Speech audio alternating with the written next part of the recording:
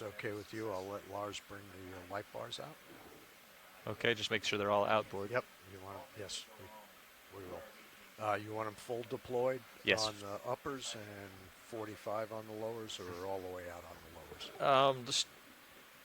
Let's go with 45s right now. 45? Okay. Well, we're going to set up first here, Roland, and then we'll do what we can.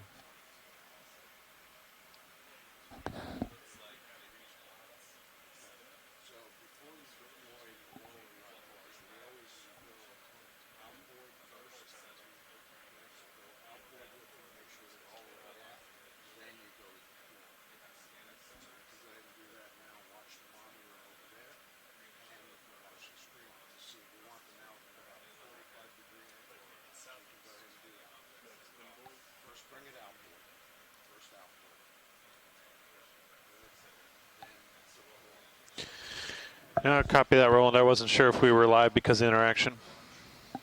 Yeah, you're still live. Okay. We're separate from that. Perfect. All right, good morning to everyone on the call. We have just reached the bottom at a depth of 2,231 meters. We are diving on a ridge off the Florida Escarpment, approximately 250 kilometers west of Key West, Florida today. And we intend to move up a localized high on this ridge to explore what you look like. And currently the ROV has just made the bottom in a soft sedimented plain. Okay. Do we have folks in the call who can hear me? Hi, Adam. Scott France. I can hear you just fine. Scott, great. I'm glad we got you here this morning. We're having a bit of interaction, so we're a little behind, but we're getting everybody oriented here. Scott, you're the one who submitted this dive, so do you want to say a little bit about it? Good amount. I'm sure I'd be happy to do so. First, I hope that what you refer to as a sedimented plain is just a brief sedimented interval, and that we will be encountering some exposed hard substrates as we get a little bit higher here. So you noted we are on a ridge of sorts that's extending from the West Florida Escarpment, extends from the east to the west, running out from the escarpment. It's pretty deep, and it's pretty far south. Just saw an eel swim by there. It's pretty far south in an area that's been really difficult to have any explorations or sampling in the past. And that's because I'm going to come the on Gulf back. of Mexico loop current that passes up at the surface makes it really difficult for ships to stay in position and deploy something like an ROV, for which you need a pretty stable platform at the surface. So this is it's really exciting for me to see that we've actually made it to the bottom because really unexplored area. And the feature that we are on looks a lot like the rift arms that we have been exploring for the last couple of years in the Central Pacific. Yeah, decade, those features are extending from T-mounts. They're, you can tell me more, Adam, but as I understand it, geologically we're just deploying light bars now. Vehicle is actually on top. That is, it looks like the axis or the spine of a ridge crest. And because of that, because of its shape, the way it may intercept currents is that it funnels water up and over I'll give you a call. I just got to come down a little bit, and just the way the wing of an airplane does. All right. And so what we would expect is that when we get into that area where there's good current flow, come way back there should be some exposed hard substrates, and it would be a good place for sessile organisms, those organisms that he can't really give it to you until you come back. Get their food out of the water column to live, grow, and hopefully we'll see otherwise he'll hit the tether. Communities.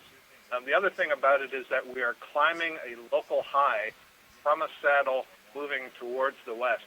And because of that saddle, what I was hoping was that any accumulation of sediments that may be coming down slope from off of the shelf wouldn't make it onto this high. Obviously, we're seeing there are a lot of sediments in place. Perhaps we'll see that those are pelagic sediments originating from the Pelagios. Pilot, did you copy the deck? They want to set up the rinser, so they want to off-stick on yeah, let's just get set up first. I just want to make sure you do. But we'll see if we're wrong about that as well. So looking forward to an exciting dive. I think I saw from the dive plan that we started on the north side of this ridge. We'll be going up a little bit to acquire the spine and then going from east to west. Okay. Is that correct? That's correct. We're going to be moving east to west across the ridge, and I'll momentarily turn it over to Mike White, who can talk about our dive site today. And before we do that, I just wanted to point out this is a very exciting dive. As Scott noted, I was informed this morning by the ROV team that there have been 7 previous attempts to dive on these tow ridges, and this is the first time we've had a current situation sufficient to be able to get the vehicles to the bottom. So that is, it's an immensely exciting to be here today, given the challenges of the past, just the current environment here. And just to follow up quickly on what Scott said, certainly a different geology in the Pacific, but exactly right, the same morphology. So in the Pacific, of course, we have volcanoes that form the seamounts, and as those erode, we get ridges off of them that run perpendicular to the prevailing currents. In here, a different sort of situation, not a volcano, but an ancient carbonate or coral-built platform. But in both cases, we see a great deal of erosion. We've got a lot of canyons cutting into the cliff face here, and that's left behind very similarly shaped, long, narrow ridges that are perpendicular to current flow. So very exciting, sort of the concept that we may see similar biological communities here, given the similar morphology and current conditions. And so we look forward to finding out if that is the case during the dive today. So I can turn it over to Mike, and he should be able to talk a bit about our dive site today. You can rotate as needed. Copy that. Okay. Yeah, that looks like a good heading of what that you're on, according to the sonar. This current west. is good. Man. But our target waypoint 2 is more south. Yeah, let me highlight that for you, co-pilot. Okay, copy that.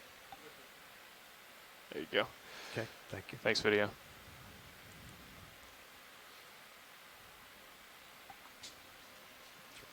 Co-pilot, you got a view over here if you wanted to. Yeah, okay, thank you. Sure. That's good. And we're just doing a quick change over here with the video team to pull up the map on feed 3, and momentarily we'll have Mike go over the bathymetric map of our dive site today and the planned dive track. All right, good morning, everybody. Mike White out here on the ship with Looks like you're in the my breeze. esteemed colleagues, Adam Skarke, Dan Wagner. Let's go take a look at this. So as Adam has mentioned, this is a really exciting dive for us. We continue to try and dive here.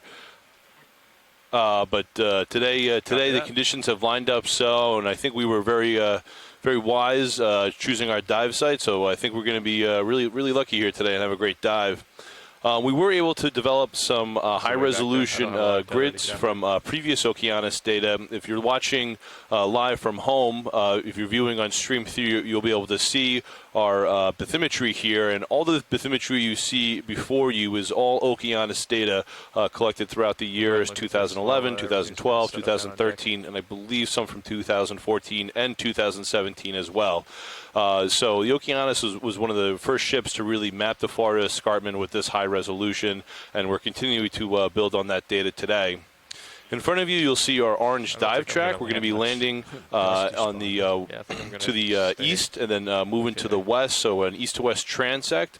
We're going to be acquiring bottom, or have acquired bottom, just at about 2,240 meters, which is great. That's lining up exactly what the pilots are seeing here.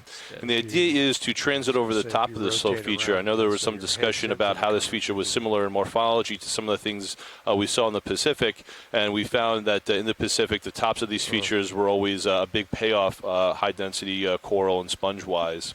Go ahead, Deck. I should note that we did develop some bathymetry overnight from our overnight surveys, and the bathymetry on top of the ridge, the backscatter on top of this ridge here is has maybe some softer returns in here than one would expect for being at the peak of this feature. So we'll have to see how that plays out today with our dive. I will say what we learned on this dive today in comparison with our mapping data and our ROV ground truthing will heavily inform our dive tomorrow and maybe where we think about targeting some things. With that, I am happy to answer questions, and I will hand it off to Dan Wagner, who will talk about certainly the remoteness of this dive and its proximity to other deep water explorations. Thanks, Mike, and thanks, Adam. We Chris are in a got quite that. remote place here of the West Florida Escarpment. No previous exploration here. Closest dive was a dive on the 2017 Okeanos Explorer expedition to the Gulf of Mexico, but that dive was over 50 kilometers away. Now, the lack of historical dives in this area are not due to this area not being interesting. In fact, quite the contrary. The topography here is extremely interesting. And so, yeah, this is the very first time that we're diving this place. In terms of location, we're about 75 kilometers east of Pulley Ridge, for those folks who know about the marine protections in that area. And in terms of the overall purpose, so yeah, Adam already mentioned that this was proposed by Scott France, who's been really active with the Okeanos Explorer program, including a lot of support when the Okeanos Explorer was in the Pacific with Capstone. In Capstone, a lot of the areas that were targeted were these ridges, and we have throughout the Pacific these seamounts, and off the edges of those seamounts you have these really steep ridges. A lot of these seamounts have a star-shaped pattern if you look at them under bathymetry, and here in the Gulf of Mexico we do not have seamounts. You'd have to go over to the Caribbean to find the closest seamounts. But we do still see off the West Florida Escarpment some of these really steep ridges. And so this is going to be the first time we're comparing kind of similar steepness and similar geomorphology than what was explored with Capstone, and we'll see how these communities compare. Very interesting that some of these species that we have documented already on this expedition are widely distributed species, including very similar looking species we found in Capstone, including a lot of corals, a lot of fishes, and then even some sea stars that were not known from the Gulf of Mexico until this very expedition. And so, yeah, we're finding some very striking similarities between the faunas in these two distant locations. Looks like it's almost coming out of the north. And so, yeah, this is the very first time that we're diving here, and yeah, very exciting dive. Just as a heads up for our shore-based team, so today's dive will be an extended dive. We'll have a total of 10 hours in the water. And the first part of the dive was going to be dedicated to seafloor exploration, so we'll spend the next 5.5 hours here on the seafloor, and around 3:30 Central Time, we'll come off the seafloor and then ascend to a depth of about 900 meters, and then continue with our mid-water work. We'll have 3 transects at 900, 600, and 300 meters. Spend about 40 minutes or so at each depth and imaging the seafloor, the midwater fauna. And, all right. for those folks that were on the dive on Saturday, we did our first midwater transects, and there were some really exciting things caught.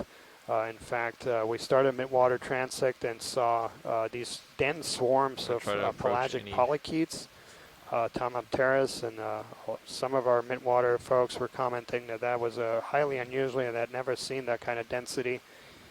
And you saw polychaetes? So yeah, that should be a very exciting dive. There, the tripod fish that we just imaged, that's going to be in the family Epnopidae. Species Bapterois phoenax. Tripod fishes are the common name of those fishes are because these have modified fins. Both the pelvic and pectoral fins are modified into these stilts, if you want. These fishes sit on the bottom. 8240. And we should see quite a few of these. So in terms of, I talked about the closest dive, that was dive 2 of the Okeanos Explorer expedition to the Gulf of Mexico back in 2017.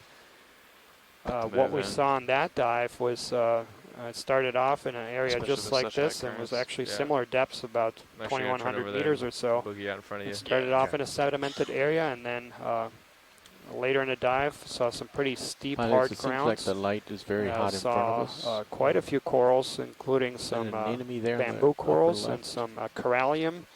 Or is it just and one so of we'll see how the fauna here compares. We're off screen. But it should be a very exciting dive. Starfish just went out of view. Okay. Let me just get this here, and then we'll start looking at And I'll note, Dan, on dive 2 of 1711, we set up in the same area, and there was about 4 knots of current on the surface. So the dive 2 site was chosen very impromptu fashion, looking at what we had in the region and how fast we could get there to make sure we got the RVs in the water to get the bottom time that we needed. So that was again a very impromptu dive. So really looking forward today what we're seeing.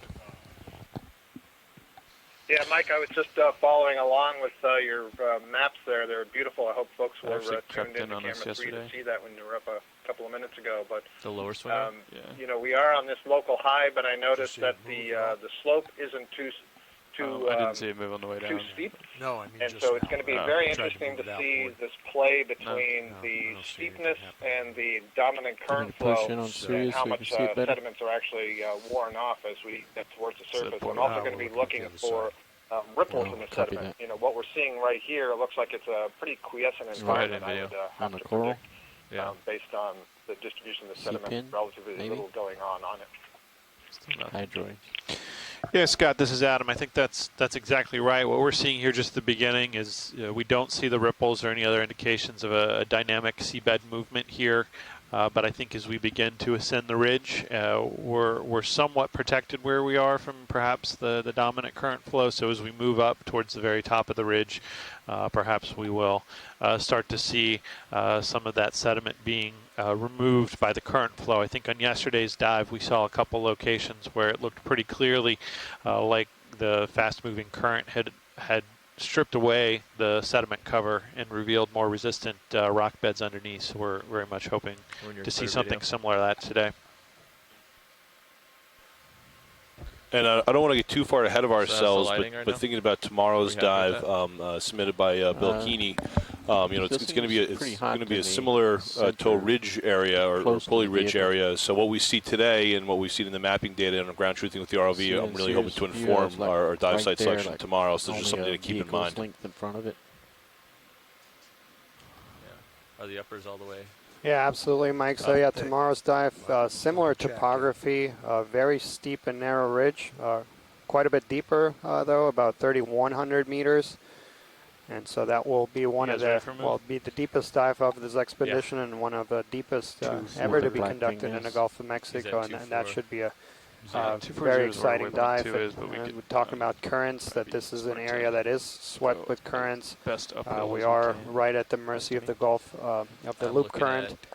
Several expeditions have targeted this area, and several previous expeditions have failed to put vehicles in the water just because of these really strong surface currents. Whatever you just did, 4 I did knots, see as it. you mentioned, Mike. Yeah, For those folks that were with us yesterday, that was also a pretty groundbreaking dive from our ROV team. They did an exceptional job. We had currents about 2.8 knots in some places, but from the images that we saw, you could hardly notice it. We just had spectacular dives, some really extraordinary imagery. And you almost didn't notice that we were working in some really challenging conditions. So again, kudos to our very talented ROV team. I don't know. I know. Oh, the two. Oh no. Wait. Come on in video. I thought maybe those 2 forward lights were on, but they're not.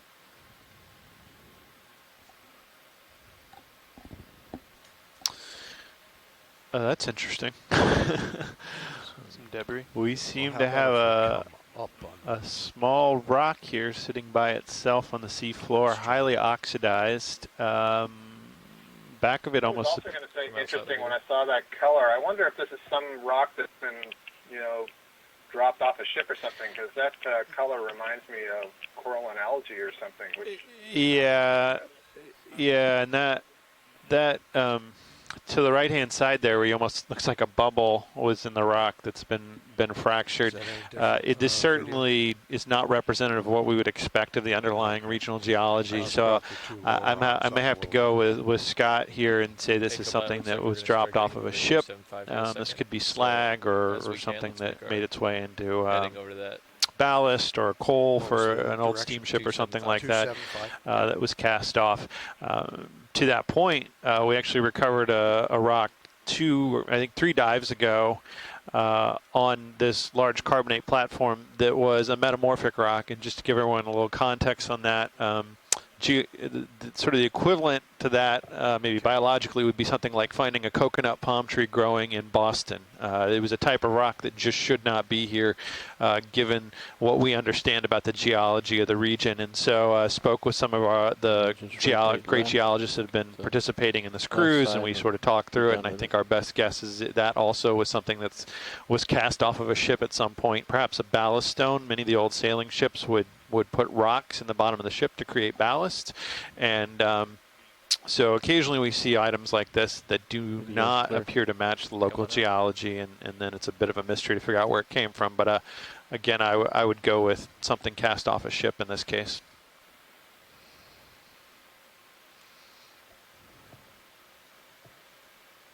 Yeah, I think it's a little bit brighter out there. So I'll wait for you to push out ahead a little in front of him as he comes around, and then we'll get a move in. Sounds good. We'll do 30 to start.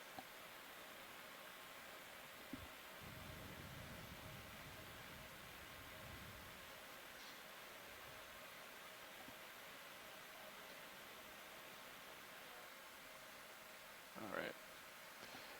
Guys all set? Yep. Okay. We'll start at point 2.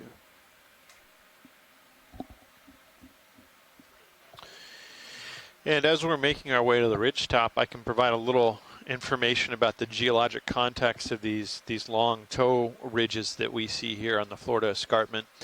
As I've mentioned on previous dives, this Florida Escarpment is a over 900-kilometer long cliff underneath the ocean, where the seafloor plunges rapidly from relatively shallow depths of as little as 100 meters up on the edge down to over 3,000 meters at the base.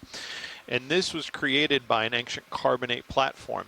So the entire Florida Peninsula sits on a large carbonate platform that's very similar to the modern-day Bahama Islands. It was formed in warm, shallow tropical waters, and as the seafloor below slowly subsided, first clam reefs and then coral reefs built up layer after layer after layer to form this plateau in the ocean that in some places is as much as 4,000 meters thick. And so the edges of this plateau are ancient reefs, clam and coral reefs, and that's what the Florida Escarpment, which we've been diving on for the last number of dives, is composed of, these tall, steep reefs. To the north, investigators think that wall we see is still those ancient reefs forming that tall rim. But down here, a lot more erosion has taken place, and I'll speak a bit about that after we look at this. Looks like a dead coral and maybe an anemone.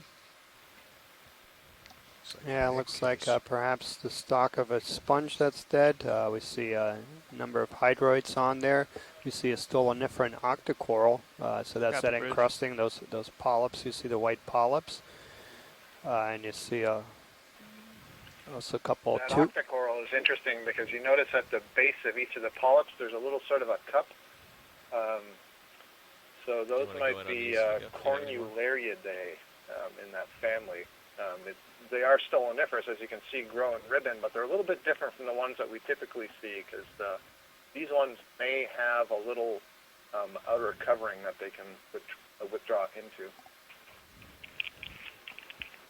Not sure what all is covering that structure. I'm wondering if this is an egg mass of some kind instead of a sponge. I mean, the globular thing. Any chance of seeing the backside of that? They think it might be an egg now.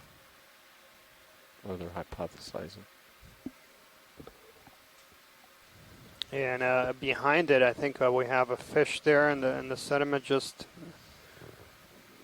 Did you want to go look at the fish watch aid, or try to get a different view of that? Where?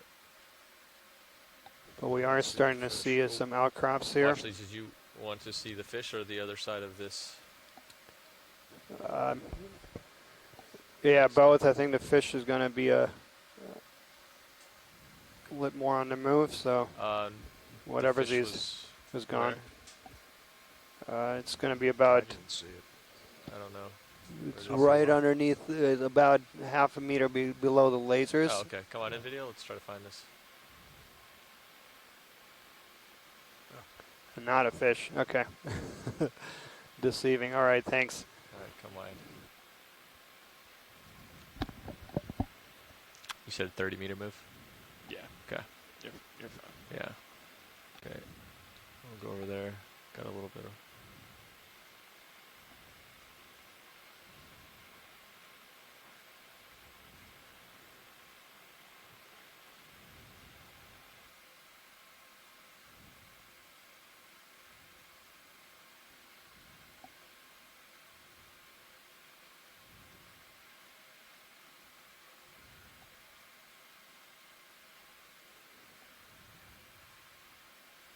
Come on in, video.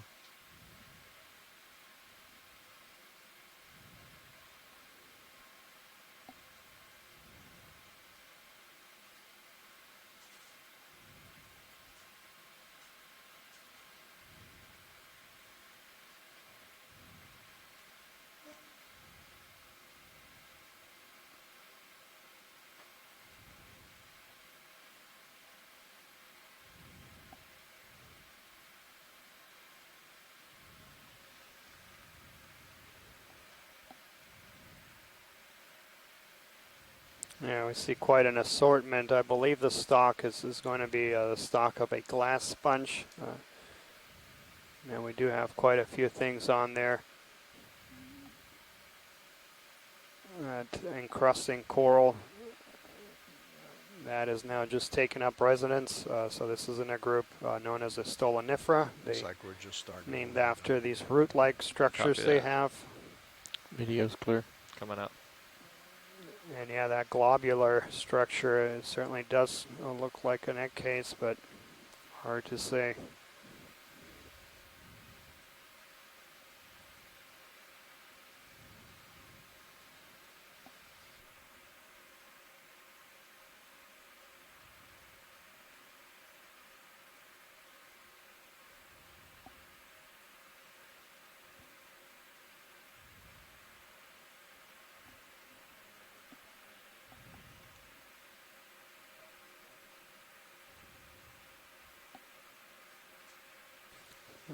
Yeah, so there's a sponge to our right that might be a live one of what we just imaged.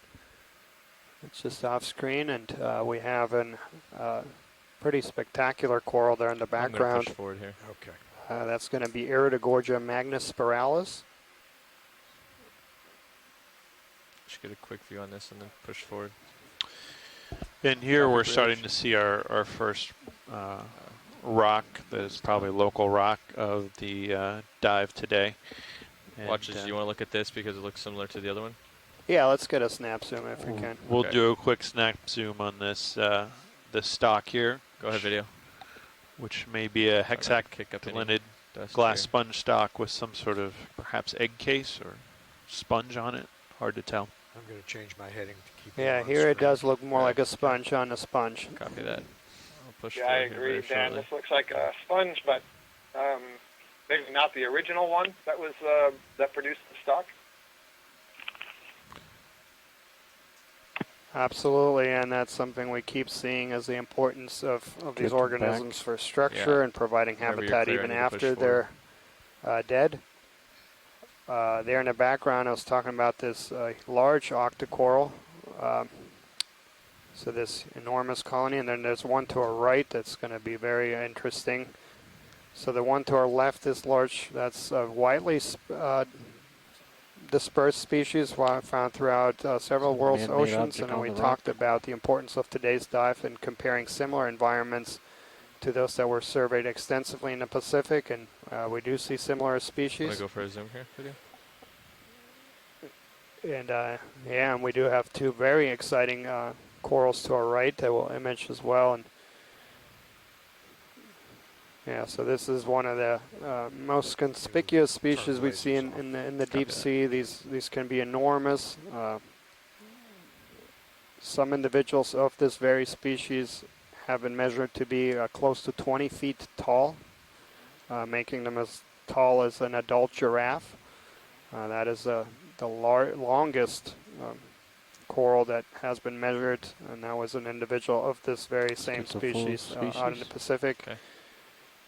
And just goes to show that out here in the deep sea, there's it's not void of life, and in some cases we see a lot of life and a lot of big life.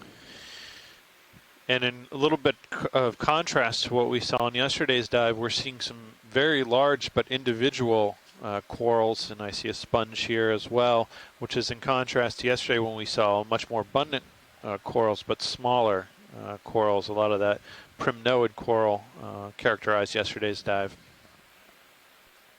Yeah, and Scott is pointing out here a good observation. So this Octa Coral here tells us something about the current current direction coming here from just in front of us, moving towards us. And so this Octa Coral has a flexible stem that can basically spin around and reorient itself depending on where the current is coming from. And that allows it to feed efficiently and effectively, and no matter where currents are coming. And yeah, if we can get a zoom on both of these, that'd be great. So yeah. It's a really nice start to the dive, seeing these on these exposed rock. It's like a nice glass sponge with possibly a bamboo coral next to it. Absolutely, Scott. And we have a Paramaricia as well there.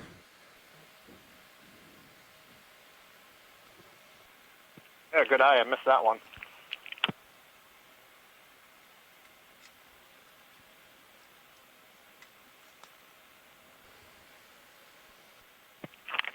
A really good example of how these sessile organisms need these exposed hard substrates to grow. You notice all this sediment around it is barren, and yet where these small rock outcrops are, you see these really large colonies that, because of the growth rates of most organisms in the deep sea, you can predict that these have been here for a very long time, easily decades, if not hundreds of years. Okay, video. Let's go ahead and take a look at this guy. FYI, I see lots of strands coming off that See 'em, sponge. yeah.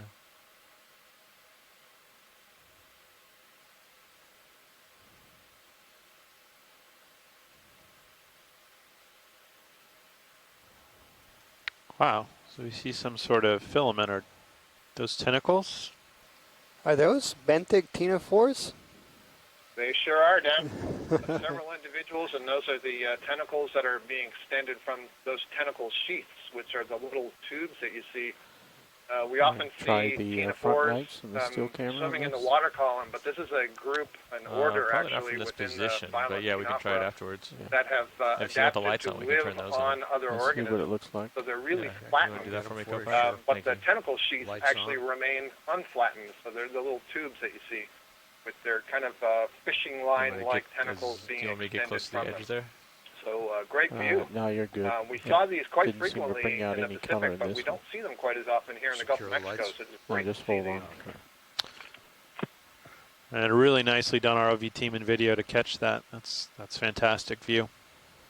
Yeah, and the length of the tentacles are just remarkable. And I remember a few dives, capstone efforts Tilt where down we to get the full. captured the tentacles being over a meter, and just the enormous tentacles for these really tiny I think maybe we're animals. just too far for that light. We'll take a look at this Video's coral clear. next to it as well. Okay, let's go check out the other one. Full wide. And we see a squat lobster on the sponge as well. That's a Munidopsis, that white squat lobster at the base. And we'll see here, Okay, video. this is going to be a bamboo coral. Yeah, you can see there the color of the skeleton at the base. And we'll take a look at the branching. Let's actually turn those lights back This on. is, looks like it's just above the node.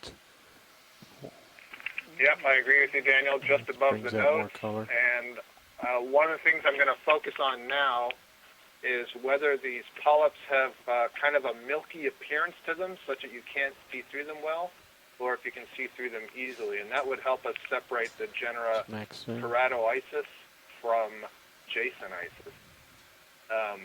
Interestingly enough, it does look like some of these branches come from the node. Every once in a while, we see these colonies that get really confusing because they have both what's called nodal branching and internodal branching. Nodal branching means the branch comes from that black point that you see on the skeleton. Internodal branching Pilot, means it this comes is from one of the white better part. items So we've this seen is either very close in after these the node or at expeditions. the I don't know node. if you can, when you And finish I with do this, we see get a really some nice pirouette prominent around the pair of spines these. between the tentacles. So I'm going to chalk Yeah. this up to keratoisis, but don't ask me to give you a better ID than Pull that out because for I don't full really know what I'm species looking of at. this guy.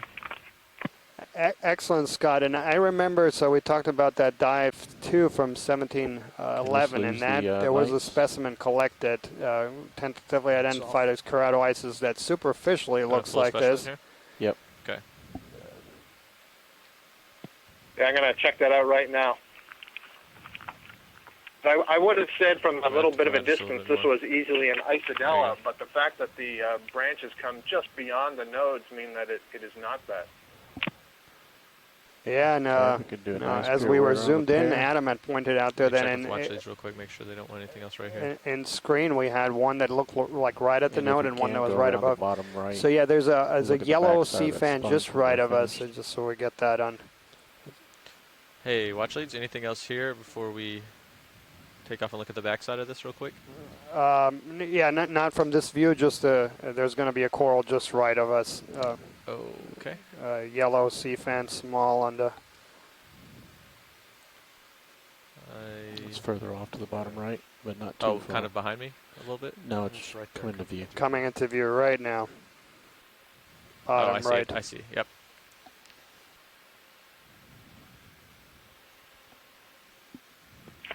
So Daniel, as we approach this, I'm looking at the images from the specimen that was collected on dive 4 on EX1811, if that's the dive you mean, or do you mean dive 6?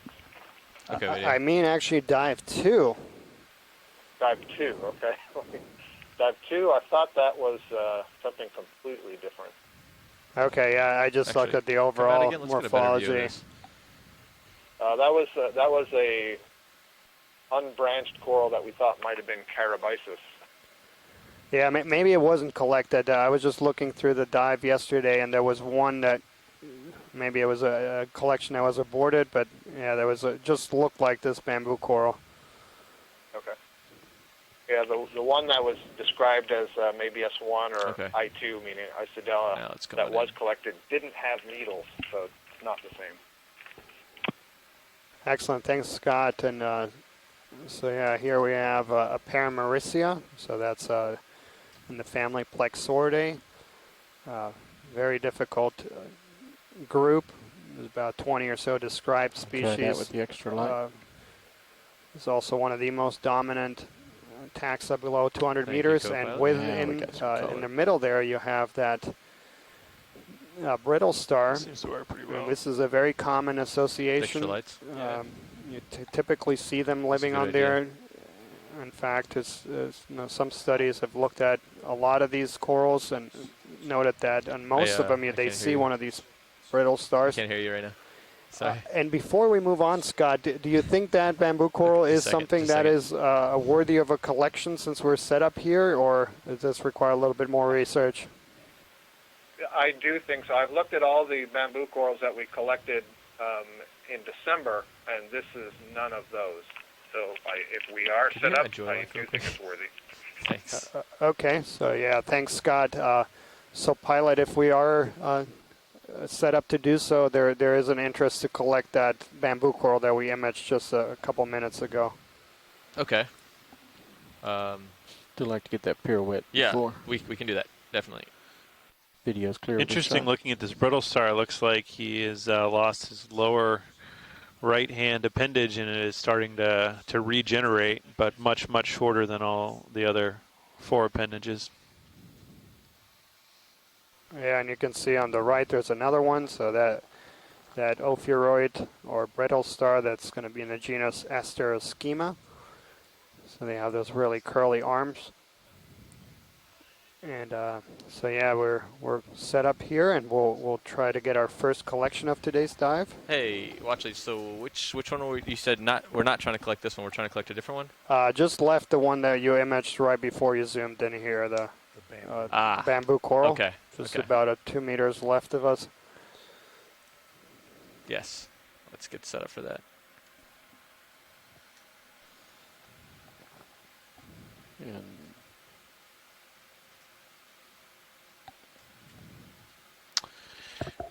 Yeah, that branching guy right there. And how much are we going to need of this one?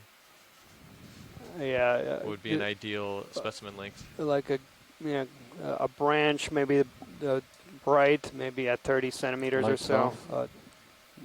Just a, 30 centimeters. Okay. yeah, 20 This- somewhere in that. Just a good branch. This isn't the beauty pirouette I was hoping for. Well, we're gonna go ahead and sample this, Roland. Okay, the edit team wanted it. They came in and whispered in my ear.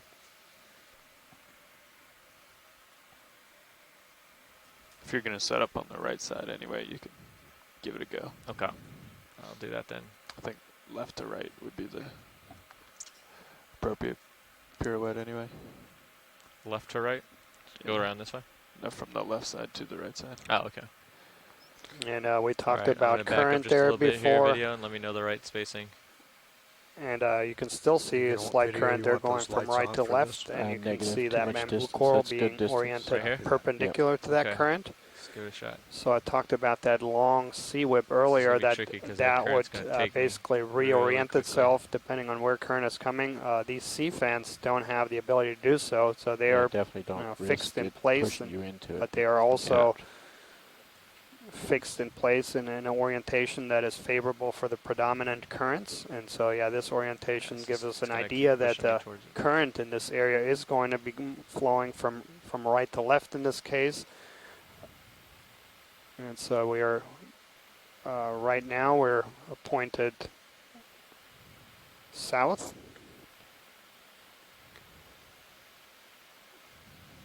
And so that gives you an idea that we have a east to west current direction, which is How far parallel do you to wanna the go? parallel You to don't the wanna ridge go crest, which is farther. exactly Okay. what we expected. So yeah, we talked about this dive being important in terms of being a comparative I dive know to I'm the gonna get capstone sediment on this effort. side. And Go back around no, and do it from the those other 3 side? years examined a lot of these ridge crests, Yeah. and actually I talked about those ridges. A lot of them come off the arms of seamounts, and so in many of these seamounts you have a star-shaped pattern, and so you have ridges going in all different directions, and Capstone did a great job of examining different ones of these at different depths and different orientations to get a sense of how that impacts the communities. And also, as we're getting Okay, ready so we're all to spun set up ready here, for this? Yes, you I are. do want to Okay. take a second here to welcome our visitors from St. Stanislaus College in Mississippi who joined us this morning in a live interaction and are following today's dive. You folks were really interested in the lemon sharks. So yeah, on this expedition we haven't seen sharks yet, but the Okeanos Are we Explorer full wide has video? gotten some spectacular video footage of Yes, some sharks, and lemon sharks are typically in shallower waters than what we are diving in today. So today we're over 1.25 miles deep. Lemon sharks are in quite a bit shallower water. They're really interesting sharks. They can get quite big, 11 feet or so long, and that pale lemon color is actually an adaptation that it's camouflage. So they live under sandy bottoms, so that makes them blend in with the sandy bottoms. And the other really interesting thing about these sharks is that they're highly social. So they live in groups similar sizes, and that's a way to. They also have been observed preying in groups, and group behavior is something really interesting that I'm going to pull up the mini real quick. we do Sure. see in some sharks. Yep.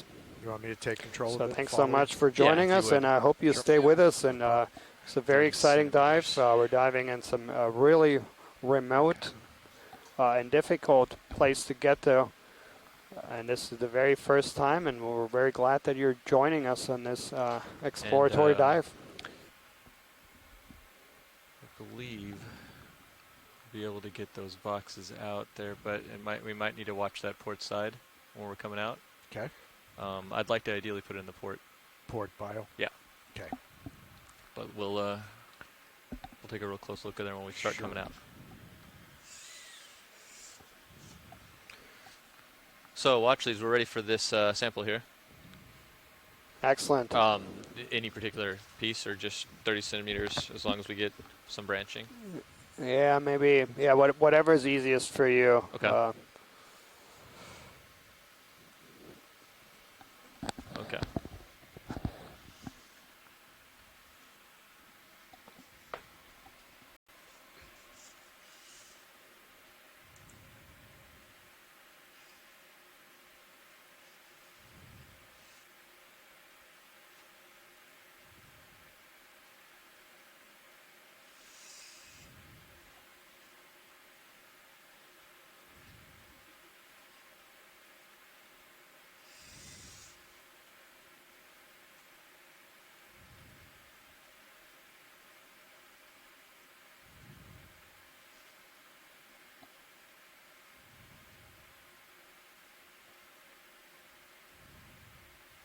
Would this do? Yep, perfect. Okay.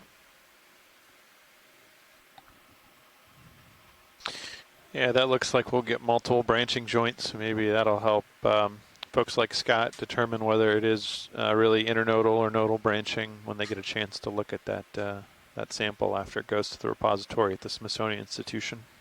Not in the cutter. Yeah. So we need a little bit better sample. I didn't get as much as I meant to. Yeah, take a...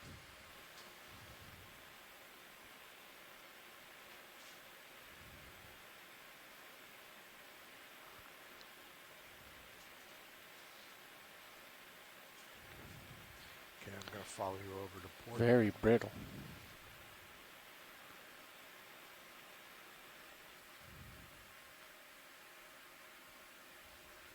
Okay. Okay, ready to go out with the... Yeah, let's watch it. All right. Extend on the pin, and here comes the drawer.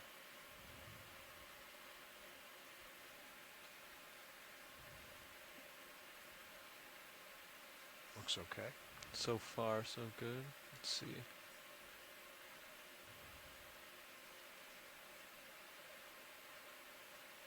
Looking good. Yeah.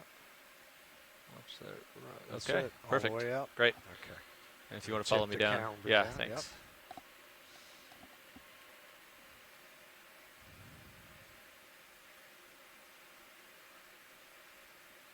Yeah, outstanding.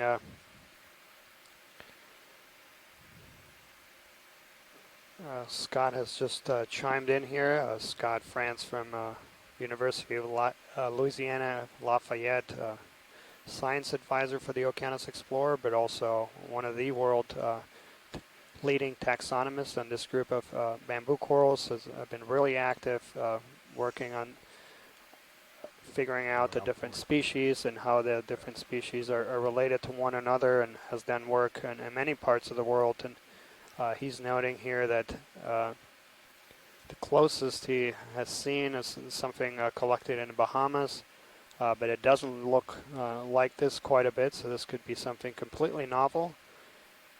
And so yeah, this is a very valuable sample scientifically to try to characterize the biodiversity. We know very little and about the biodiversity in deep sea. And this is something, one of the main themes of this expedition is to try to get a sense of what's down here. So yeah, excellent collection. This is going to be dive 13, specimen 01 bio, a keratoisis sample from 2,229 meters. Yeah, Okay. yeah, it is. Back around with the mini Zeus. Okay.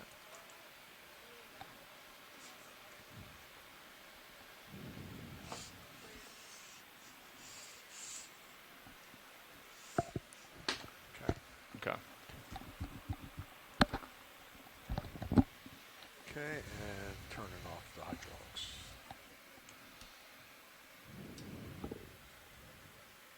Yeah, so excellent here, and yeah, very exciting start of the dive. We already come across some really exciting Thanks for your help organisms. there, This Yeah, no this problem. this Give it sponge, back this to me. coral, and actually several corals. And we'll continue off. So yeah, we started dives just about 10 meters deeper. We're diving on this fairly narrow ridge, and we're going to continue moving along the ridge crest parallel to it. This is where we expect to find currents basically being funneled by the topography. Back on 275. And we'll see if we see some exposed substrate. Also of note, Mike White was studying the mapping data of this area this morning and noted that along this ridge crest, compared to the surroundings, the backscatter showed relatively softer returns. But that's something we've been keeping a close eye on is the relative backscatter. In some cases, it's not informative. I mean, it's a relative measure we have of how much sound is returned from the seafloor. Okay. Not necessarily whether it's hard or soft, and there could be thin layers of sediment on top. And get another ship moving. So yeah, we are making notes of this as how the imagery that we collect, how that compares to the acoustic data, and that provides some valuable ground truthing. Let's do 270. Okay. 27, copy. That's right, Daniel. A large part of the work we're doing here is mapping in the Gulf, and of course our dives give us a very small window into a large seafloor system, but by having these ground truth points where we get to see exactly what the seafloor looks like and then connect that to what we've seen on our mapping sonars, we can develop models that help us better predict what we may find in other parts of the Gulf where we have mapping data but haven't had the opportunity to yet visit. And that helps us inform our dive choice so that we're hopefully diving in areas that have the features of greatest interest to the scientific community.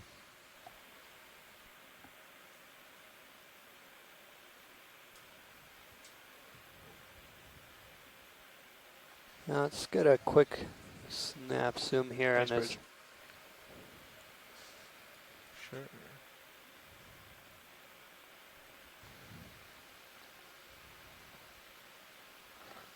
Little sea star in front of it, I think.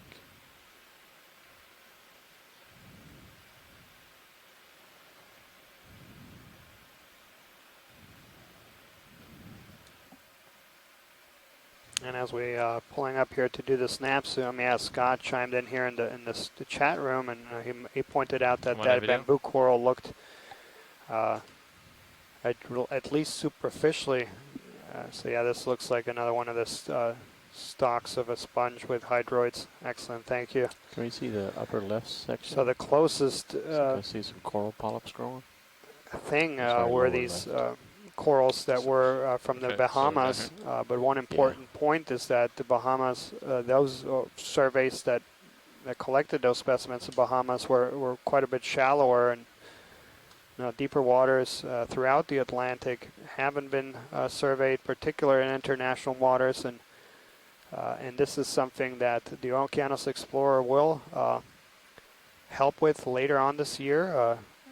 Part of its Aspire campaign is to try to collect data in some of the least known parts of the Atlantic and some of the international waters, and important partnership that NOAA Office of Ocean Exploration and Research is proud to be part of, supporting the Galway Agreement for Inter-Atlantic Cooperation, working with Canada, United States, and the European Union to survey these widely spaced areas throughout the Atlantic.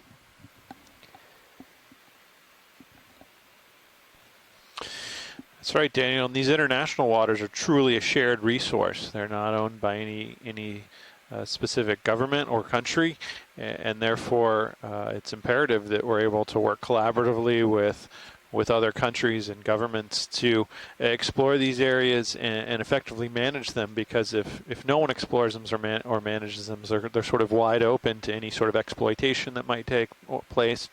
And oftentimes that's sort of the tragedy of the commons, right? If nobody owns it, then nobody takes care of it. So agreements like the Galway Agreement, where we have multiple countries coming together to collaborate on deep sea exploration, are extremely important, and I think show us a path forward for good stewardship of our deep sea resources. Yeah, absolutely, Adam. And in addition to understanding now what's in international waters in these what we call the high seas, where no country has jurisdiction, also has really important implication for what happens in your very own backyard and connectivity, how these ecosystems in different parts of the Atlantic are connected. We really need to know what's in between, maybe Europe and the United States and Canada, and those kind of explorations are the only way to get a handle on that. Sargassum. That's right, and especially thinking about organisms like fish don't respect jurisdictions and international boundaries, and so certainly what's happening out in those distant waters has an impact on things like our local fisheries with migrating species and the overall health of our oceans.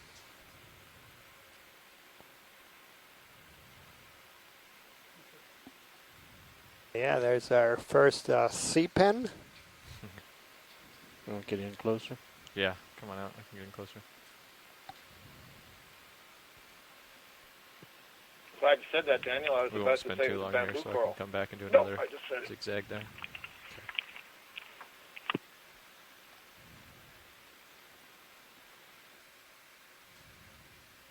Come on in video.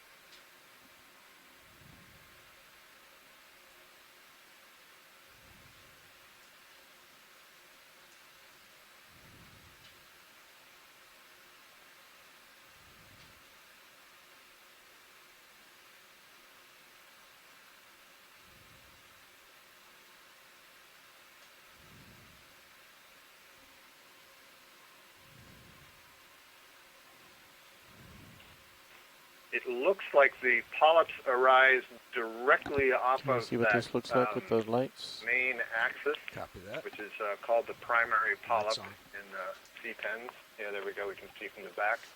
And that'll be a clue to identification. This might be genus Anthoptilum, something like that. I'll see if I can get a better ID. Yeah, thanks, Scott. And yeah, based on the recent published checklist, So the whenever only you're clear video. Anthoptilum Can't get a focus on it. that I see in there is grandiflorum, which That's looks what I very do. different to me. Video's All right, clear. co-pilot, I'm going to push out, turn. Yeah, I would definitely come back. take that identification with a grain of salt. Well, absolutely, yeah, it is a Those lights problematic Thank you, sir. Perfect, thanks. group. But an important group, particularly over these soft sedimented areas where a lot of the other corals are not adapted to make use of these soft bottom communities. Sea pens are one of the few groups that are found here, and Pushing in past the some skids. places quite abundant. Okay.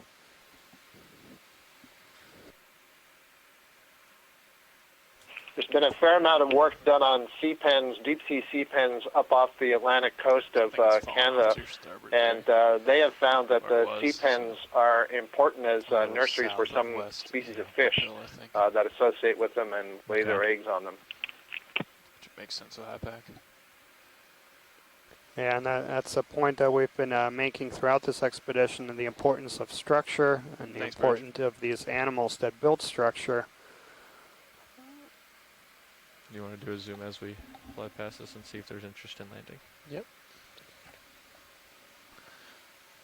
Got a crinoid. Yeah, so this looks again like a sponge, just the base of the sponge that is now dead and is overgrown again by stoloniferan Octa Coral. And on top of there we have a crinoid. Nice pirouette. So they look, superficially looks like a polyp, but it's not Turn it a lightly, cnidarian. These are in a pull out completely each of you. different group. They are You want me to pull closer, away, you said? Yeah, you can go closely ahead. related to Continue to urchins track. or sea Okay. stars, That's and a you can great see that pirouette, kind by of the way. radial symmetry. They have a five-sided symmetry. But they feed very similar to corals, as they also So it will looks like use those Copilot arms to has a capture pretty repeating and solid animals or return, plankton nothing that will is in pass suspension. tether length. I see that over there. So I guess we'll keep this direction one more wave. Okay. So as we move across the the Ready open when you sediment are. I here can provide a little bit sure of we can do that. geologic context to continue what I was speaking on earlier. See what it is. This another- Florida platform is this do another giant third. undersea Okay. plateau that I'm was gonna go get my completely running formed by start living from over on this organisms, and side, that's though. something I Gives me kind of better find pictures. very Sounds remarkable. good. Is we're I'll do looking at 265. deep sea Okay. corals today on the surface of this platform, and we talk about how slow growing they are, and certainly it's slower than the shallow water corals. But one thing that's very remarkable to think about is this entire Florida escarpment, this wall that in some cases is well over 3,000 meters tall, was completely formed by living organisms, and it was Yeah, formed below by 265. shallow water, Let's warm just do scleractinian 270. I think we'll put it corals, right at- stony corals, right at the and target. before that Sounds good. some reef-building clams that over the course of tens of millions of years built up vertically layer after layer That's a good after copy, layer 270, yep. to build this huge platform, undersea platform that we're now on today.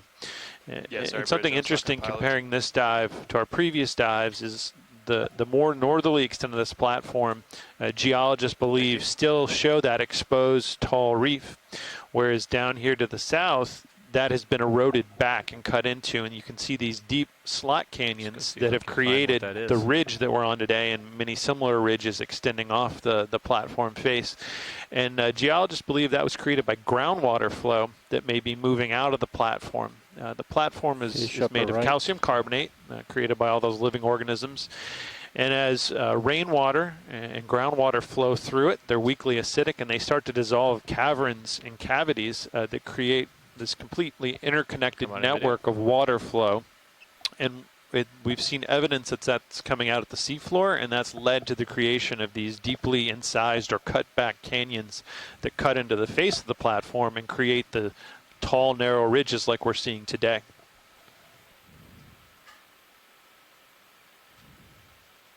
Well, we'll see if this cusk eel will cooperate with us. We'll need a nice side view to get a better ID. Partial.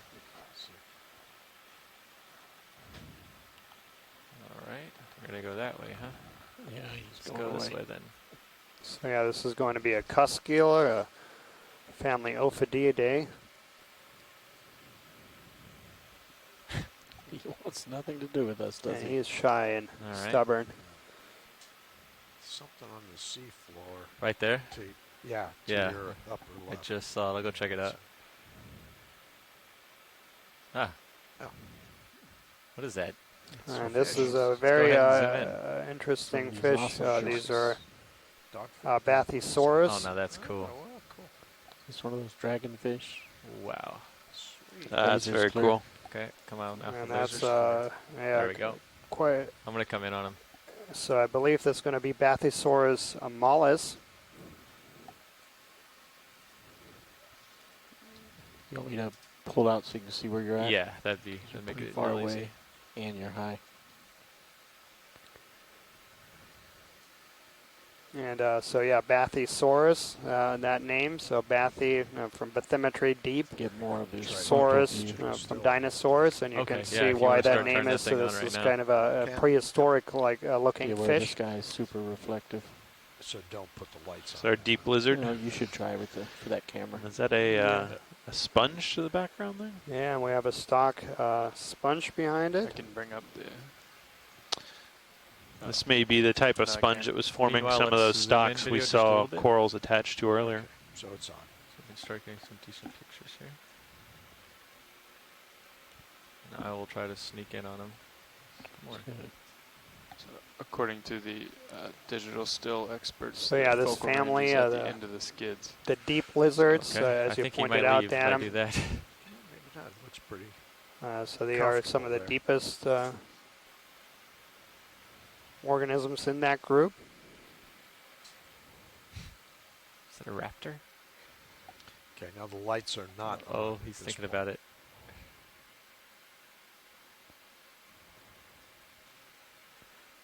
When you're stabilized on his head, I'll go super tight. I'm not really stable right now. Trying to get some stills as well. But let me sneak in a little bit more.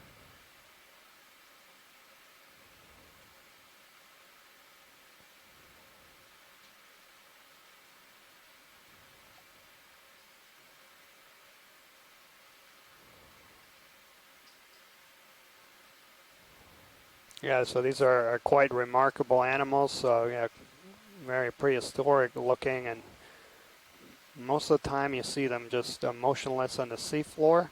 Okay, you can go And on. yeah, they're very Little cooperative tilt to up. get some of these spectacular footage, but they try to fool you in that they're always just lying around. They are sit-and-wait predators. They will just stay like that, and then if something, a fish Okay, or something got it. will swim by, they will have a quick burst of speed. They are kind of these sit-and-wait predators, and that's something that we see commonly in the deep sea. That's another common theme in the deep sea, is that these environments are, a lot of them are energy limited. Can you There's a center on lot his eye?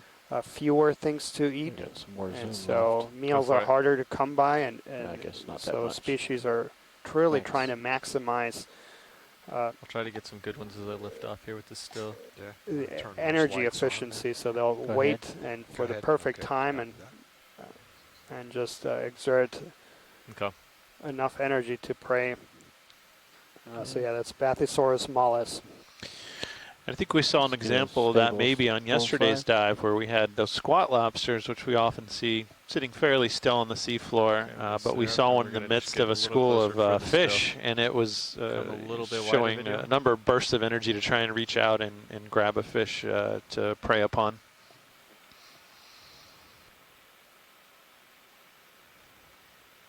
We're going to rotate a little bit, I believe.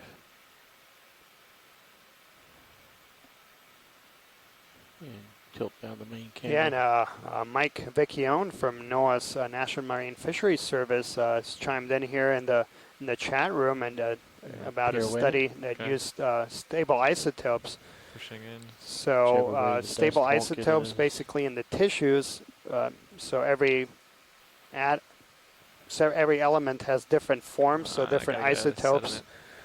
and the ratio of those isotopes within the tissues can tell you something about the relative trophic level, whether they're more lower on the food chain or higher on the food chain, just because those energy transformations, different isotopes are used differently as energy passes along the food chain, and pointed out that studies Pushing in.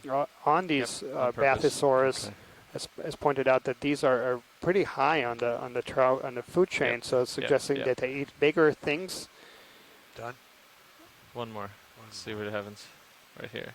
Cool looking sponge. Yeah, so thank you very much, Mike, for Okay, yep. pointing that Okay. out. Digital still off. And the lights are off. Just And yeah, the other thing to point out here is this the one of those eyes. sponges Is alive. we have Tip up. virtually no light Right at here. these steps. It's very, very high frequency lights that we see. So it's more the UV and blue lights that is the only thing that's remaining. Our eyes wouldn't pick that up, but so the fishes that do have eyes here, they're adapted to pick that up.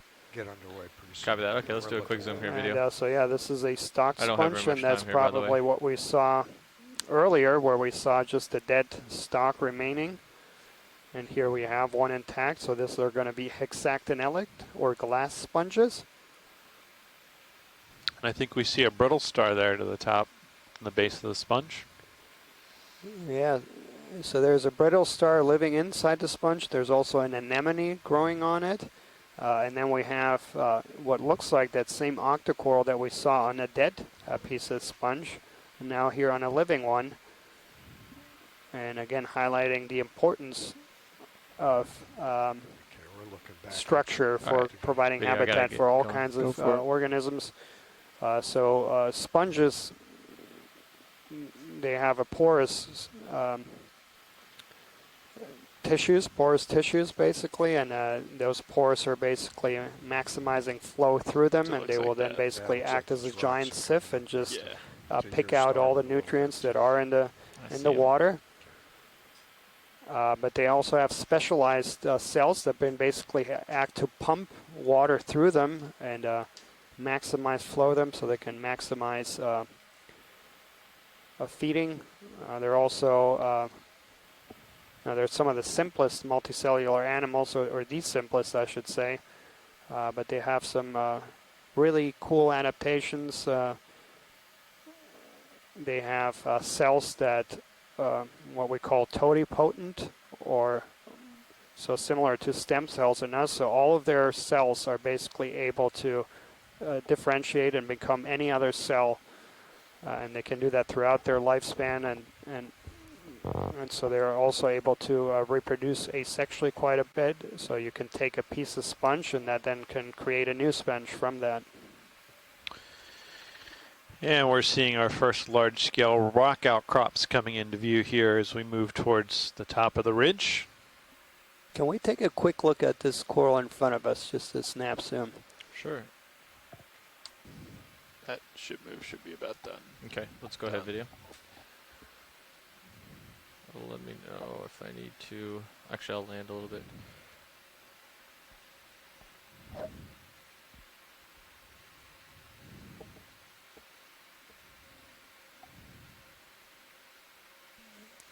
So this is another bamboo coral. Yeah, this looks more similar to one that we have collected in the past. You notice that it is not planar. It's somewhat of a bush. Branches coming out at irregular intervals and irregular directions. And noticing there on the upper left of the screen, you can see some of the nodes also are spaced at irregular intervals. And sometimes that's a reflection of some response to injury. Something has happened to the skeleton, and when it starts depositing again, it comes out. The spacing may not always be the same. But you can see most other places on the branch it is pretty similar. The interval, I mean, the distance between nodes. And Daniel, I'd say this is a big version of what we were referring to as a bramble Octa Coral. So it could be, or bramble bamboo coral, could be similar to one that we collected earlier on this cruise. Yeah, absolutely, Scott. And yeah, my first guess was Acanella, but then as we zoomed in, yeah, it looked very similar to that, yeah, bramble keratoisis.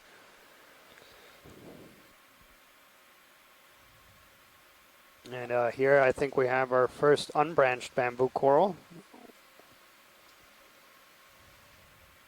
You can see this subfamily of bamboo corals, the Keratoicidinae, is pretty dominant in this deep part of the deep sea that is, around 2,000 meters deep. Take it that ship's been stopped for a while. The family right? itself, or the Like subfamily we're itself, has still moving a little more bit than in on 60 described species, or more than 60 known species.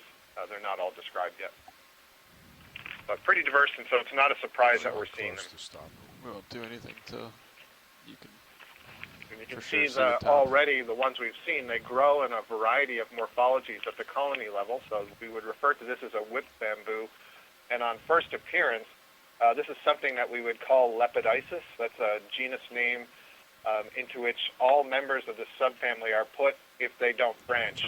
But we have lots of genetic evidence that suggests that that's too simplistic a view. There are lots of unrelated bamboo corals that can grow in that morphology. So it takes more effort and samples to be able to discern exactly what it is. Looks like Yeah, a lot of rocks. can we take a look at just the coral right in the middle bottom? Absolutely. This watch brownish. this. This looks like something new.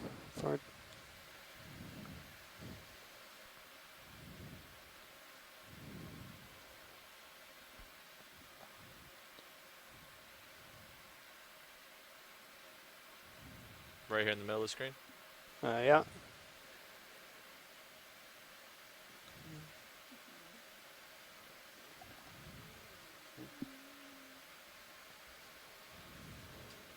Come on in video. So yeah, this is a black coral.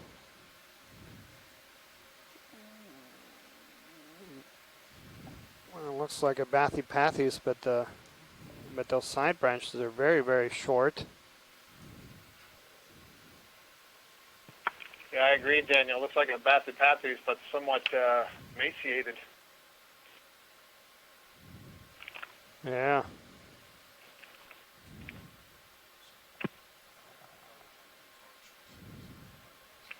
Some odd things going on with the pinnules there at the top, and again, I wonder the extent to which, when there's been an injury to some of these colonies, Because they're asexual, they can continue to grow, they continue to bud, but the response to the injury is that they grow in a slightly different manner than what was normal. Yeah, absolutely, and you can see there in view several of those branches broken off and still attached. Any further interest, watch leads? Yeah, I think we're good. Thanks. We should And laser there it. to the right of the screen, we have another Plexaurid or Paramaricia. We imaged one early.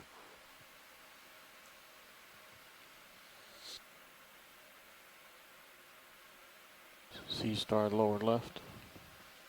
Take a look. We're not moving. So we're starting to see our first carbonate rock outcrops here. As I mentioned earlier, these long narrow ridges were carved by canyons cutting into the face as the face of the Florida Escarpment eroded back. That process was likely started by groundwater flow through the porous carbonate platform. And so this material you're looking at here is not the exterior reef rim, but rather some interior carbonate deposits that were formed in lagoons, low-lying islands, shallow water tidal flats, very similar to the top of the modern day Bahama Islands chain. And here we have a sea star. Max in.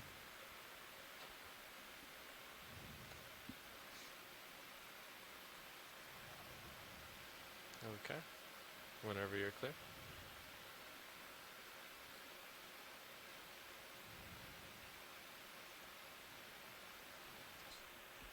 Let's go see how big this rock is.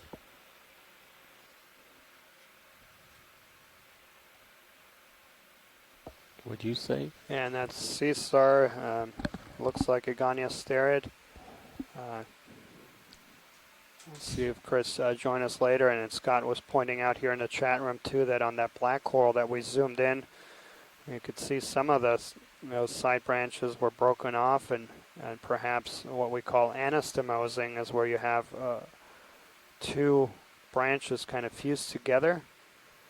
And here we have in front of us what we more traditionally think of when we think about bathypathes, much bushier, not as. But we do see two different species actually there of bathypathes. There's two short ones. And then the big one under the lasers, we actually collected a sample very much like that in one of our earlier dives this expedition. So here we have a nice little aggregation. We see two different groups of black corals, two different groups of bathypathes black corals. Those two yellow colonies, those are going to be Plexaurid, Paramaricia. And so yeah, this is very promising. Adam, you had pointed out this is the first time we're seeing a major outcrop, and we're seeing concomitant change and also the amount of animals associated with it. There in front of us we have this stalked sponge that's going to be in the family Hylonematidae. Likely genus Hylonema, very conspicuous with that head. Glass sponges are the primary group of sponges in the deep sea. And I think what we may be seeing there in the rock is some minor layering, upturn layering, which would be consistent with those shallow water deposits we would expect in the interior of a carbonate platform. And again, just to remind everybody, all of these rocks, thousands of meters of rocks, were formed biologically. These were calcium carbonate grains produced by individual organisms that subsequently were submitted together to form the limestone rock you see in front of you. You also notice that the coloration of the rock is sort of this dark gray to black color. Okay, good. That is likely a thin layer of ferromanganese oxide. Those are metallic elements that have been precipitated out of ocean water onto the rock surface. We see this commonly at deep water depths, and in most cases it forms a very thin layer on the rocks. During yesterday's dive we saw a much thicker layer of oxide, and I think that may have actually been a stratal layer rather than an oxide coating on modern seafloor. And here we'll zoom on to these coral colonies. Yeah, and this, get a close up here. Initially, it looked to me like a corallium. We'll I see. thought maybe Anthophilid, the Oh. family Anthophilidae, which not unusually So it might close overgrows up and max them. other skeletons. Thank you. So, for example, the genus Anthophila. Yeah, now as we're getting a closer look, yeah.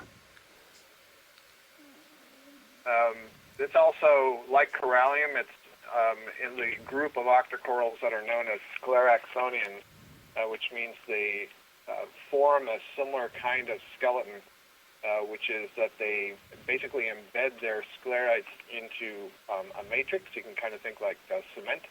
And so it's a very different sort of skeleton, has a different appearance than we see for a lot of the other Octa Corals. Some other cool things going on there. I'm not sure if that's a hydrocoral or a sponge off to the left. And maybe a gastropod in the center. Video's clear. So much structure and life when you get down to the details here. A bunch of zoanthids as well, those solitary, tough-looking polyps up there in the far left. General name would be colonial anemone. Do you want to do a zoom just on these real quick too, video? Sure. Yeah, and Megan here is also noting bryozoans, so we have a little conglomerate here of different species. We have even a crinoid there, and basically everybody is making use of this dead coral and using it as substrate to grow on. And the importance there is that that coral, unlike the rocks behind it, is elevated off the rocks.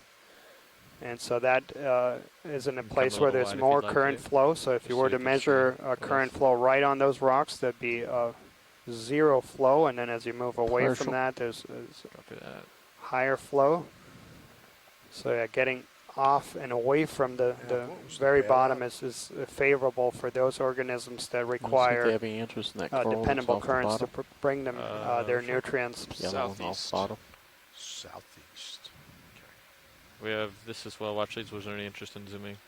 Yeah, let's get a snap zoom. I think this is a small Paramaricia not yet branched, or just a single branch. I think our tracking is offset. I agree, Daniel. Also looks like perhaps it's too small to have a brittle star living on it yet. Yeah, and that's a great point. So I talked earlier about several studies that have looked at Kind of all over the place. brittle stars and the Paramaricia, and how many of these Paramaricia colonies have the brittle stars. And in some groups of corals that also have brittle stars, they've noted that even at very, very young age, they have the brittle stars. And how do they Come on now, video. how they move? And it's been speculated that they actually move together. And in other groups, they have to get bigger before they get those brittle stars. A very interesting association. In some cases, it's quite intimate and long-lived, that you have the same brittle stars being on the same coral for a long period. And others, it's a more opportunistic. But yeah, symbiosis and coexisting of two different animal groups is quite common in the deep sea. No, that's what is that? Sponge. Overgrown sponge, I think. Whoops, wasn't ready for that much. Sorry. You can come out. Daniel, you were Looks to have been mentioning in that the base. boundary layer where the velocity of the current becomes slower as you approach the seafloor, and it increases in speed logarithmically as you move up. And of course, that means there's advantage for these organisms that can get higher up off the bottom, but that also plays a role in creating the substrate we see, because, of course, in many of these cases, we're hoping the current is sweeping sediment away, and so as that current flow gets slower towards the bed, it has less ability to pick up sediment grains and sweep them away. So, at the top of these corals, the sediment may be, or the current may be moving fast enough to sweep sediment off the bottom, but right down at the base, it may not be. So that's why we require quite high velocity currents to get those lower level speeds up enough to pick up these sediments and carry them away and expose the rocks as we're seeing right now. I'm gonna zoom on this as I fly by it, video. I mean, I don't know. It's And so this is going to be another glass sponge. This is going to be in the family Euplectellidae.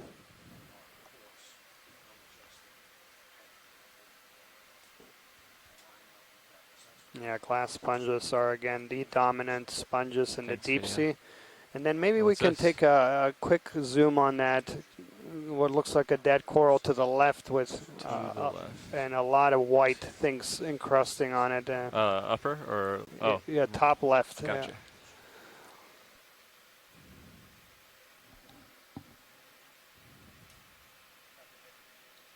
Give me just a second here, video. I'm going to get a good foot.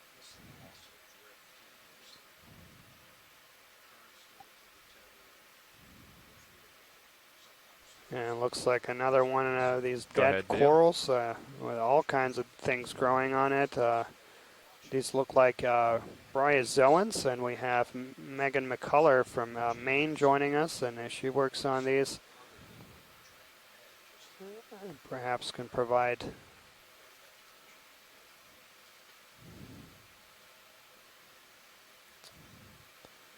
so yeah, next to it we see another one of these Paramaricia. Octa Corals, the yellowish. Down lower? Yeah, straight down where the connection point is, right there. Right here? And so yeah, this is a dead piece of Paramaricia, and there's still some alive branches coming off of it. Slow reveal. There's zoanthids there to the right. Yeah. Okay. To the right. Can I go right a little bit? It's already in the shot. Great. Perfect. And so you can see there that part of the colony is dead, and part of it is still alive. It's again that brittle star, genus Asteroschema. And video's clear. Copy that. And you can see how different communities living on these corals are from the dead and live portions. So on dead portions you have a lot of fouling and encrusting groups. So these corals, when they are alive, they don't want things growing on them typically, so they have ways of cleaning themselves. So they secrete mucus and other substances that makes it more difficult for other organisms to take residence on them. Some groups also basically clean themselves with tentacles. Some have these what they call sweeper tentacles that they use to basically sweep themselves clean.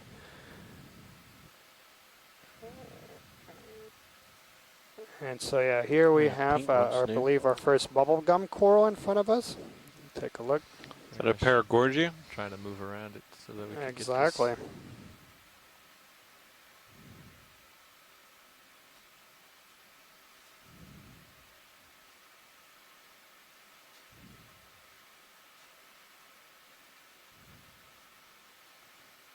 Okay, video.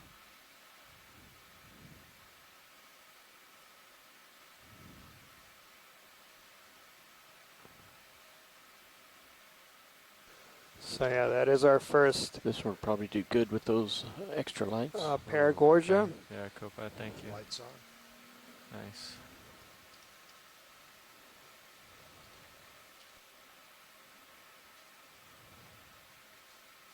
Do you want me to tilt down a little bit? Just hold that for a minute. My next thing is going to be the full shot. Okay. So yeah, the common name of the bubblegum corals is when these corals retract completely close their polyps.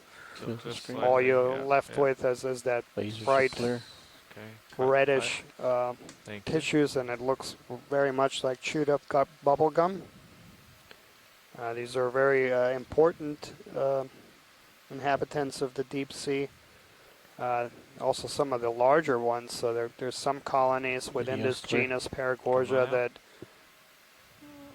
are several meters in height and width. Get that sea star. Where? Oh, right. Leave the lights on. And so superficially they look very similar like corallium, but they're distinguished by the lack of sclerites okay, go in the polyp. And next to them we have a Goniasterid. What are you eating? and is actually eating a black coral, and that's a very important observation because we know almost nothing about predators of black corals. Oh, wow. And so this looks like a Cerciaster, I believe. Chris might be able, so it's at least a Goniasterid, and yeah, this is a very significant observation. So, black corals in general, we know almost nothing about their predators. The coral in the shot. There are some shallow water species that have been, and there's several mollusks, ovulates that feed on them. But in a deep sea, there's almost no records of anything feeding on them. There was some speculation about pycnogodonts perhaps feeding on them, and so this is an extremely valuable observation. And well, hopefully Chris is watching and will join us. I know he's often mentioned some of the value of the ROV is that you get to see behaviors like this that you wouldn't otherwise see through other forms of sampling like dredges to get a sense of, for instance, what these sea stars particularly prey upon. Do we know how long it takes for one of these to consume, say, a coral of this length? Yeah, so we know very little about how fast they are able to eat them. I believe Scott has actually done quite a bit of work on different groups and sea stars and seen that when returning to the same size a year after, you still see them feeding. So is that you, Chris? It is. Greetings. Greetings, and I am very stunned to see this. What are we looking at? Well, you're correct. It's a goniasterid. It's either Cerciaster or something that I had been calling Sabogaster. The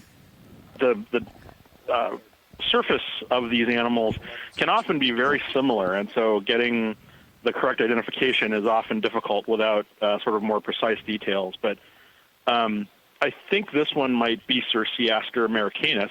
And you're right, this would be a novel observation of predation on this black coral, assuming that the black coral isn't somehow harboring. I mean, that's alive, right? I mean, it's not like just a dead stalk with stuff growing on it. No, it's got tissues on it, and so yeah, it is very much alive, and it looks like there's nothing growing at that base, so it's definitely wrapped around the black coral. Yeah, okay. I just wanted to make sure it wasn't something like a dead stalk with hydroids on it. Right, 60. So yeah, but these sea stars often will climb up the stalks of either these coral, either like the Octa Corals or these black. In this case, I guess the black corals, and they extend their pyloric stomachs out onto the tissue, and they just sort of slurp all of the tissue off of that. And by slurp, that being a scientific term for extraoral predation, so they can essentially digest their food outside of their body, and it can take anywhere from months to up to a year for a predation to occur, as Scott France observed with this species some years ago on a bubblegum coral, and they saw Cerciaster on a fallen colony, and they were essentially parked on those things for just a whole, essentially, I think he said a year and a half or so, and just devouring, their food, and they're very slow moving in general, so at least by our standards. That would be the first time I think I've seen Cerciaster, at least in this ocean, feed on a black coral. It seems like I've seen other goniasterids feed on black corals in the Pacific, but I need to go chase that down. But certainly, almost every sort of large stocked animal that lives in the deep sea, it seems, has become food for sea stars. There isn't a lot to eat down there, and they're a fairly, big, nutritious target. So, and I mean, I would think every sea star that we've seen has demonstrated some kind of coralivorous behavior. Even those Tremaster that we saw the other day in shallow water in the North Atlantic, those feed on coral as well. I don't know if we've ever seen them, in deeper depths, or maybe there's a shift in food sources. But definitely, coral and That little sponges coral are on the right popular is prey different. items. Okay, what is this right in front of us? Let's see. It's not a fish, is it? Is it a rock? Chris, Got a fish based on shape. the amount of tissue Well, you that's wanna on do a that quick black zoom just to coral see, and then compared we'll to go on the coral? many of the Okay, octa coming corals up. and bamboo He's corals not we moving see, anytime quick. I think that Alright, one's so on a this bit of a coral on the diet right? or something. Well, Semi-lasers. I've been wondering if whether or not these sea stars are species specific. I mean, if their prey is species specific or it's just opportunistic. Got me at 7. And maybe it's just whatever happens to be there is what they feed on. So it could be this black coral, might be more beef jerky than the steak that they wanted, right then and there.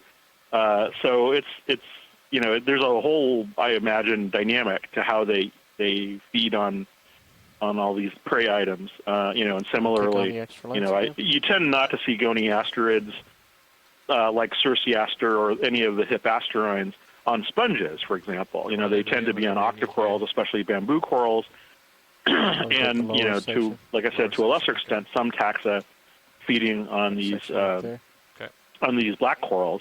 There could well be a species-specific, prey relationship that's related, or there's some kind of nutritive value to them. It may vary depending on even subspecies or different cryptic species. Cerciaster americanus was kind of sunk. It's highly variable, and so it was sunk several years ago into one species by some of my more lump like. Some taxonomists are lumpers and splitters, as you know, and some in the old school lumpers were people who took all the variation and explained all of the differences away that way. And so, a lot of the species in the Atlantic were worked on by lumpers, and so a lot of that kind of just got all the variation just kind of got grouped together as one species. So it could very well be there are multiple species, and they feed on different corals, but as of yet, that's still sort of an open question. And even feeding is still a question, as what exactly they're eating. I think we've seen more observations of coralivorous goniasterids on this cruise than we've seen in the history of surveys of the Gulf. We didn't even know Cerciaster fed on corals up until some of the first papers that I wrote, and until Amy Bako-Taylor, I think, documented some of them before that. It's a relatively recent thing. Yeah. Anyway, I'll let you guys get back to it. I know you've got lots of bamboo corals and other things to look at, and I'm sure I'll be calling in later. Thanks, Chris. So yeah, we got a whole bunch of interesting things here, and coming across quite diverse assemblage. How are you on swing right now? So there's a branch coral just to our left that looks like. Was that? Yep, that one right there, and that looks like the telepathies. We probably will hang out here for a little bit. And that would be a new genus record for the Gulf of Mexico.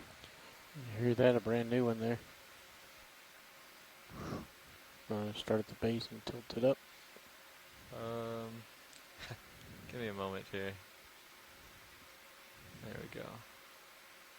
Yeah, go for it.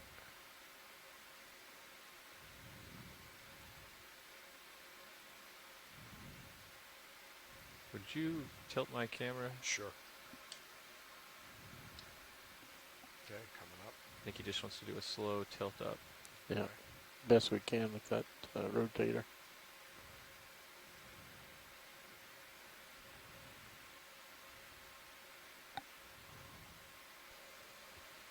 So yeah, I think this is going to be a very within the image.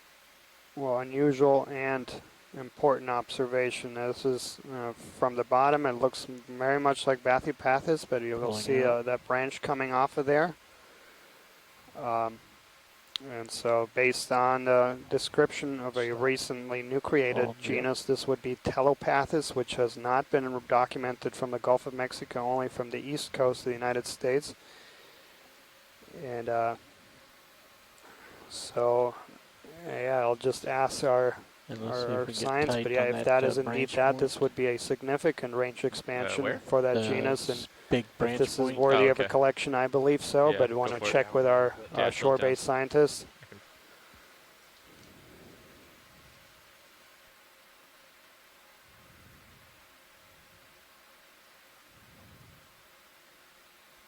One more tilt.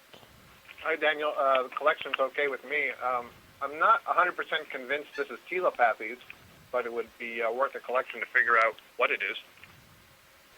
Yeah, absolutely, and that's so currently that genus is basically described based on just the general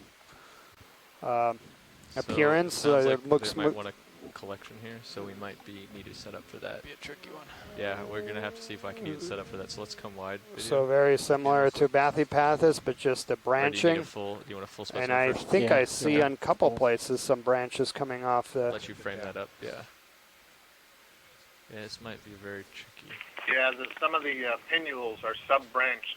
It means those Oh, small wow. branches coming off the main axis have branches of their own, which in theory, Bathypathes shouldn't do.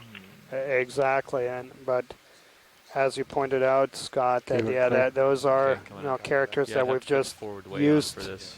traditionally, and they might What's not that? necessarily I'd have to put a good support forward way on what for the it to true stay, 'cause it wouldn't be on phylogenetic anything. relationship What would of you say these about screws Suggest. are. So I think it's yeah, I doable. think this is going to be a I'd very suggest right now you left valuable toes in, and that's it. a specimen, both in terms of shedding right into Yeah, the I'm pretty far overall away from it right now. Yeah, coming up and taxonomic forward, hierarchy and then just pinning your classifying at a both higher level, level, on, and this is a little bit of also forward way, an and maybe, important range a little bit of expansion for down, this group. and then just locking out ahead, see if it holds. Okay, that's kind of the same And so- plan I had. And so we have a whole bunch of interesting black corals here. And you will have to. In fact, lift Scott has off to pointed put it in out the that bottom. we for probably For are sure here. seeing a very rare. So we're going to try to collect this sample and setting up to do so. Go ahead. And there's all kinds of interesting animals right here. Would you pull up my, if you're comfortable, could you pull up my mini on that screen just so I can get this done?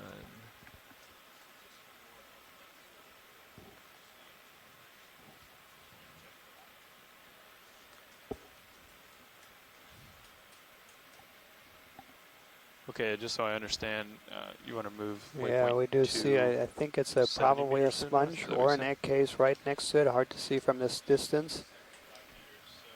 Well, you're pretty stable, but it looks like your right toe is touching. Yeah, no, I'm just on my left toe Just right on Okay. the left. We'll definitely have to lift up So for the this one. vehicles have been tracking down And here. it'll be I think that we are more starboard up here. box. There's been So an I'll have to offset get a in good tracking. grip. So I Hold think on that to we're it while we come planning slowly on up. going Slowly through up. where your proposed waypoint is anyway. Well, if you're going to do that, Okay. can we just tilt down just to look at that spotted thing at the bottom? Okay. Right now? Yeah, What, how just about before you move or waypoint anything. Yeah, 3? We Okay, still if want to go up anything this you want ridge? to look at, we need to do now. yeah, that's I right. don't want to move from where I'm at. Right. Okay. Okay, great. Okay. You want to go Sure. in on Mini Zeus also? Oh, that'd be a good view. Hey, Watchley. Nah, it's okay. I heard you. Watchley, this is Pilot. Hey, so I take it we want to get a collection of this, and about the same length as last time. The right side. Okay. The whole, most of it, half of it. Okay. Okay. All right, video. Let's go ahead and get zoomed out so I can see. And Don, if you'll center up on the right branch there.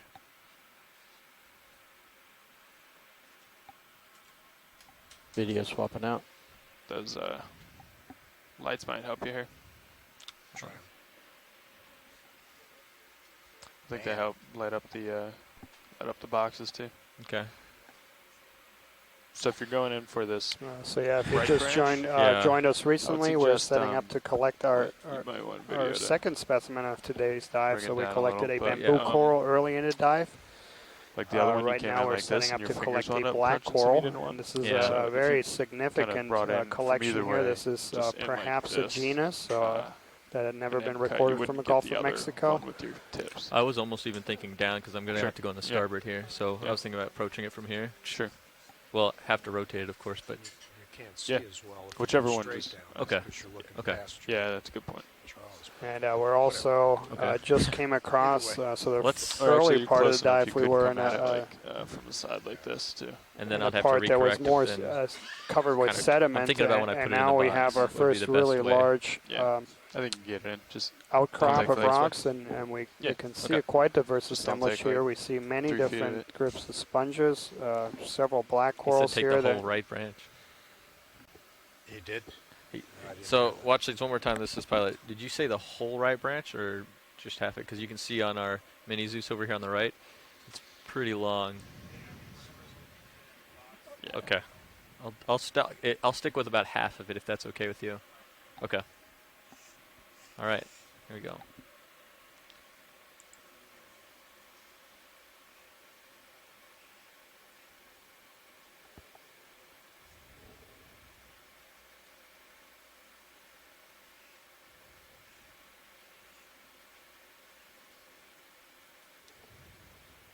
So yeah, based on the overall morphology, this would be fit into a genus that was just only recently created in 2013.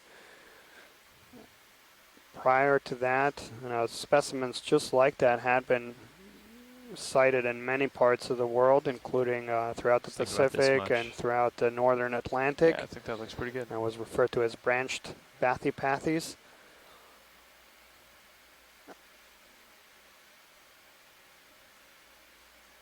And it's also been recorded Got it. Nice. in New Zealand. Okay. And I am clear of the box when we lift off here.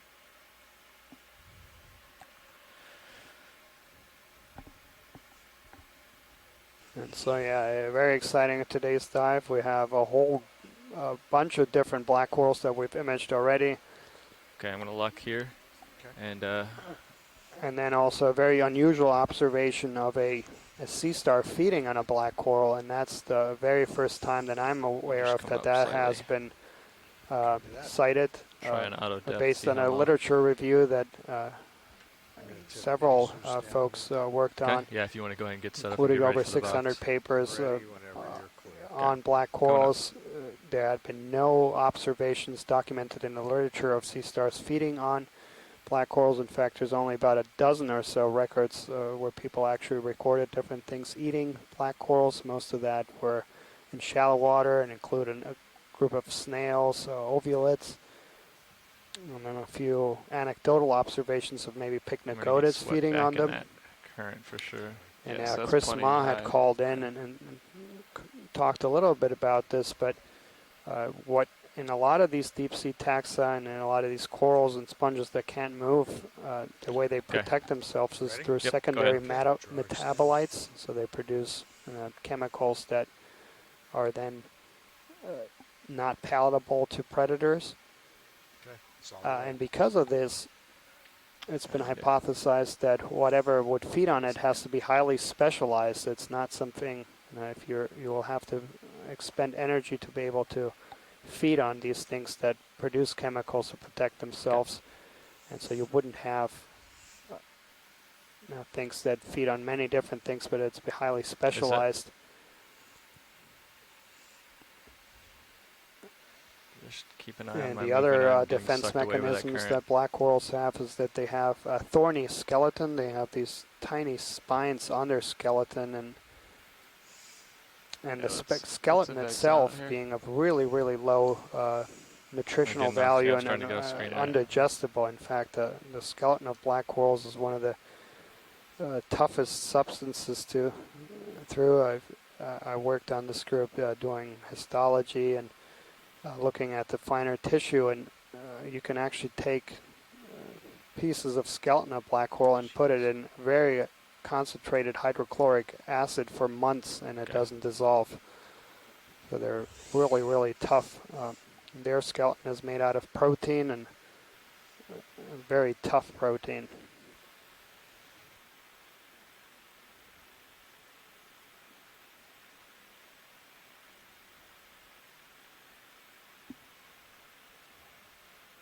Okay, you're clear?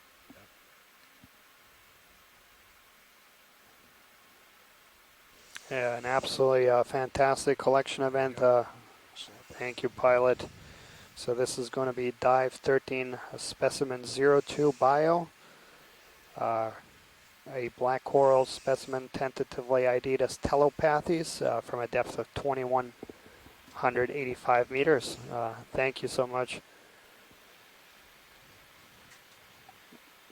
And yeah, we have a few more corals here that we haven't imaged. So if we're set up to spend a little time, there's quite a few different things here.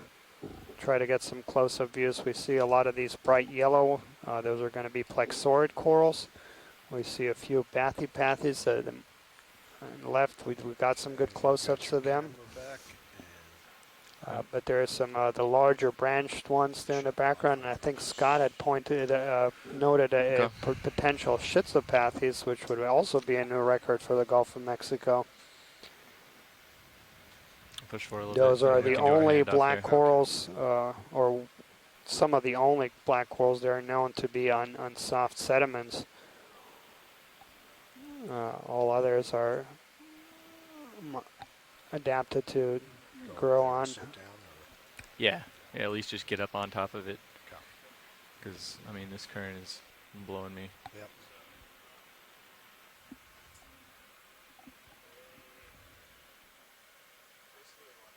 Oh, excellent. So yeah, thanks for the clarification. Yeah, so we did see a bunch of stichopathies. So thanks Scott, because I hadn't seen it. And we see one of these really divergent anemones with their very long tentacles. And we saw a few of those earlier. Relicanthus. Some of their earlier dives, we saw a number of those. And just to update folks, we are just going through a personnel shift here on the ship. So as soon as that's completed, we'll be back on their way. In view there, we see that anemone with a very, very long tentacles. That's that Relicanthus, and then the Bathypathus black coral and the Euplectellid glass sponge. Current depth here is 2,185 meters. This is the 13th dive of the 2018 expedition about the NOAA ship Okeanos Explorer. Weather permitting, we will have 2 more dives on this expedition. Tomorrow we'll be exploring similar habitats, about 3,100 meters just south of here. And then on Wednesday, weather permitting, we'll have the last dive of the expedition where we'll be targeting the Portales Terrace, steep drop-off just south of Key West. The depth's around 400 meters. Well, we'll expect to see some pretty spectacular communities. And that will bring this expedition to a conclusion as we pull into Key West next Thursday. But it has been a very exciting expedition, a lot of new observations, important samples, a lot of important mapping data. And this is just the first of many expeditions the Okeanos Explorer has lined up this year. So concluding this expedition here in May 4th in Key West, and then there'll be a mapping expedition that will bring the ship around to Florida. Then there'll be another ROV expedition in the South Atlantic Bight throughout June. After that, the ship will transit to Bermuda, conducting mapping operations in and around there. And then in August, the ship will sail from Bermuda over to the northeast U.S., doing some work in that area. And so, yeah, the ROV work, I should say. Co-pilot?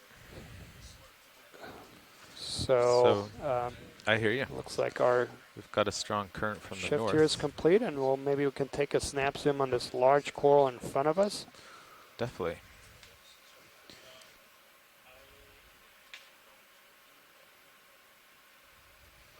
So this is another very large bamboo coral.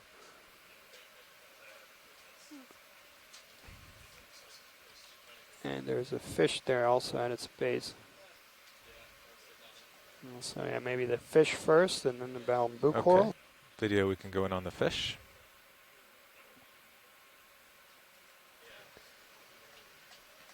So this is a cusk eel. Co-pilot, can we get Family lasers for Ophidiidae. when we come back out? Thank you. Pilot. Nav? Not sure what all previous pilot passed on to you, but Nav was just telling me that they've been seeing quite a bit of current, generally from north to south, but it might be kind of wrapping around the feature at the bottom. Yeah. So as we move up I slope, feel it could change. Currents are pretty low. Would tend to push the ship toward the southwest, but only at 0.1 knots. Winds are pretty low, also going toward video. the southwest. Can come wide. I'll go up to the coral. Thank you, Nev. And yeah, hard to say. I don't recognize that cusk eel. Should we get a better closest look? I have is the genus Monometypus.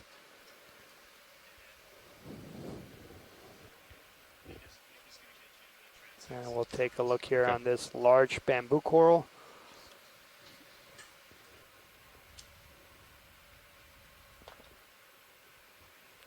Okay, video. Can go in on the coral.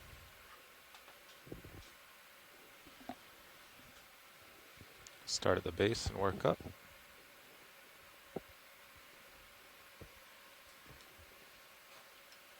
See some bryozoans growing Fernando, on it. Last move was at 1610, so we're definitely settled out now. And it looks like branching Okay, right coming up above video. the node, which would make this a keratoisis. Yeah, perhaps similar to the one that we made the collection of, but much older. Okay, video, you can go in a little tighter. Try to get the polyps. Yeah, I would agree. Floating here into the current, so I'm a little bouncy.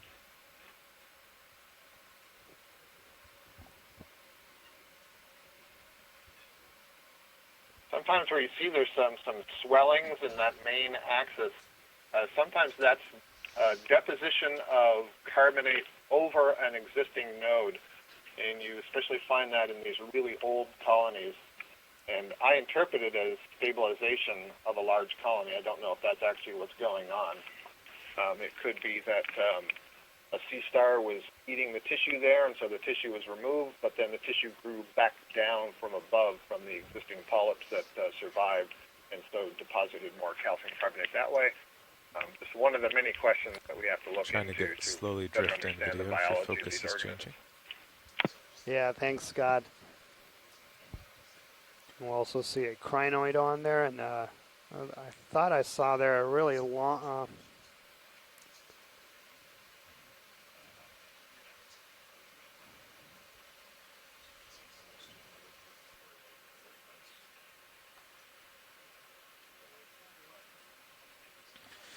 Watch lead pilot.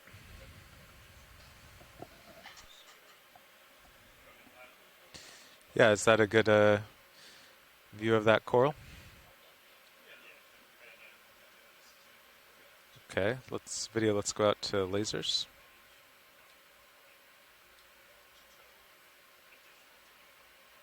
And all the way out to get the whole specimen.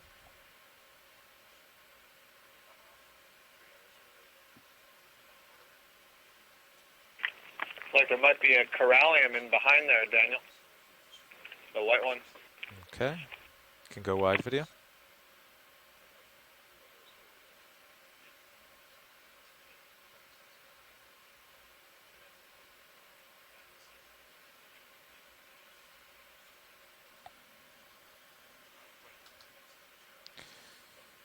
Okay, watch lead, anything else in view here before we move on?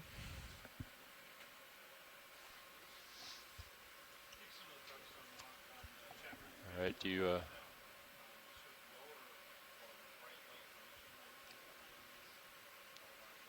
Bridge, this is ROV Nav.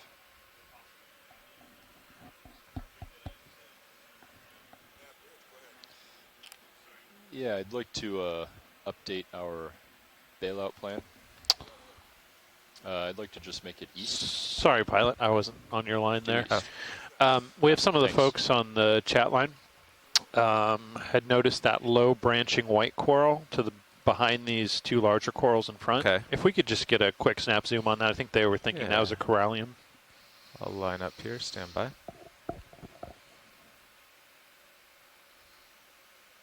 Okay, video. Let's go in on the white coral. Coming up to it.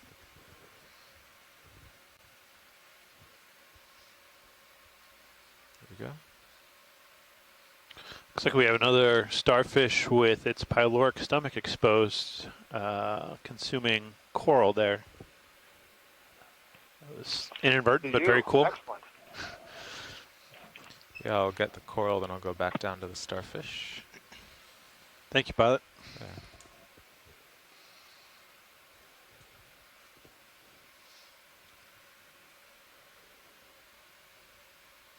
Yeah, good view. That sure looks like corallium to me. Excellent. Glad we got that. To the starfish. So we see some brittle stars in the foreground, but behind we've got a sea star. And to my untrained eye, it does look like it has its pyloric stomach extended around that coral branch. And I know we're up and moving, but we'll try and get as tight a zoom as possible on that. Do you have any more video? That's a perfect description, Adam, and it's done a bit of a favor. You can actually see the node right at the branch below it. So that's Pilots, kind I'm of expecting helping me look at at least the a few bamboo minutes coral. of So delay. it's a nodal branching The ship bamboo move? coral. Should we go ahead and call one in? Yeah, it's What do we a got bit here? confusing because from some angles it looks like it's branching Stand just by, do above we know the the node, but direction? from that Yeah, angle, we are the one right below that continuing exposed upslope. stomach and to Okay, its we're just right gonna get sure to the looks top like of it's this coming feature from the and node. Sure does. Continue working our way up. Interestingly, just to the the top, left which is above those southeast. brittle stars, Okay. the node seems South- to sorry, be southwest. above the branching. Right, exactly. Yeah, interesting. Let's do it. Foreground here looks like we have a couple Fernando, of it's looking to be Brisingid upslope for you. asteroids, other kinds of sea stars. These ones have the really long arms, Ah, yes. suspension feeders, so they would normally Should have be their arms generally extended toward up into the toward water the column west. to capture food particles Two- on those spines. 260. And then all those yellow things on the right, those are Okay. zoanthids that are Last move overgrowing is themselves, 250. So where the sea stars already removed tissue. Oh, okay. Yeah, we saw a number of Okay, let's go out to sponges lasers. encrusted with, or not encrusted, but covered in zoanthids on our dive yesterday. That's neat to see. Okay. Yeah, we'll there are a get number them of on the different crinoids. species of zoanthids, and some are specialized, live on It's the sponges, sea some are star. specialized, live on corals, some on mollusk shells, snail shells, and then Okay, some that then we can may go wide. live on multiple of Are you those ready for the sorts of move? hosts. Complicated group. bridge, RV nav. Excellent.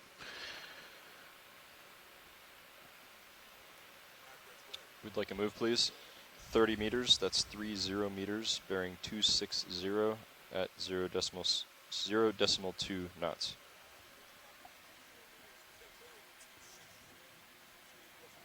Yeah, That is Scott. correct. Scott noted a nice mini ecosystem there, and that's kind of something I just noticed. Is we had that exposed rock surrounded by sediment with a really dense aggregation of corals there, and then we see this larger exposed rock to the background that has some corals, but not nearly the densities that we observed on that little exposed rock, which is sort of its own mini little ecosystem. Open mic bridge.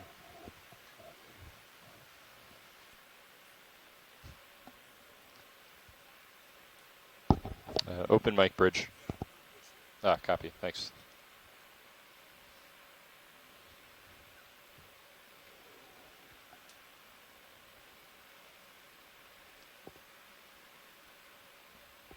How long was that move?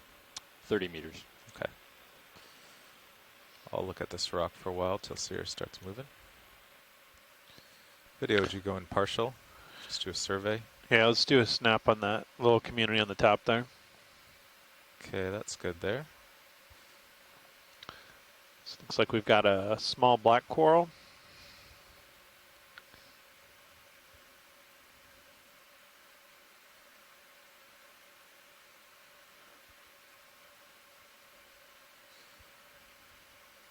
Okay, I'll work over to the next community on the right here.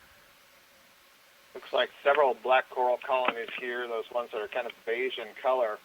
And the ones that we see on the right look like they're giant feathers or plumes. And that's what we would call bathypathes. Come out a bit. And the one that was on the left looks like it had some Next additional colony, branching, that's good. similar to the one that we there took it a is. collection of just It's a little the farther last than I thought. 20 or 25 minutes. So possibly telopathes. Sorry, one of the things we don't know is,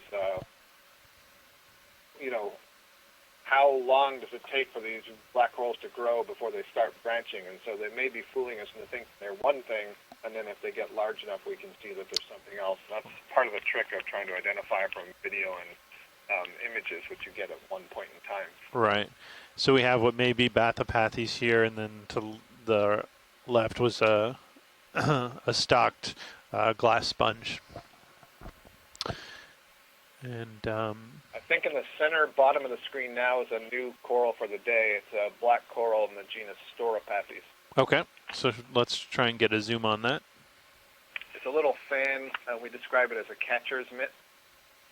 Yeah, that yellow-orange. Ah, yeah. And I noticed just going off the top of the screen, just above the shrimp, looked like a Candidella gigantea, which is another Octa Coral. It's unbranched whip in the family Primnoidae, and we had collected one Which way did we return? 4 or 5 days ago.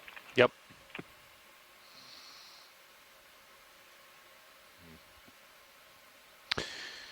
And as we look to the right, we're seeing a lot of skeletons of dead branching coral that have fallen to down for this one, the base of this rock outcrop. since it's new for the day. Keeping an eye on my port swing arm there.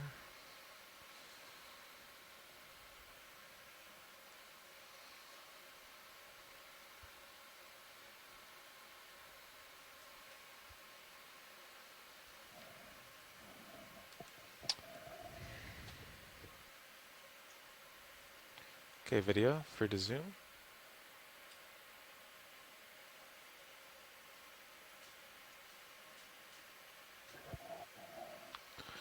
Coming to starboard. Does it look like the loop closest to us is going down to D2, Fernando? So which way is the loop stacked? So we've got a really nice zoom here on this So coral. So D2, the loop, the side of the loop that's facing us is going down to D2. Yeah. Yep.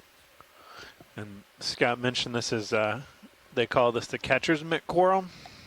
And this may be a new observation for today's dive.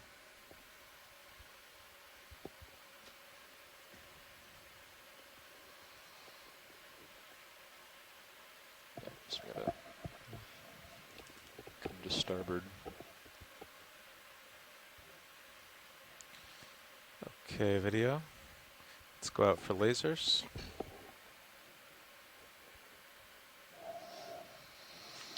And that particular colony is about 10 Very centimeters wide. As you can see, it's about the width of our lasers.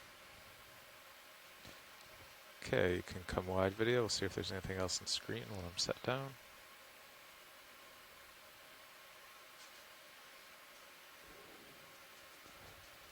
Guess Looks like we have Let's go in up here. corallium up top there, as well as just for a beauty shot, I'm already sitting some here. black corals.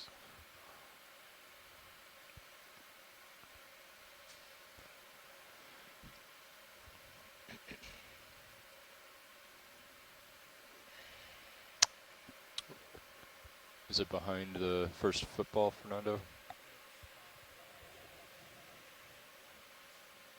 Okay.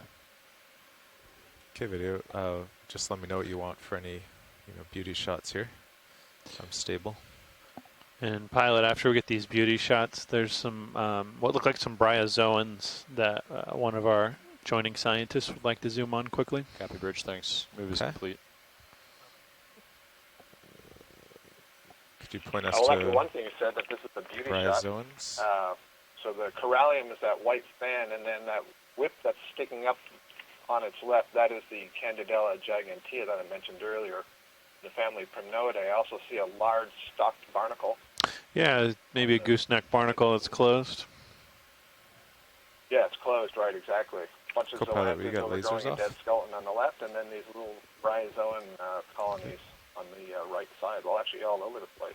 Yeah, they're kind of colonizing a lot of these structures. Nice little patch of diversity here. Yeah. And then we see a lot of sort of rubble at the base, or a matrix of dead coral branches that appear to be piled up.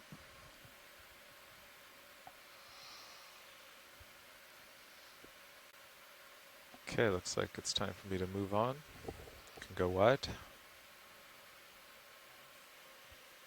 All right. And the ship stopped a Yeah. couple minutes Okay. ago. And you're heading on the ship's heading there? Okay.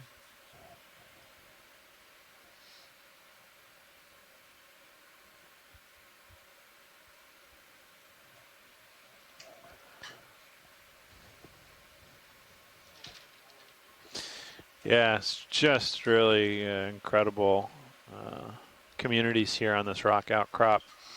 Well, seems to be a lot of variety of coral types, and we're seeing some. Adam, I think there's something purplish in the on the upper side of the rock. That might be new. That purple branching coral?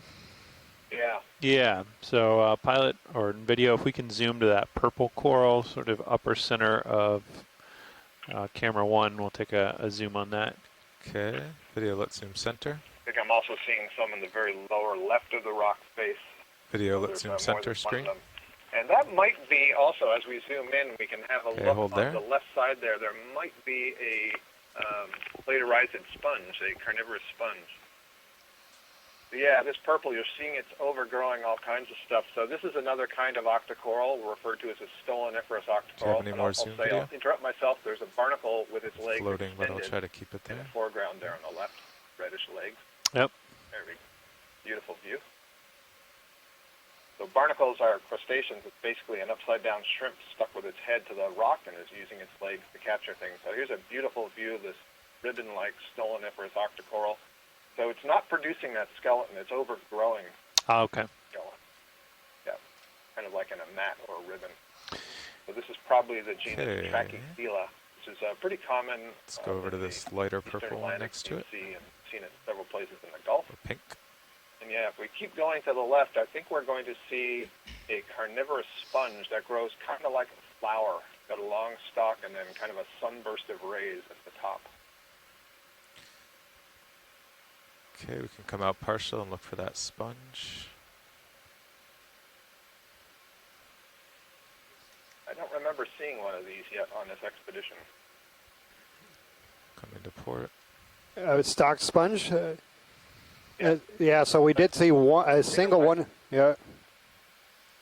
But yeah, this is spectacular. I just stepped away here, and this is beautiful to come back to this scenery. I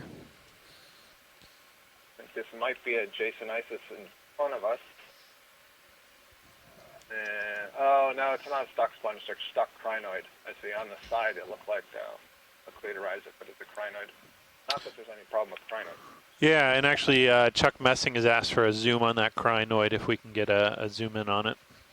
Okay.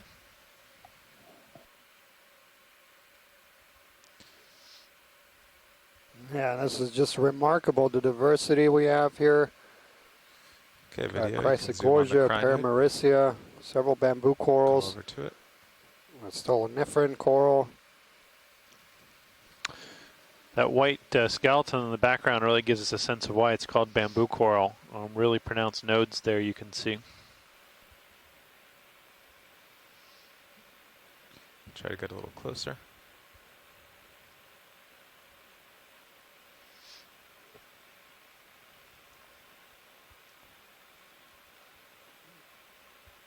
Excellent, yeah, and then there's going to be a request.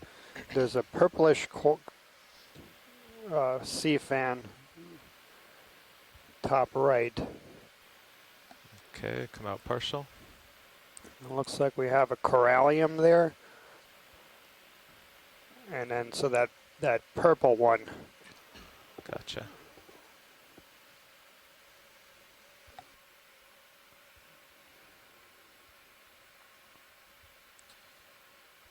Okay, video, free to zoom. Coming up.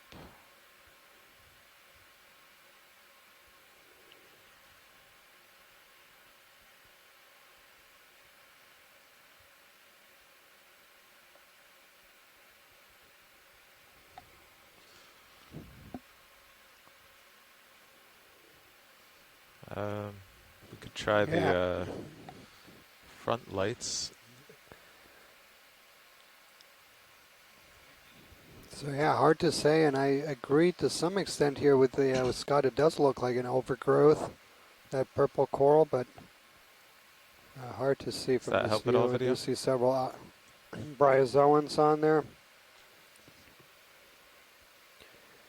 Just because that main stem looks like it actually belongs to that white corallium.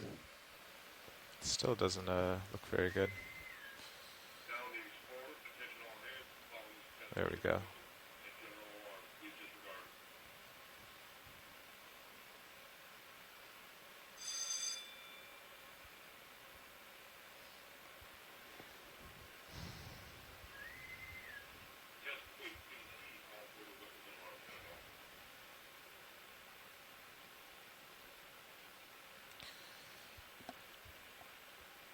Okay, happy with that video?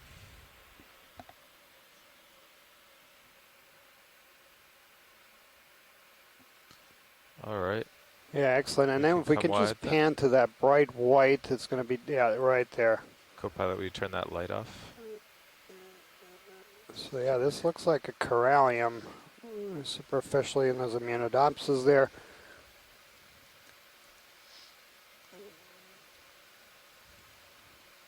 Yeah, we've imaged a couple of these while you've been gone, Daniel. Yeah, and Okay, no, I just going a want to go little ahead and tighter. make sure. So yeah, it looks like you're right that that purple is Try an to stay here. overgrowth. I just want to make sure that this is the main stem. Copy that. I think also this might be the first Chrysogorgia of its type for the day, just to its left.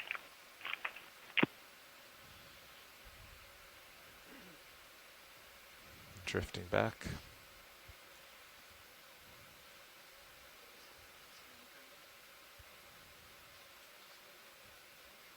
Excellent. Thank you, pilot. You're welcome. Okay, video, we can go wide. Yeah, we'll move on now. So Carl, while you're here, I have a theory. So it looks like they turned to port to set up, which put in Just an additional beautiful half shot ton there, and from the what we see on the corallium, deck. that white. So right now that we just we imaged. So essentially that's have like a full turn what from gives where that whole group, where the name coral tethers on the comes deck. from So if you that made group. a full 360 to starboard. Okay. They are I think it would primarily take found in that deep loop out. waters, but there are a few species in the away Mediterranean from that this can be rock. found What else is within around me? scuba diving decks, quite shallow. They're commonly referred to as the pink or red corals. I'll Because get yeah, those to your camera's species 90. have that coloration in the skeleton. And they're also what Okay. we refer to as precious corals. So in some cultures, in some places on Earth, they are used to manufacture jewelry, so that skeleton can be polished and produce jewelry. Okay, so to starboard. Yeah. So Fernando, maybe you want to come up a little more. Yeah, come up Because to he's, 20.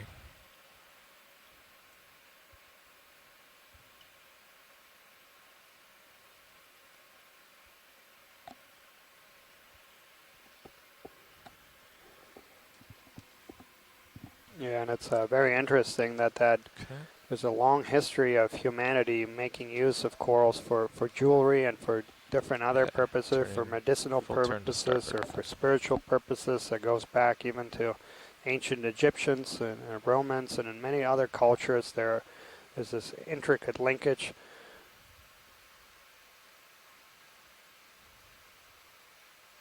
Amulets made out of Bump your corals have center been out to found in a 30, lot of Carl. old Sure. tombstones. Fernando, you're and- at 50. Okay, passing under the tether.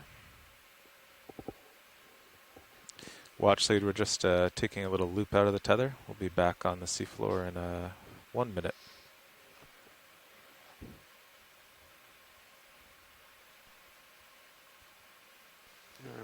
just getting a loop out of the tether, and we'll be back here momentarily. So again, just a time check. So today's dive is going to be at split dive. We did something similar a couple days ago. I'll try to get out to 45 so we'll spend degrees. another 3.5 hours here exploring this very exciting we'll see how ridge. the tether looks.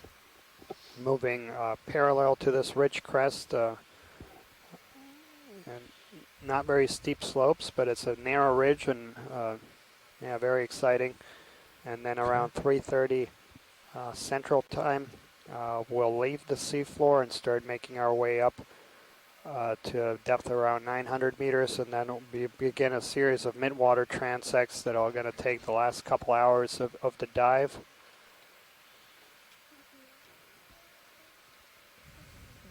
Before we have to be back on deck. And yeah, if we could take a quick zoom on that bright pink object. I'll get a little closer. Stand by.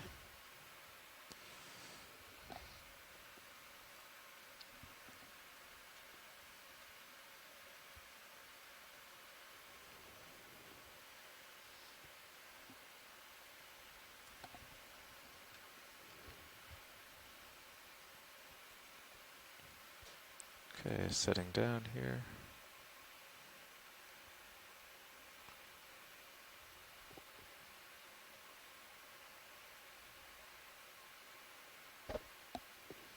Okay, video for to zoom.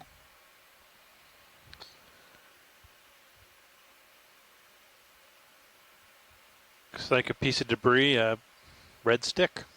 Yeah, it's definitely wood and covered by painting. Excellent, thank you. Next we see a piece of sargassum brown seaweed overgrown by bryozoans. Video whenever you're done. Several pteropod shells here on the sediment, and that's something that we've seen throughout all the dives. So we spent about the last week or so here on the West Florida Escarpment, and every dive we've seen aggregations of these pteropod shells. Okay, how's the tether look, co-pilot?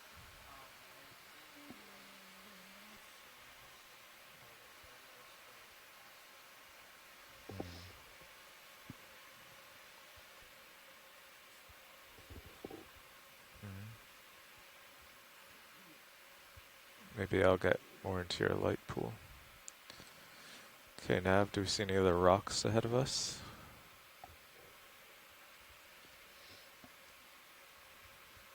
So our current depth here is 2,175 meters. So we started to dive about 75 meters deeper than we I are. don't see anything noteworthy right here, so. And again, for those folks who missed the early part of the dive, looks pretty good on Sirius. Besides just basic exploration, one of the motivators for this dive was also to collect data in a comparable way to what was done by the Capstone effort in the Pacific Ocean, where a lot of dives were focused on these narrow ridges at depths around 2,000 meters, and looking at the communities there. And that's a good copy. And, all those ridges in the Pacific are associated with seamounts. Yeah.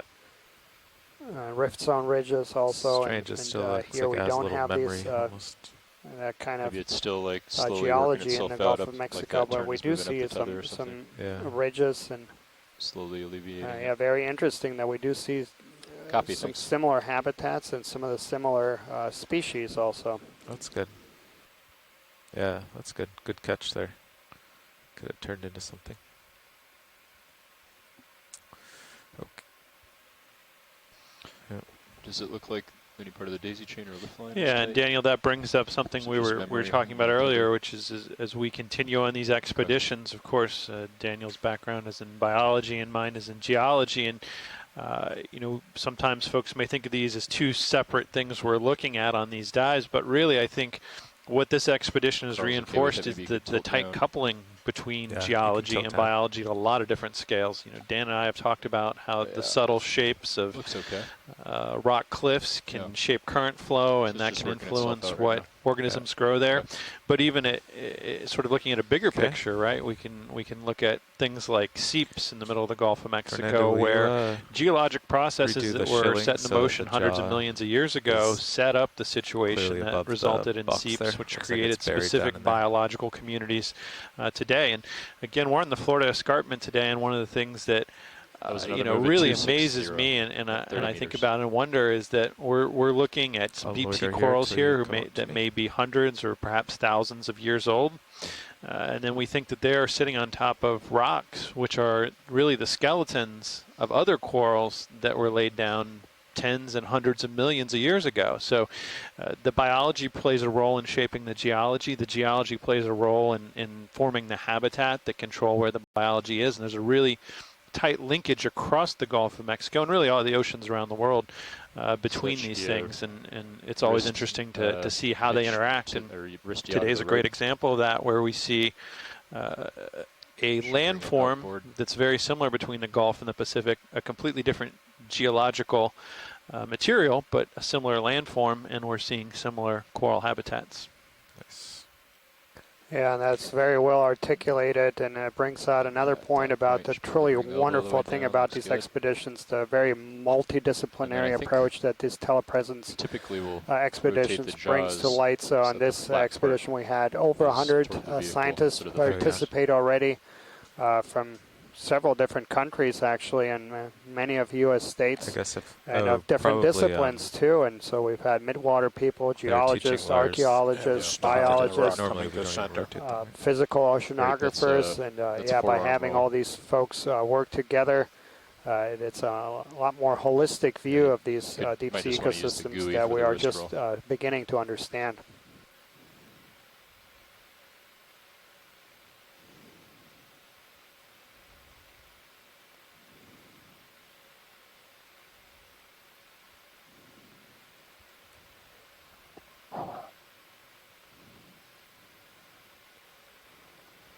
Video, let's do a zoom on the sea star.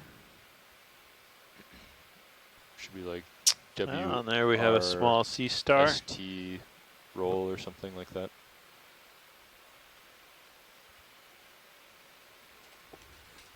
You see it? Okay. I'm a bit far, but it's going to be a Goniasterid sea star.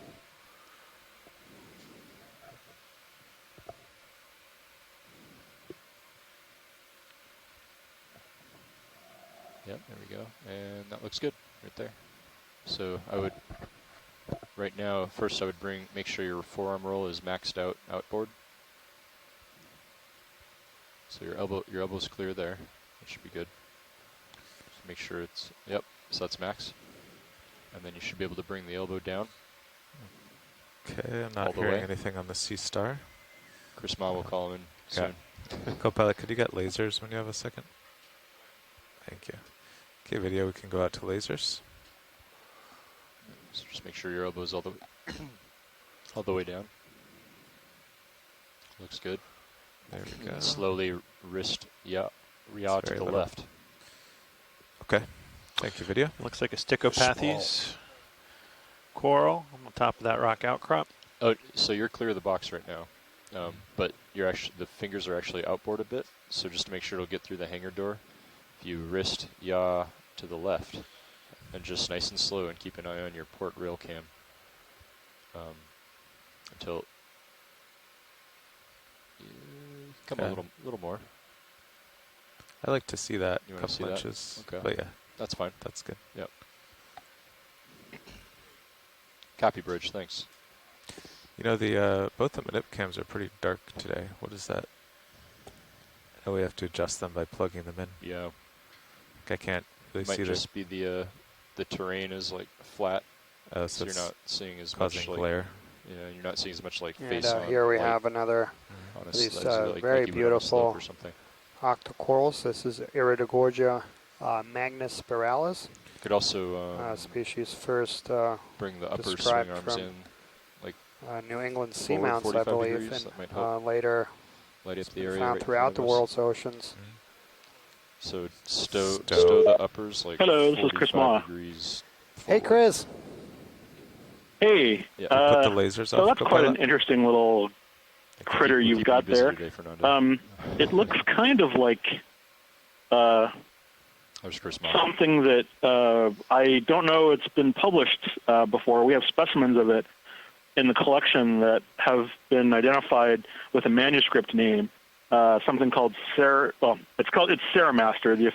The species name hasn't quite made it anywhere yet. This is one of those things that happens with sort of the taxonomy of things, is that people will put names on them in the collection, and they mean to describe them, and then those people kind of vanish. And so that's called a manuscript name. And so at some point, if you see this again, it might be good just to take a really tight shot so we can look at the surface features. Or, if you do one of those win-win types of things and you see it actually perched on something, it would be worth collecting. Just because I like I said, we have specimens of it. But it would be good to figure out if it's the same thing for sure, and and to verify what this thing is, because like I said, it's been quite a surprise going through the Gulf and seeing at the steps how many species don't easily come up relative to what's been seen in the papers that I have. I'm rising a bit. But for now, I would leave us with Ceramaster, and that ship moves I'll caveat that even though it's called Ceramaster, it may not actually be in Ceramaster. It might actually be in another genus that I eventually we'll need to start created recently called Bathyceramaster. So further examination is warranted. But there's sonar's pretty even. it's just one big surprise today. Every time I walk away, you guys managed to come up with something new. That observation of that other Cerciaster feeding, for example, was really something. So very much appreciated.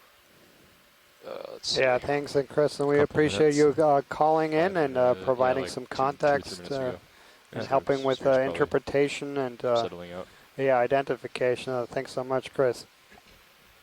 Thank you. I only wish it was as straightforward as I thought it was going to be when you guys said you were starting to survey the Gulf. Never quite as easy as what's in the book. And I think many of us have been pleasantly surprised at how much exploration there's still to be done here. And we'd like to do another one. When we think about the Gulf of Mexico being a very well-studied place, being surrounded by enormous cities, things like Houston and Tampa, and a lot of industry in the area. Have you checked the motor comps But most people don't realize that over half of the waters in the Gulf are actually in really deep waters below 2,000 meters. And these are places that were only scratching their surface. Just a few hundred dives actually have target those deeper depths. And so we're adding some really important new observations. I was thinking about that. If you imagine, a terrestrial scientist being dropped in somewhere on land to a new environment, the chance of them finding a new species or a range extension or an elevation extension is relatively low. These things have been pretty well described, yet every time we dive into the deep sea, it seems like almost every single dive, it's a potential range extension or species or organism we didn't expect from a different ocean previous observed different ocean basins. So really just highlights those two comps do how much more we have to learn and observe with these exploration dives, and how much more there is to find out. Oh, are they on the bottom? Oh, absolutely, Adam. And some of these observations are changing fundamentally the thing we think about Earth. Low. So we talked quite a bit about new species, new range expansions, the white but then is visible on the it's not too long ago that people first discovered cold seeps, and not too long before that people discovered hydrothermal vents, and that's only about 5 decades ago that we know about these things. And prior to that, it was thought that all life on Earth depended 100% on sunlight, and even here in the deep sea that all life was dependent on energy raining up from above that at some point was created by sunlight. And It was only in the 70s and 80s Open that mic we bridge. began to understand that there's organisms that are able to use completely different energy sources derived from hydrocarbon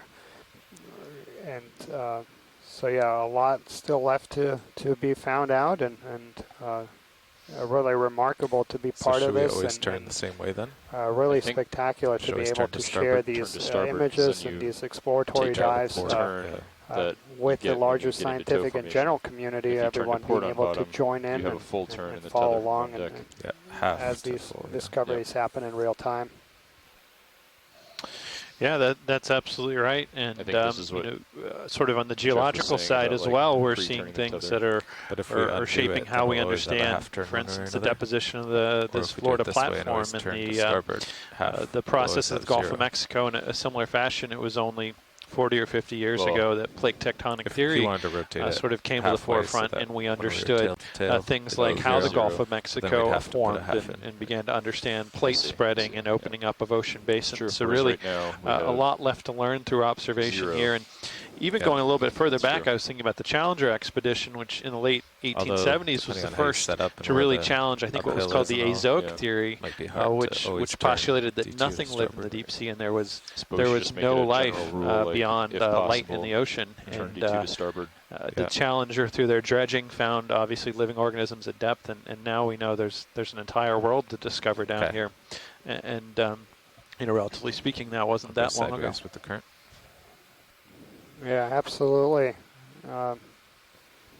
And now, obviously, we have new technologies that are allowing us to see things differently. And then, yeah, it's actually quite remarkable. Yeah, this Challenger expedition, the first real deep-sea oceanographic research vessel that went around the world and surveyed all of the world's oceans and actually dredged samples as deep as 3,000 meters.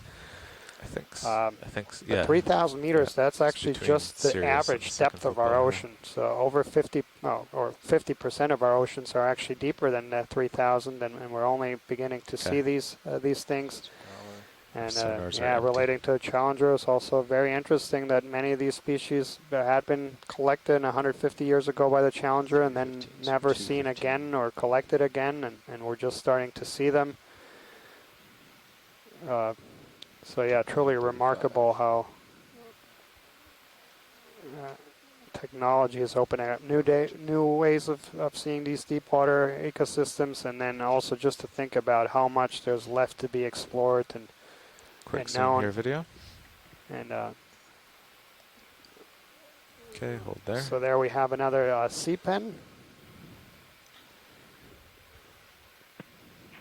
This one has the growth form that's characteristic of the genus Prototylum. So I would venture to say that that's a good guess for what it is. Okay, we can go wide. Yeah, thanks, Scott.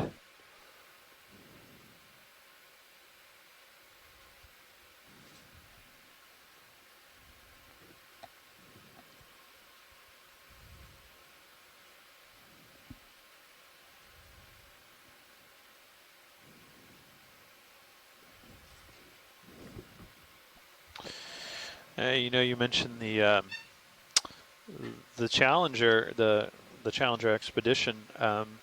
There's some interesting parallels there. That Oh, the was current's sort down of the here. cutting edge deep sea research ship for its time, and they used sort of brand new technologies. At that time, the steam engine wasn't used to propel the ship. It was a sailing ship, but they used steam engines to pull Copy up and bridge, down thanks. the thousands of Move is meters of complete. wire they used to dredge the seafloor, because that was just far too much for to have humans pull up hand by hand. So the steam engine allowed them to be able to do that efficiently, and so that's how they collected their dredges from the seafloor and did casts to determine, Yeah, it's for pretty instance, flat. the temperature of seawater. That's what the bathymetry They also shows. We carried just, a new invention we'll with give them, you that bearing toward one of the first 1.3. telegraphs, and when they would stop in port, we they have to would start going south. try and Yeah. It's gonna be connect annoying back 'cause to the current will home be to behind report me. what they were finding scientifically, yeah. which is sort of analogous to our Just if modern we have to. telepresence and our ability to convey our findings in real time to shore. And of course, now, not that many, just a couple hundred years later, we're beaming high definition video in real time to the world from the So that's seafloor, looking and like a bearing, like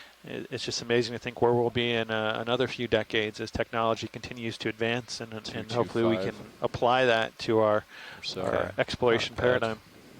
All right. I'll drift Absolutely. that way. Can we take a quick zoom on this line? This is very reminiscent to, I was looking at the video from, Okay, video. from a Let's zoom dive on this Okeanos did line here of sediment. about 50 kilometers away from here, where we saw these cut very line. Looked like something had been dragged there. So yeah, on dive 2 of the 1711 expedition, we saw some of these channels that were quite long. So almost looked like something was dragged there. Thanks, pilot. You're welcome. So if you guys get set up at 225, Yeah, it's really you could do interesting. like I a think 40-meter move. Yeah, given the coloration of the Cover some sediment, yeah, ground. it looks like something maybe has been pulled across the seafloor there. It doesn't look characteristic of an animal's track necessarily.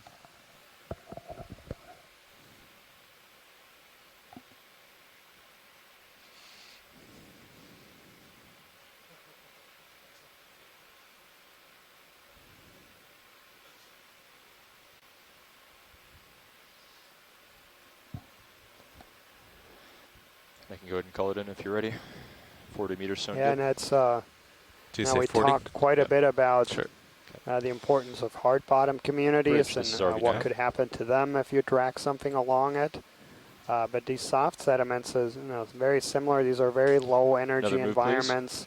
We're very, going to do 40 meters. Things That's happen very 40 slow. meters, bearing And there are some 225. studies that looking speed, at how decimal 2 long it knots. takes for these the scars, if you will, to change That's correct. and to be healed, if you will. And, these are really, really slow systems, so it can take long. And there's, of course, thousands of organisms that live in the sand and the mud. Things that we can't Video. Will you lighten up the study in HD? with the imagery, because they live way inside the mud.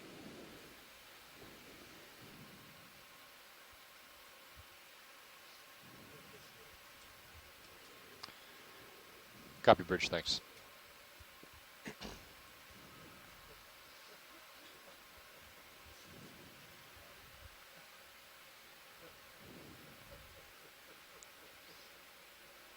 Okay, free to zoom.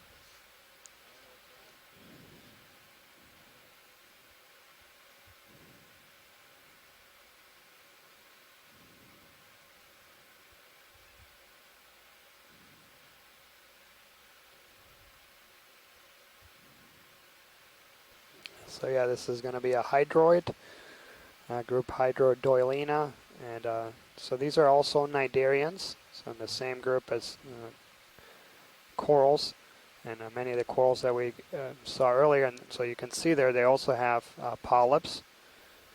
They're very small, and the polyps in the hydrozoa in this class, they have this tubular, cylindrical form, so very different shape.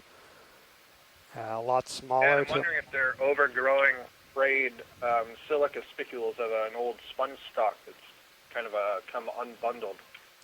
Yeah, and I think it looks very similar to what we saw earlier. We saw first a couple just dead stalks, and then we actually saw a couple live ones that did have overgrowth as well.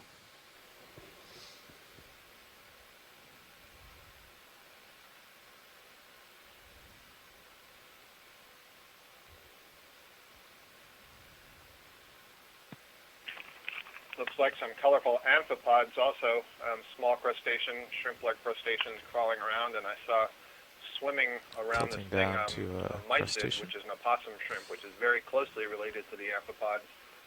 Both of those groups brood their embryos after the eggs have been fertilized. They'll brood them for a while below the thorax, and some Okay, species you are can even go, known to have if some you're degree ready. of parental care, Can go where wide. when some predator comes, they will sort of usher all the offspring back into that brood chamber.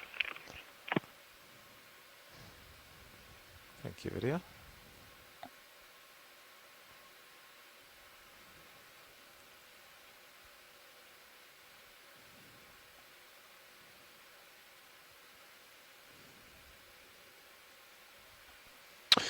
And we're seeing, as we get these close-ups in the sediment, a real abundance of pteropod shells, which is something we've seen throughout the expedition. Pteropods are swimming mollusks that are up in the water column. And it'll be interesting as we transition later in the dive today into a mid-water survey if we minutes ago, in so maybe fact just see now an started abundance of pteropods up in the water column above the seafloor. Yeah, because the midwater dive we had Co-pilot, 2 days where's ago the, was quite a bit port- shallower, but the port swing arm's just we saw on the seafloor some Couldn't see it for a pteropod second. shells, and we actually did see a few of them. Yeah. Not very abundant, but we Gotcha. did catch a couple of pteropods alive and swimming in the water column. Yeah, the abundance in the water column didn't seem to match the abundance of shells we see in the seafloor. Video, are we wide on but of the course, HT? this I also believe represents a so. time average, right? These shells could have fallen Stop, over quite yeah. a long period of time. Okay, great. They'd stop just shy of the skid, the Sea Star lower center. Current depth here is 2,167 meters. I also want to just take a moment to welcome our viewers that are following from the public displays around the country, maybe at one of the exploration command centers, maybe in Silver Spring, Snap zoom here.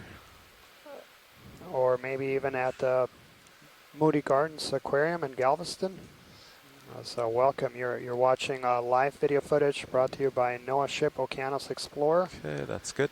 As the Okeanos Explorer is engaged in a 3-week mission to survey unexplored areas of the Gulf of Mexico. Today we're diving about a mile and a quarter deep, about 150 miles off Key West, in an area that had never been explored before.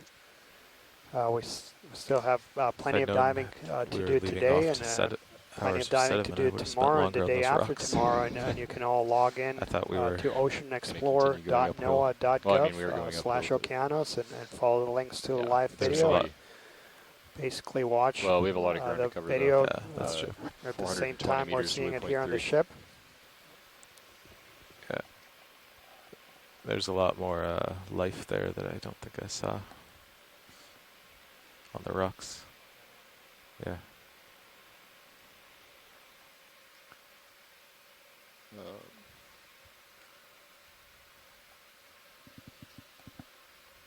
So 100 minutes. Is the ship still going? It is indeed. Yes. 420. So Yeah, we we need have to, some our average debris pace coming up, needs and to I be believe up also a 0.136 sea pen right knots next to the lasers. to make it to waypoint 3.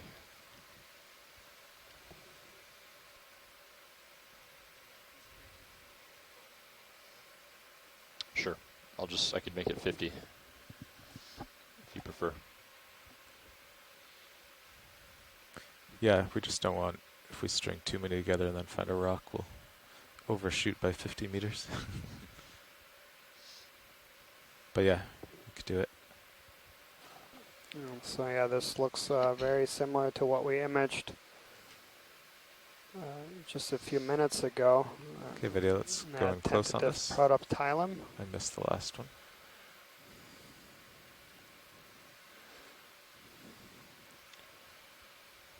Looks like a polychaete underneath it. Yeah, we see a polychaete worm next to it and a mysid shrimp.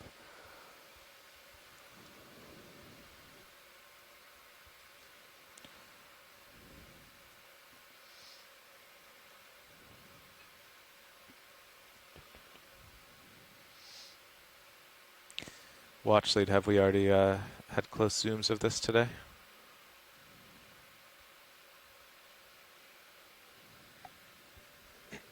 Watch lead pilot.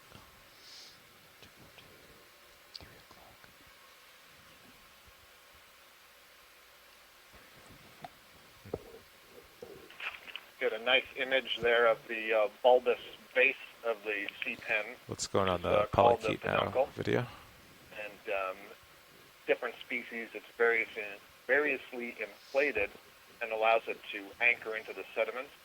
And that bulb plus the entire central stalk is a single giant modified polyp. It has one skeletal rod going through it. You can see it there. It's kind of a creamy white. And then all those other polyps arising from it are called secondary polyps.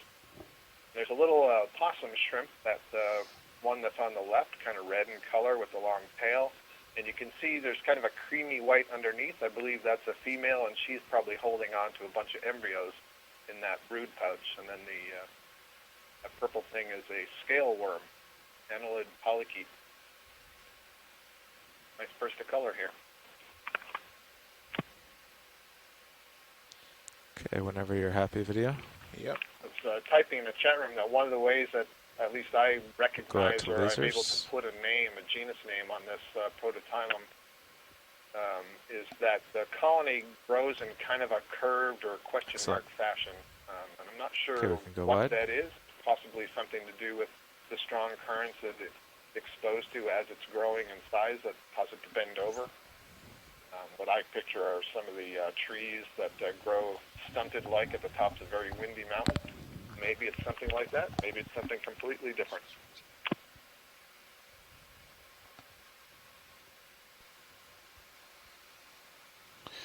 And there we saw a glass bottle, bed of debris. It's an unfortunate reality of a lot of our exploration that we go to places that are some of the most remote and unexplored places on Earth, and often find that trash and debris has gotten there before us. Snap zoom here video. I'll creep up on it. Looks man-made. Yeah, so that's absolutely right. And while the Okeanos Explorer was exploring some of the deepest places of our world, work in the Marianas also documented trash.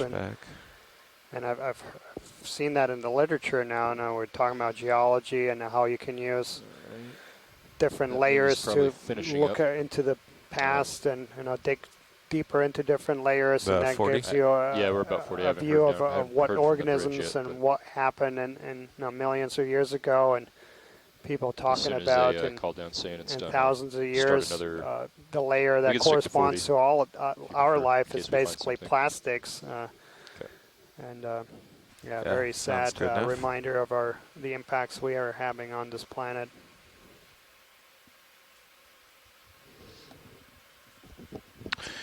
That's right. And I think it's also a point of caution to think about the fact that although these are unexplored environments, we're already having an influence on them, and it's important to consider, do we want to start influencing habitats, natural environments, before we've even had the opportunity to document them in their original state? So as far as I'm aware at this point, we have 3 midwater and that's in resource management, 600 and 300, and then what we call a precautionary approach is there's so much we don't know which means our yet about, bottom time, as you mentioned, we could be degrading things that we had no idea existed, and so that's why it's so important to have a conservative strategy in some cases, because you could be having impacts that you had no idea. So we come up off bottom at 1420, and then the next shift starts at 1430. Okay.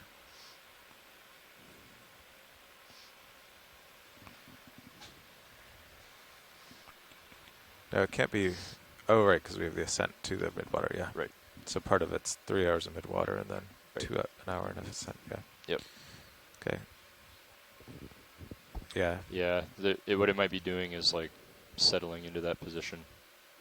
It like slows down and stops, and as soon as he calls down saying it's done, I'll call him the next one. Well, I think sometimes there's. There you go. Copy bridge. Thank you. We're going to go ahead and call another one in. Another 40 meters, 40 meters, bearing 225, speed .2 knots. Go ahead, watch lead. Good copy, thanks. Yeah, this would be a good time. I'll start some introductions. You guys ready? Yeah. Yep. Okay, in the front row, operating the vehicles and cameras, we have our engineering team from the Global Foundation for Ocean Exploration, GFOE.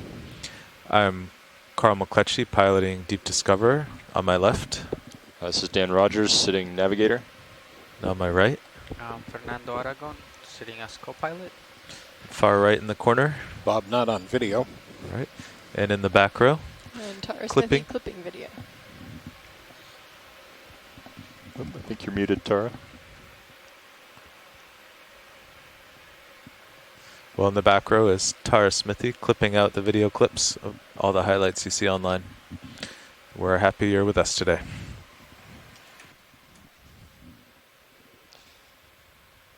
Excellent. Thank you, and we are very happy that you're bringing us here and bringing us to explore these really remarkable deep sea habitats that haven't been explored, and this area in particular hadn't been explored because of the very strong currents that are predominantly found in this area. Several previous expeditions, their efforts to try to explore this area were hampered by very strong surface currents that can be up to 4 knots here. Luckily today we didn't experience that, allowing this.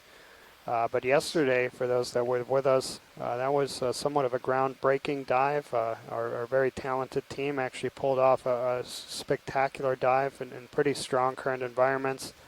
Tether looked good, And, Fernando. yeah, you wouldn't have been able to tell how strong the currents were from the video. I mean, it was steady and spectacular video throughout the dive, and we did document some pretty remarkable, what can only be described as coral gardens along a wall where we had enormous and dense aggregations of different groups of corals, and some undercut ledges on the other side, a whole bunch of invertebrates, and to top it all off, there were many fishes, so there was very, very colorful scenery throughout yesterday's dive. And today we've seen a few glimpses of similar kind of diversity and density. Very patchily distributed, but we've come across a couple of these very big outcrops where we saw over a dozen different species, and some of them quite colorful.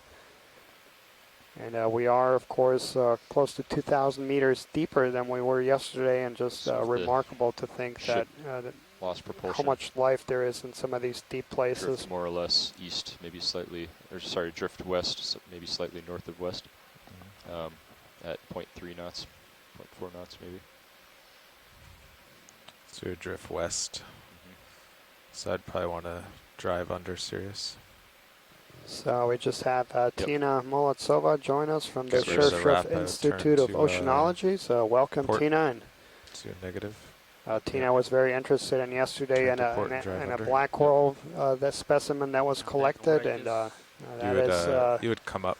Likely, Gina, it's an Anthopathidae family, but it's going to be something completely new for the Gulf of Mexico.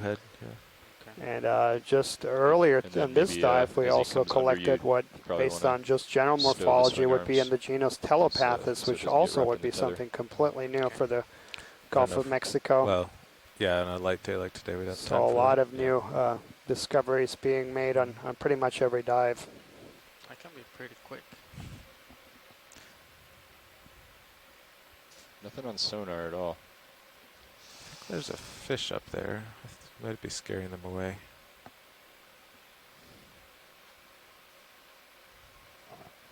Coming back down to the bottom.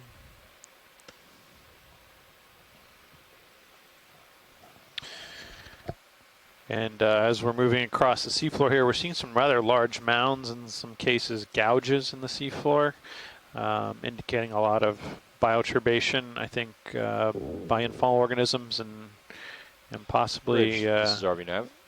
Either burrows by organisms, or some of these are particularly large gouges, perhaps beaked whale feeding, but I'm not sure. We might be too deep for that. We call up, but and that's we're going to make the bailout to the north. It's always fairly speculative. That's a good copy.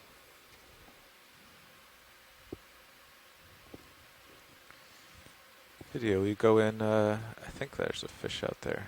Yep.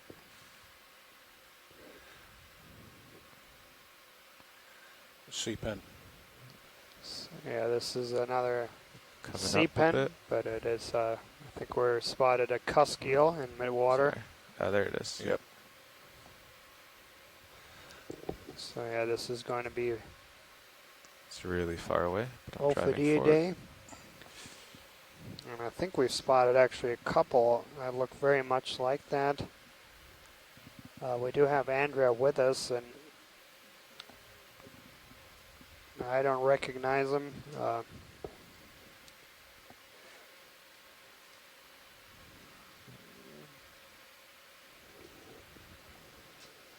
come out wide video. I'll try to get closer.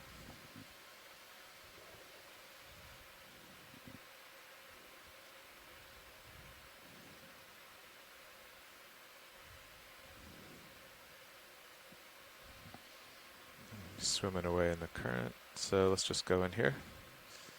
Get an ID.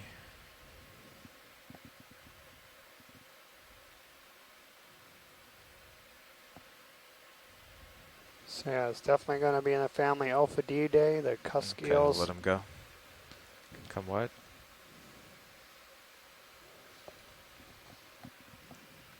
Coming back to center. Copy. Yeah, it's strange having the current behind you. It pushes you along. Pushing you forward, yeah. But you want to go forward, so you let it go. Then you have to stop.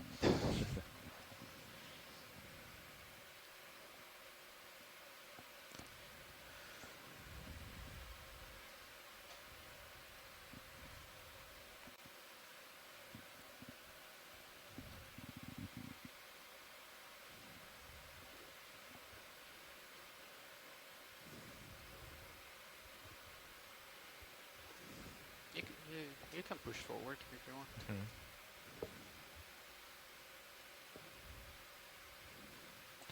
Yeah, I will in a minute.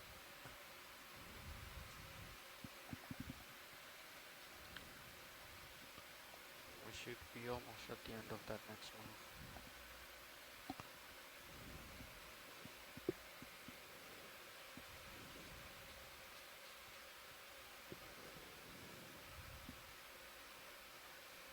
Do you have any distinct uphill on your sonar? Can't really tell. Maybe. No, that's you right there. Pretty much forward. And we're continuing to move up the ridge of this tow ridge feature, the axis of the ridge towards the localized peak here, well off the escarpment face. And as we do so, our pilots and navigator continue to monitor our scanning sonars to look for any evidence of hard rock outcrops, which is what we'll be targeting to look for those coral communities.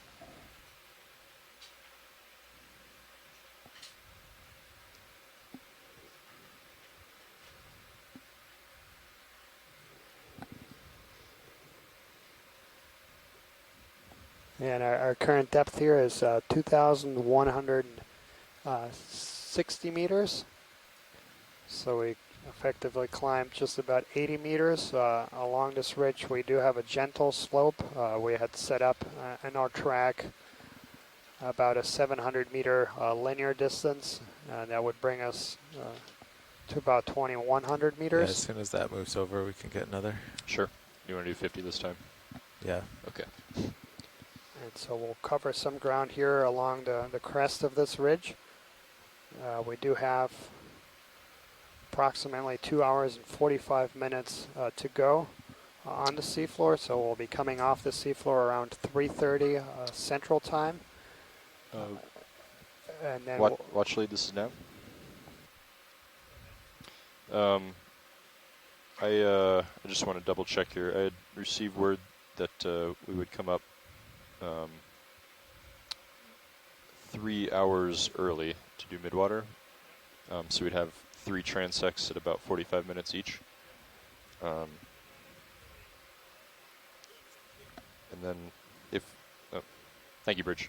If we were to do that off bottom, would be 1420 local or 1920 UTC. Is that?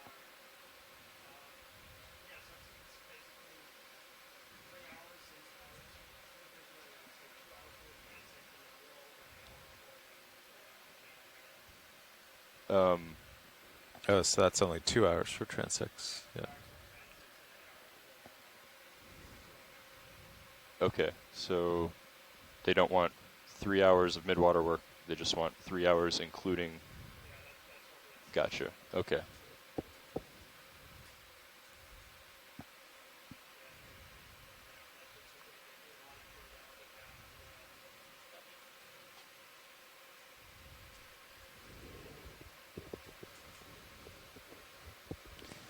But since we're going, what were the depths again? 900, 600, 300. We're not going to do the 10 meters a minute for 300 meters, are we? I think we are. I think. Right? Well, actually, they wanted to do the... that would be 30 minutes. Yeah, they wanted to do the oblique ascent between 900, 600, and 300 at the... Yeah. That would be... Or so between 9, 6, and 3, that would be 2 ascents. Right. So that'd be an hour of ascent there. Right. And then that would only leave 20 minutes per transect then. Right. If you're only doing water column for 2 hours. Right. Well, I was given 3 hours of midwater work, so I interpret that as transect time. But right. Including the ascents. Okay.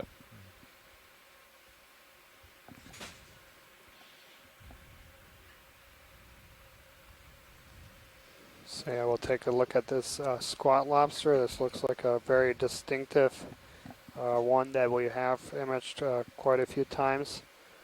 We'll see if that's the same thing that we've seen on different dives. Okay, if it is what I'm thinking it is, it would have a really pronounced spine. All right. Bridge, this is RV Nav. And it does have it, so this should be the genus Gallicantha. Coming to port. Another move, please. We're going to do 50 meters. That's 50 meters, bearing 225, speed 0.2 knots. So yeah, I was talking about the plan for today. So That's around correct. 3:30 Central Time, we'll come off the bottom. Our lasers on, yes. And start mid-water work. So it'll be about a 40-minute or so ascent from there, from the seafloor on 2,100 meters to coming around to about 900 meters. And then we'll spend time both at several depths at 900, 600, 300 meters, doing some horizontal transects at those depths. Thank you. So we'll have a total of 3 hours in the midwater, including the ascents to the different depths and the various transects.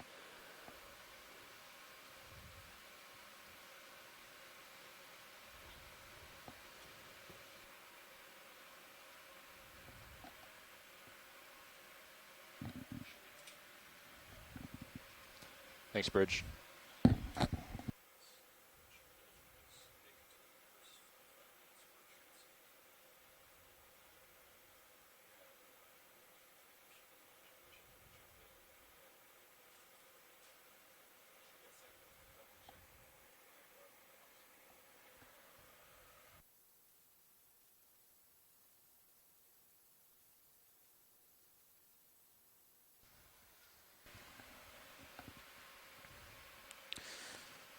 Okay. So how far across the sediment have we been going now? Let's see. 80 meters or so. All right. We have another 40 called in. 50. 50. So at the end of this, we'll have gone 130 over the sediment. And then currently we have 350 meters from Sirius to waypoint 3.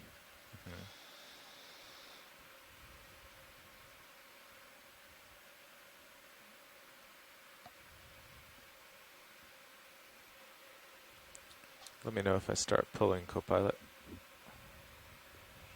I should start moving shortly, so... There's no waypoint 4, right? No, that's the top, yeah. Okay.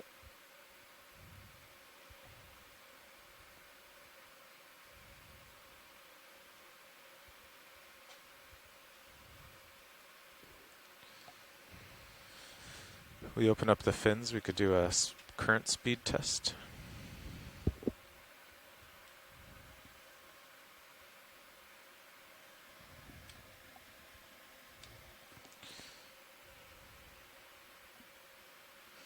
Okay, off everything except heading. And as we're waiting for a ship move here, we'll just do a drift test to get a sense for the current. Okay, do you have the fins display open? And so yeah, today's last 3 hours will be dedicated to mid-water work. We do have an extended dive, so page has the allow us plenty of time to explore here at the bottom and then as well as the mid-water. You don't. And then Just do the tomorrow we DVO have on the GUI? another one of these very exciting dives in a very similar environment. Oh no, We're I going to usually be do the exploring fins. another one Maybe of it's the these same. ridges just I don't know if I've done it this way offshore before. of the area known as Yeah, Pulley I found Ridge, up in but the quite a upper bit right, one of those deeper. And in tabs is, fact, tomorrow should be the deepest dive of the expedition. Expert view. Yeah. We'll be targeting depths around 3,100 meters and then moving across another one of these So I very have razor sharp 0.04 forward ridges and where we minus think we're going to 0.09 see starboard. some dependable currents over long time This scales that would is, make the areas favorable both in terms of exposing interesting DVL geology and XYZ. biology. And then rounding out the expedition on Wednesday, weather permitting, we'll be diving just offshore of Key West in an area known as the Portales Terrace. There have been several dives in that area over the years. It's the same numbers. Several programs have targeted that area and Nice. and All have right. uncovered some really remarkable communities. And so yeah, weather permitting, we'll be diving in an unexplored area of that Portales Terrace that So what does that give you where in we'll the think we see some DVL pretty calculator? remarkable communities as well. Plug it in.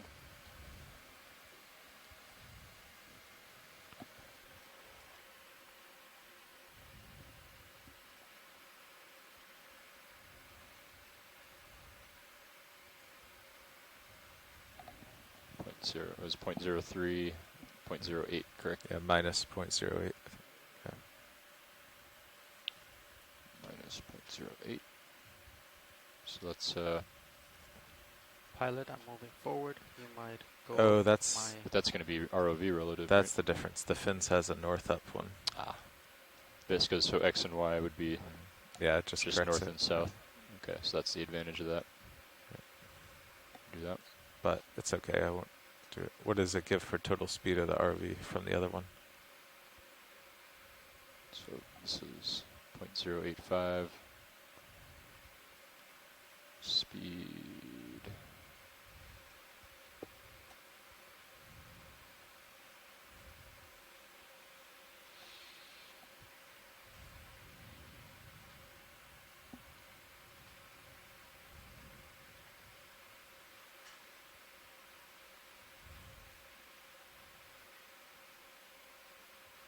.23 And knots. there we have that is nice. I see. A sea lizard. So it automatically does the so this calculation is going for to you be in here. the family Halosauridae. And it Yeah, looks it's about like 0.2. Aldrovandia. Again, the key character there is whether this fish has scales or lacks scales on the Okay, head. video, we can go in. And it looks here that it doesn't have scales, so that would make it an Aldrovandia. To the starboard. And it looks very close to Aldrovandia gracilis. That'd be nice just to have on the GUI on the front page.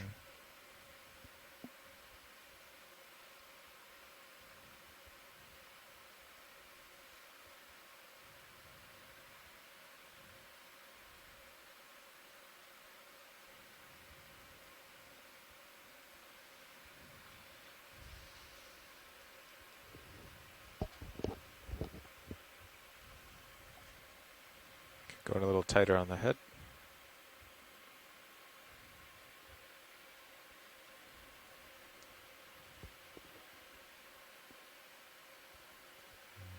Okay, can go wide.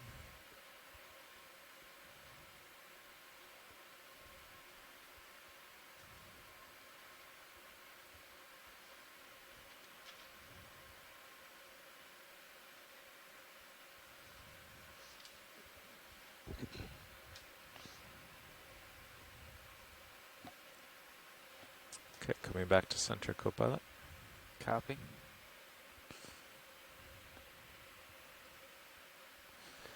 Yeah, that's something that had been noted on Are we several off to of the side of previous the ridge dives, now? is that a lot of the fish that we see in the deep We sea are have So I that see- more or eel-like less, it really shape. depends on the So offset this is of not the a, USBL, these are which not we're eels, not but they do have the 100% same clear on. morphology. That's what we call convergent evolution. It's That's real where you flat have here, the but it same should kind of be generally general morphology Pale more to the appears south a in little. Yeah. phylogenetically distant groups where you have basically the So same this should trait be your arising track and independently. backpack, roughly. And But it might that be offset a eel-like bit with shape the is step. something we Gotcha. see a lot in the deep sea, and it's basically a different way of swimming, a lot more energy efficient way of swimming in shallow water, where we see a lot of fish having these short bursts of speed. That it's a really good way of getting away from things or moving, lunging towards something and feeding on it. But it's also a very energy inefficient way of moving. And so here in the deep sea, where energy is harder to come from, things move a lot slower and are really, really maximizing What's our their average use space of energy and pace? We're basically going 0.2 right now, right?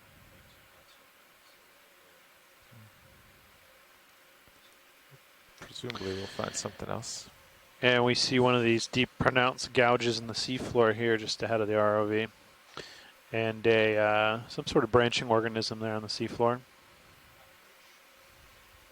yeah, I believe that's the stalks of those sponges we keep seeing. But yeah, that hole looked like very much like those possible scars left by whale feeding, beaked whale feeding.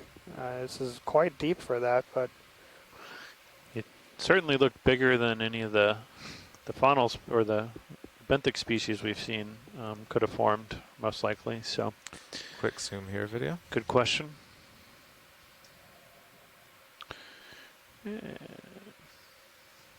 Nice I can. believe that is debris. It's aluminum can. Okay, can go wide. All right, should I call another one in? Sure. Yeah. Yeah, I think we'll keep moving up this ridge as quickly as possible towards the peak while we're still seeing sediment. Copy.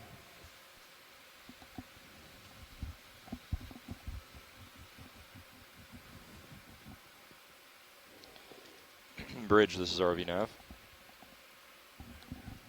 Another move, please. Another 50 meters. It's 50 meters. Bearing 225. Speed .2 knots.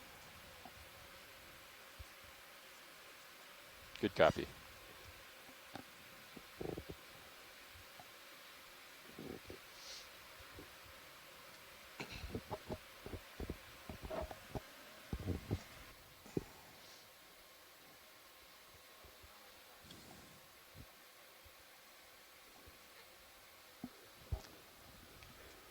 I won't pass on it, but sure. Yeah, I won't Take it. pass on it, but it's gotta be hard to find anything. One quick note on these sediments we're seeing. Sometimes when we see sediments in the seafloor, especially deeper depths, we think about the possibility that they move downslope through density flows from higher elevations, but we know that's not the case here because we are on a high point away from the slope. So there's a lower saddle between us and where we are right now and the Florida Escarpment, which means these sediments couldn't have moved here by moving down slope under the force of gravity. Rather, these sediments are all pelagic. That means they fell to the bottom here by moving through the water column, and that means most of the sediment you see in front of you is formed out of tiny little grains that are composed of calcium carbonate and silica dioxide shells of planktonic organisms that float up in the photic zone, the upper lit layer of the ocean. And when they die, their shells fall to the seafloor and collect here. There's also probably some very small fraction of it that is terrigenous sediment, very small muds that have either moved out through the ocean water and settled here, or we also see a small fraction from aeolian transport, which means wind-blown transport. Most folks don't know that feels like it's been getting lighter. upper atmosphere winds coming off the continent of Africa can carry sediments all the way across the Atlantic Ocean and deposit them over here in the Gulf of Mexico. And sedimentologists who look at cores from the seafloor actually can trace back grains of sediment they find to small particles of dust that were blown off the African continent and all the way across the Atlantic Ocean in the upper atmosphere. It kind of grabs the tether and turns you. Okay.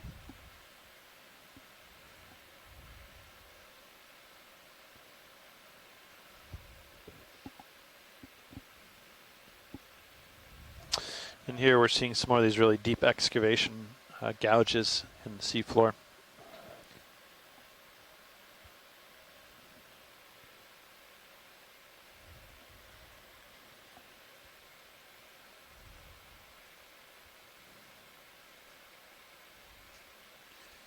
Sorry, you're going off the port side of my screen.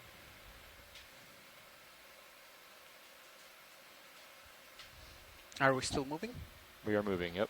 Okay.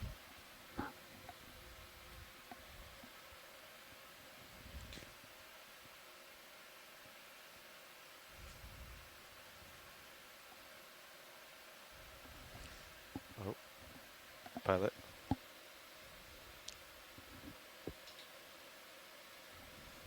Thank you.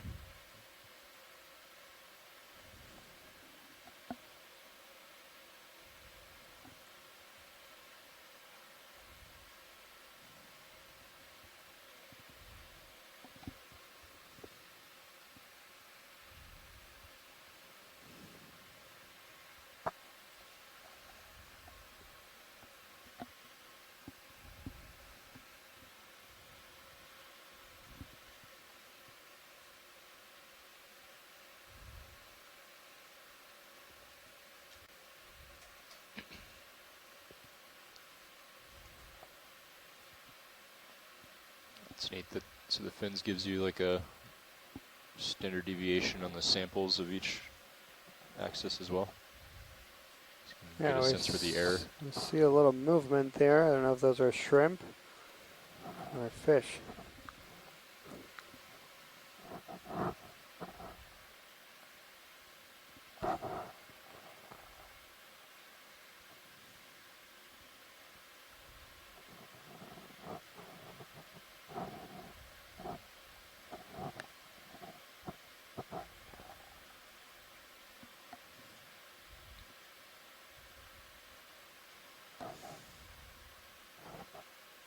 Coming partially video. Hold right there.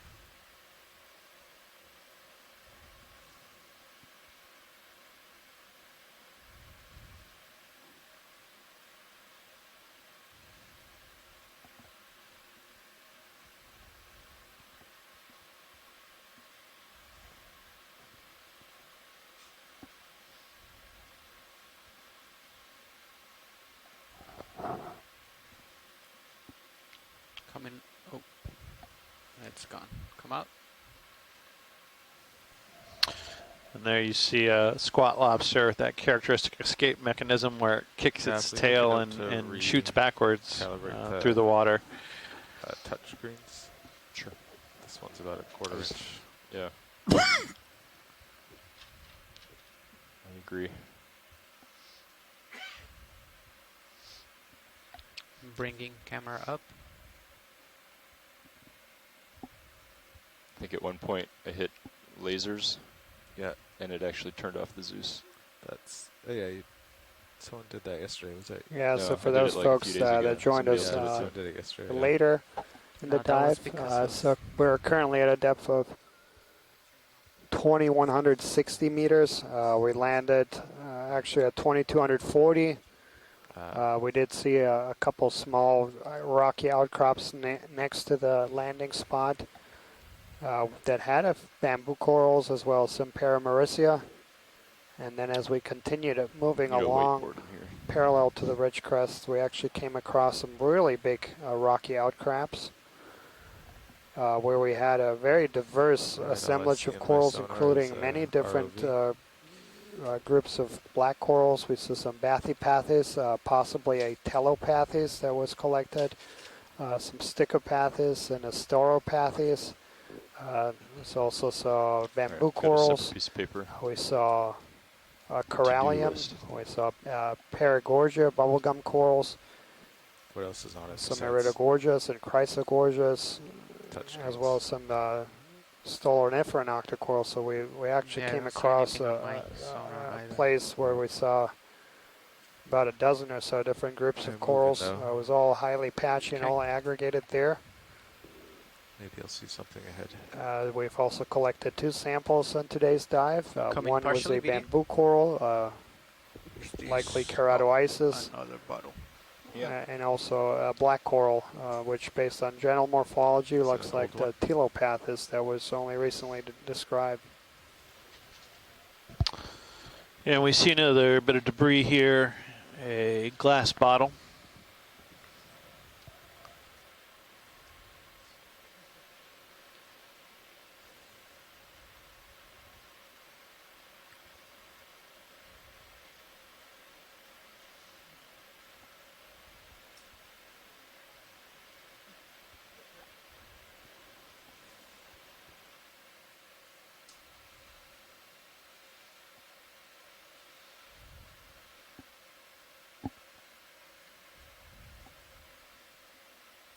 do a partial zoom video. Is this A sea pen. And yeah, we've seen on the Another- soft sediment slopes quite a few now of these sea pens. okay? Let's come out. Possible Protoptilum Coming back to your center screen, Copilot. All right. in the Octa Coral order Penacholacea. Rotating up. In terms of fish, what we've seen today, a few of these cusk eels, ophidiids, they were out in the distance, Copy, so it'll be bridge. hard to get an identification.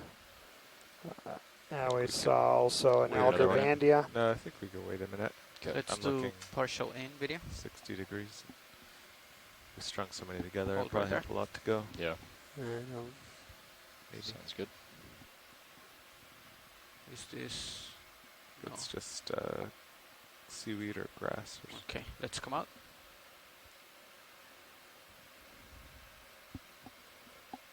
Pushing ahead. And wonderful to see everybody joining us here on the chat room. So today we have actually participants from 4 different countries, over a dozen of different states in the U.S. So all sharing this very interesting dive. And so welcome, yeah, Joanna joining us from Norway, Tina from Russia, Asako from Japan. Many of the Exploration Command Centers are again active today. So thank you so much for joining us, and also again our deepest thank yous for those folks who are taking the time and annotating the videos using the C-Scribe software from Ocean Networks Canada. That is extremely important and extremely valuable. Adds a lot of context. for another. So all those observations will get archived along with the video, and so it provides for a quick way to find important pieces of video where something unusual was recorded. This is RV nav. So we do really appreciate everybody taking the time and putting Like in the another effort. move, please. 50 meters, that's 50 meters. Bearing 225. Let's come out. Speed decimal 2. Yeah, that looked likely to be some more debris. Good copy.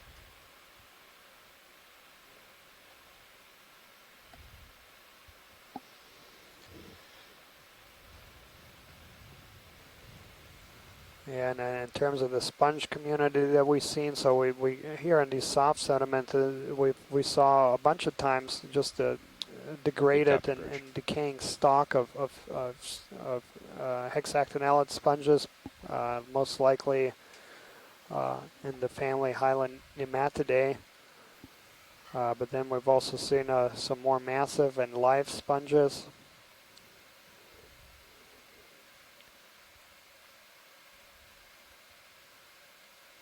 Here we have likely little pieces of sargassum seaweed.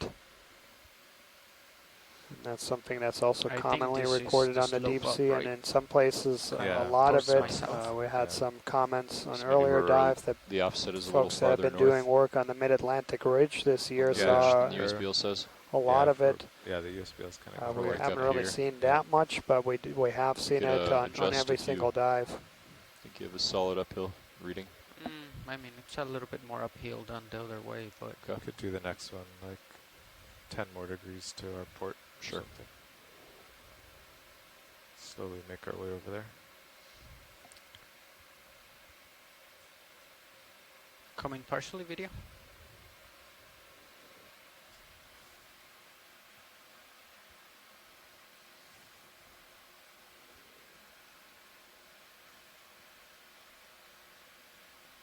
Let's come out.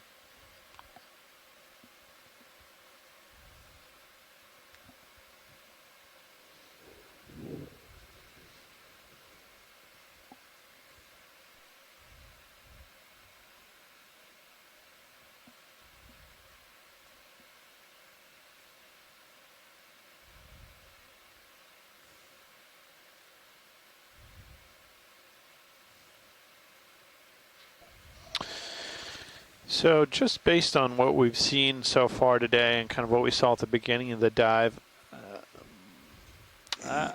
it appears to me that the difference between sediment and exposed rock is probably more a function of slope than current movement. We're up here along the ridge where we'd expect to see the highest currents, and we don't see a lot of exposed rock right now, and we don't also see things like seafloor ripples, which suggest to us current sufficient to move a lot of sediment. Whereas when we were came in initially, we were kind of off the ridge, but in a little more steeper area, and did see a few exposed outcrops of hard rock. There'll be rocks. We'll look at them.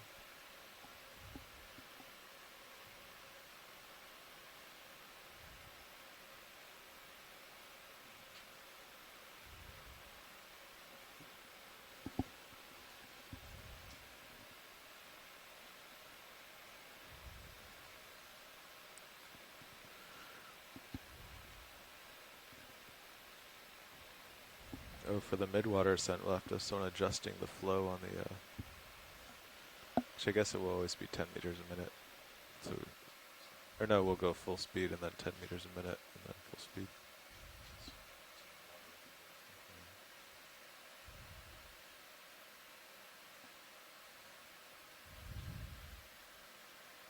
And this is another organisms that we've seen pretty much on every dive, fairly common and widespread.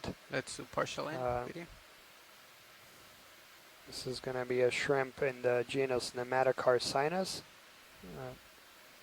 Very characteristic, those really long legs. And that's going to be a Nematocarcinus ensifer.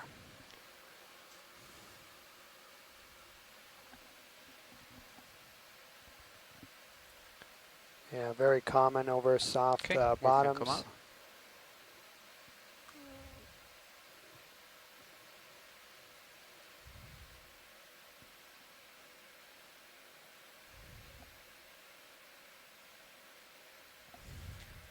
Alright, my camera's at 60 degrees. You got plenty of tether. Copy.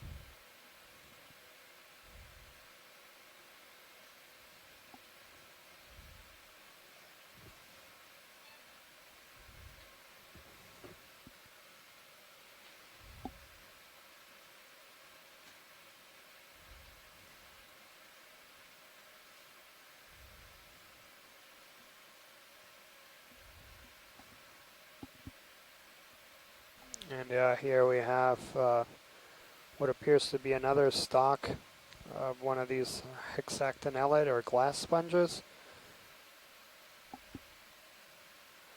We've seen a number of these. They all appear to be overgrown by different things. A few that we've zoomed in. And, partial in video. with Octa Corals, we've also seen some zoanthids. Hold right there. As well as barnacles. And we can see there on the bottom a crinoid or feather star.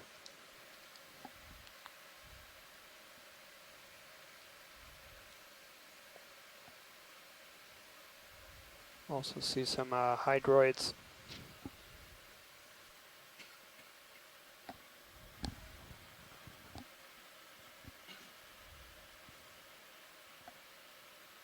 Come in a little bit tighter.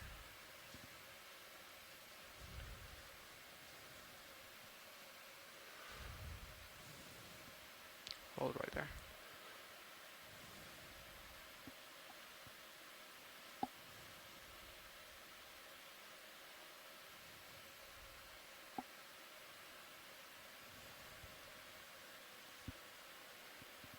And there now in view are zoanthids, commonly known as colonial anemones. Also frequently seen overgrowing dead portions of corals and sponges. Daniel, I'll just toss out here that one of the things that allows us to see that there's zoanthids and not anemones is that the column, the tissue of the column seems really rough.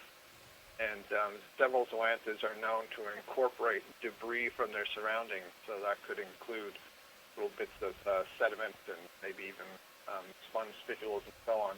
I noted a little higher going upwards on this sponge stock. It looked like there was a little gastropod snail with its siphon extended. Okay, we can come out with you. Yeah, great eye there.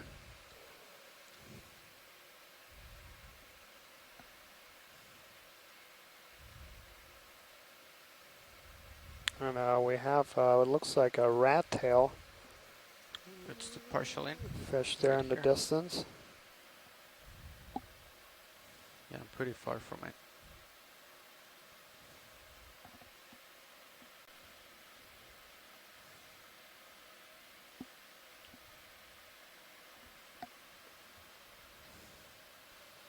So this is going to be in the family Macruridae, the rat tails. Right, I'm all the way back. And Okay, looks like let's the come up. genus Coryphaenoides.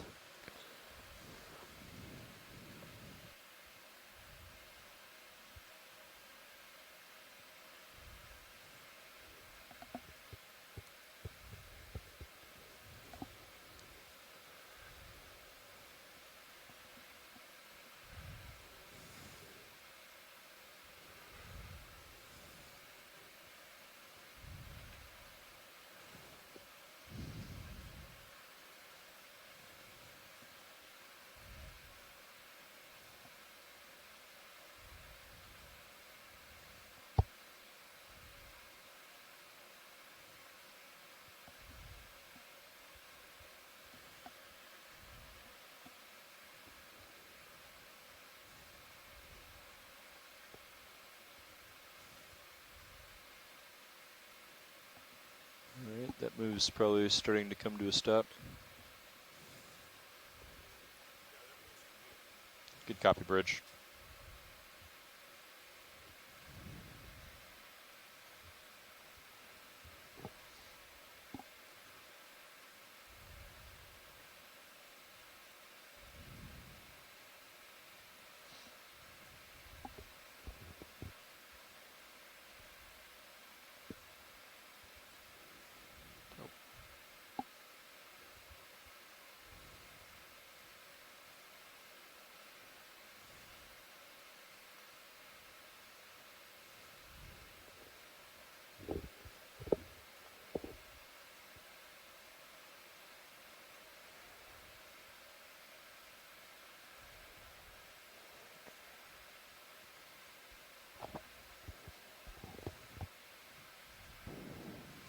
So also for those folks who missed the early parts of the dive, so today we're about 275 kilometers What's the expected depth west up here? of Key West. 2130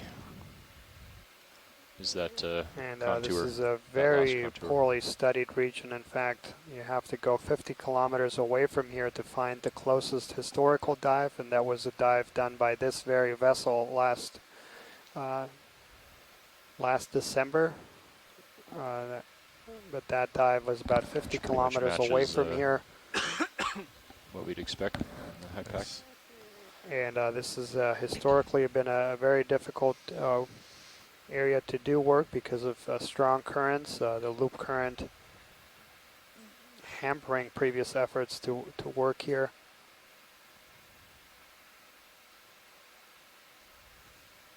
And tomorrow's dive will explore an environment similar to this. We'll also be diving on a ridge that actually has almost the same orientation. It's this ridge is east to west, but it has a slight north component to it. Tomorrow is almost due east-west. Stopped on the ship. And will be slightly deeper, about 3,100 meters. So it'll be very interesting to see Series might swing a little bit how more. these communities compare. And both of these dives are providing some important comparative data to what was accomplished by the Okeanos Explorer as part of Capstone in the Pacific Islands. Many of those dives targeted rift zone ridges and ridges coming off You're looking at like seamounts 215 at depths around 2,000.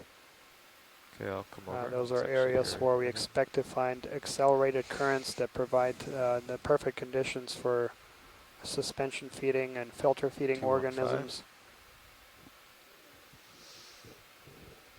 interestingly enough. So Okay. today, in the Should I few call it in? places where we have Yeah, seen I think so. Yep. Okay. rocky outcrops, we this is have RV nav. seen quite a few corals Another and move, quite please. diverse 50 assemblages, meters, and that's just 50 superficially, meters, just bearing looking at 215, the speed gross decimal 2. morphology, all of the same species that we also find in the Pacific. Of course, Good copy. that's not to say that they are the same.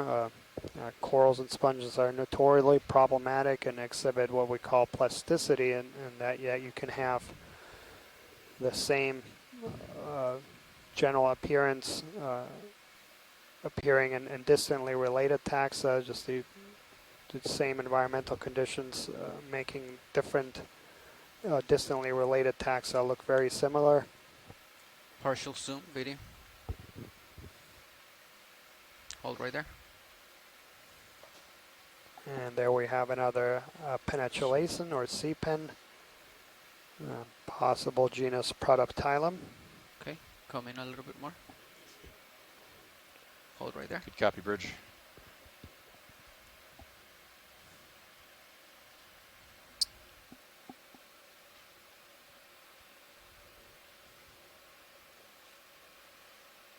Come in a little bit tighter.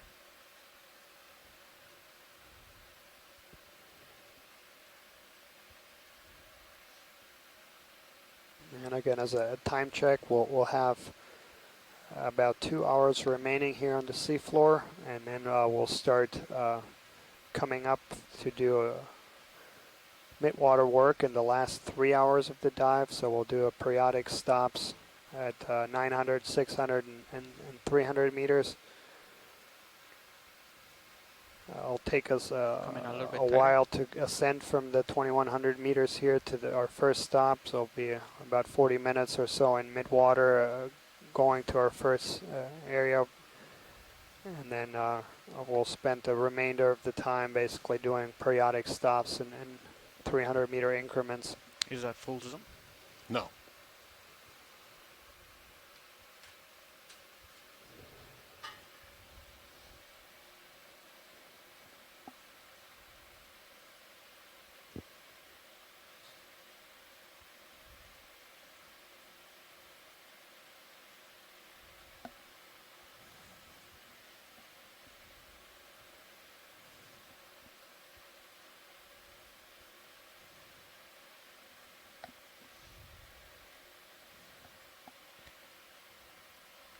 The same thing happen. I think the current's actually pushing you forward closer and closer to it. So you have to keep tilting down. Yeah.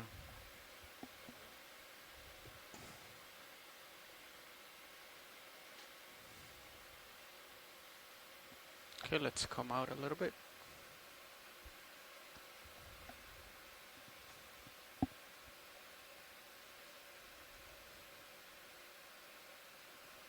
Okay, let's come out.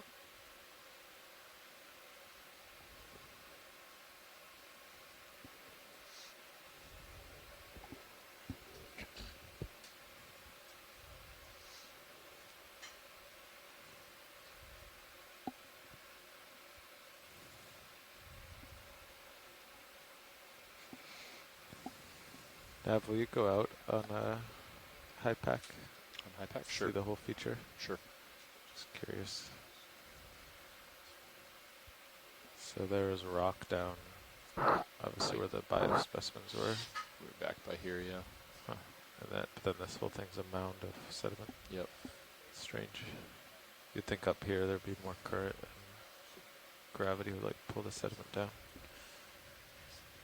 Guess I don't really understand how it all works.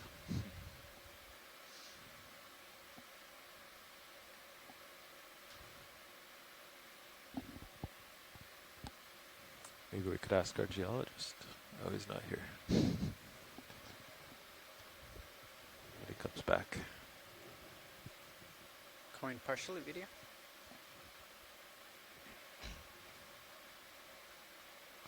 So was that another 50-meter move? Now? Yes. Yes, that was called in at 1824. And we see another stock of a hexactinellid or glass sponge, and we've seen a number of these. We've seen some alive ones too, and they're all then tightly bound together, and apparently when they die, they'll start disintegrating and becoming more fan-shaped like this. We've seen the whole range of...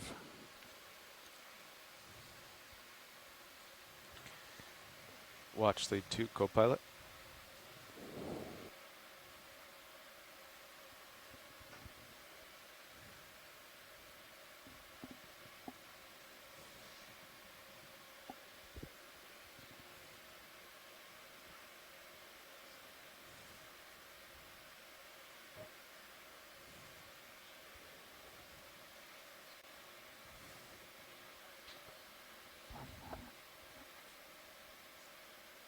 Okay, let's do a partial zoom. Right there, hold right there. Very solitary rock there. Watch lead 2, co-pilot. Go, co-pilot. Yeah, we were wondering in the front row, it seems opposite to us that the sediment on this ridge is up higher and that there was rock down lower. Can you explain how that would work in the Gulf of Mexico? Yeah, that's a good question. Based on just what we've seen today, what I'm seeing suggests that we saw rock down low because that area was slightly steeper, and so the exposure of rock is a function of the slope, and the slope was steep enough that the sediments don't sit on top of the overlying rock. And even though that was at a lower elevation, as we move to a higher elevation here, the slope is not as steep, and I think that allows the sediments to pile up.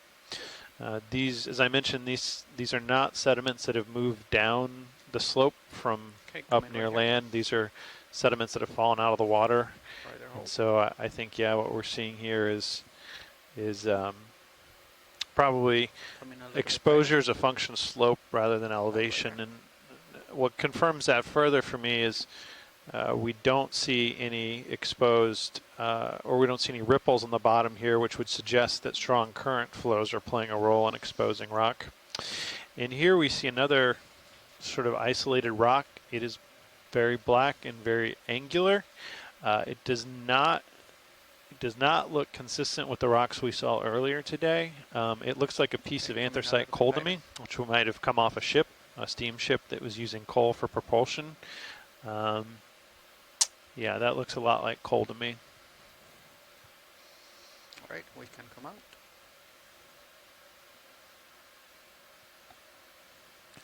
Okay, looking down 75 degrees. Copy.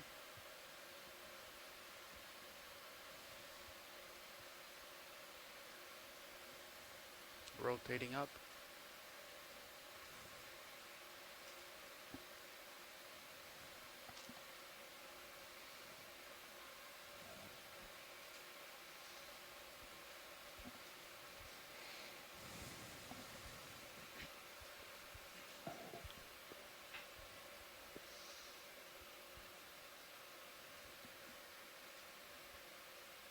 Just a few more meters left in the move.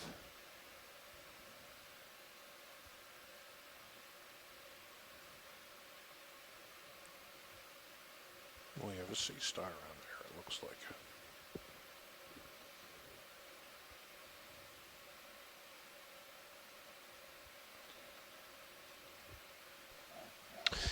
Looks like we have a sea star here Let's come in. on sargassum weed, which may be trapped around the base of a former glass sponge. Yeah, and so this is another one of these goniasterid. I think Chris had provided a tentative ID for this earlier.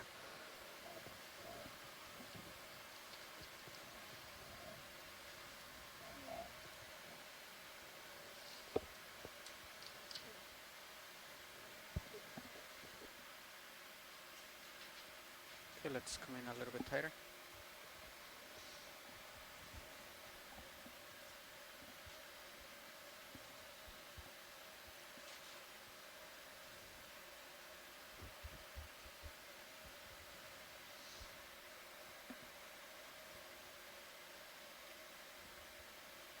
And I believe the ID he provided was either Circeaster or Sibylgaster, so it could be either one of those.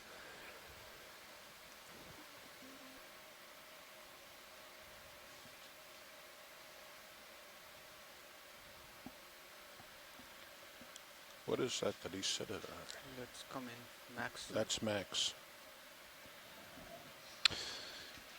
Yeah, it's a bit hard to tell if that sea star is just sitting on the sargassum or if there's maybe a tube worm That move is complete. underneath him. There is an organism there. Copy bridge, thanks. Okay, we're good whenever you are, video. Maybe, perhaps an amphipod.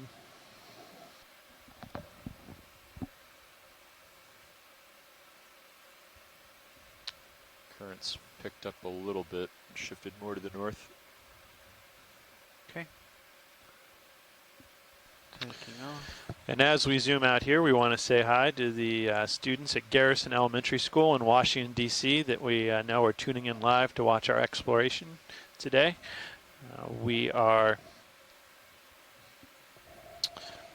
2,139 meters below the surface of the Gulf of Mexico, exploring a long linear ridge feature. And looking for exposed rock, which will hopefully hold large coral communities.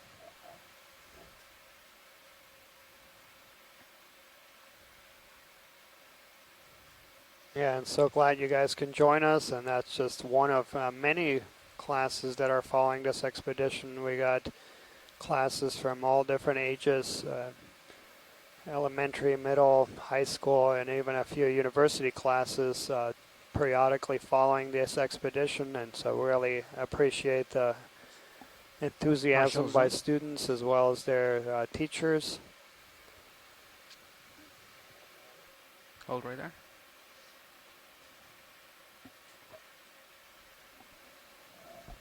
Is that a small paper nautilus? Hard to tell. Come in a little bit tighter. Hold right there.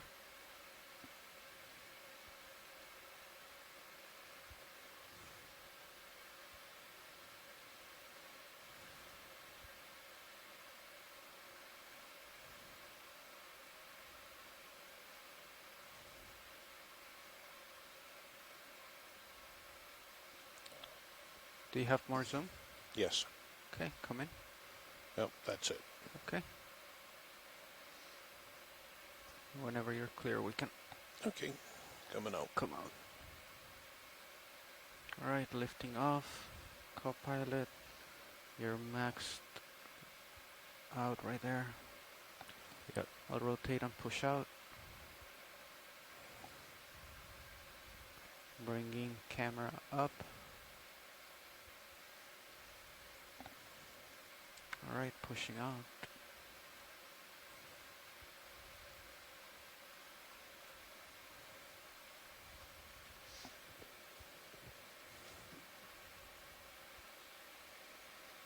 Seeing a lot of excavation mounds and deep burrows. Right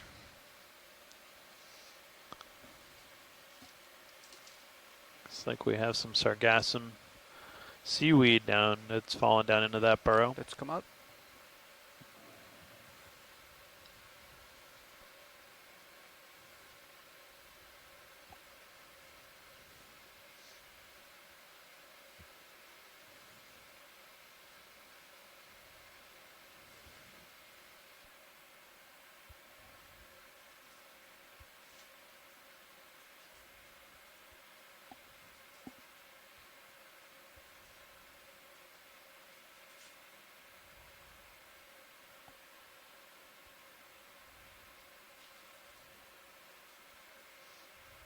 And yeah, thanks to Ken Sulek from the U.S. Geological Survey, has provided some really interesting facts about that deep sea lizardfish that we imaged right at the beginning of the dive. That really prehistoric looking sit and wait predator, and very pronounced eyes. And noted that those eyes they're directed upwards, and that those eyes are also adapted to selectively detect blue wavelength light, which is what is produced predominantly by midwater fishes and fishes that bioluminesce. Or not? And we had noted earlier, Mike Vecchione had chimed in that he had heard of studies also suggesting that these from stable isotope work that they are pretty high up on the food chain. South. They are. Hey, Ben. Okay. Yes. It's Scott here. Yeah, Hey, Scott. And I am not that on a strong. Google Hangout with students from Garrison Elementary School in Washington, and they've been asking me some really interesting questions. They just wanted to know about sharks and squid and camouflaging squid, so it's funny to talk about Mike Vecchione. And wondering, they're all watching you right now very quietly, if you could say hello to them. Yeah, hi. So thanks so much for joining us, Garrison Elementary School. Really appreciate you joining in and following in on the expedition. Unfortunately, we haven't seen any sharks on this expedition, but we have seen some really remarkable squid and some really spectacular. So hopefully you can check out some of the highlight clips. We actually captured one squid on video exhibiting behavior that had never been seen in that extreme. There was a squid that was doing this defensive posture. It looks like it was giving itself a big hug. Okay. And yeah, just truly remarkable. We've also, yeah, go ahead, Scott. No, I was just going to say, I think they saw that squid. I think they saw that video. Thanks, Dan. I don't know how much longer they can stay quiet. So thanks a lot. Sure. And so, yeah, very, very exciting. So we're about 900 miles away from where you guys are and about a mile and a half deep. And very exciting that you guys can watch this video at the same time that we're seeing it here on the ship. Yesterday we blamed it on the current because we never dove in 3 knots of current. But it had the same behavior where it just D2 did very long. Looks like we've got a glass sponge on the seafloor there. Maybe take a screenshot and we can send it to them. Sure. I think Chris took one earlier. Oh, did he? Okay. I can take another one. Maybe if you expand the screen to full length to see how long they are. Sure. It does seem like every time we encounter a problem like this, they fix it in the software. Yeah, and it just looks superficially like the top of those stalked sponges in the family Hylaenematidae.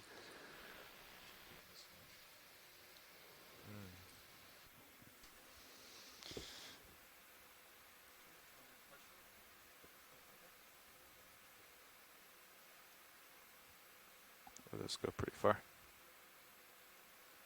What is that? 1.5 kilometers. 3/4 water depth.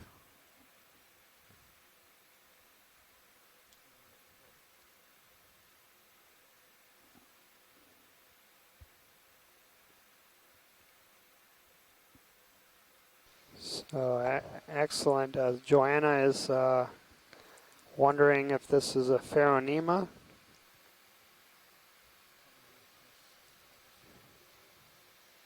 We do see a tube worm, family Cybelidae.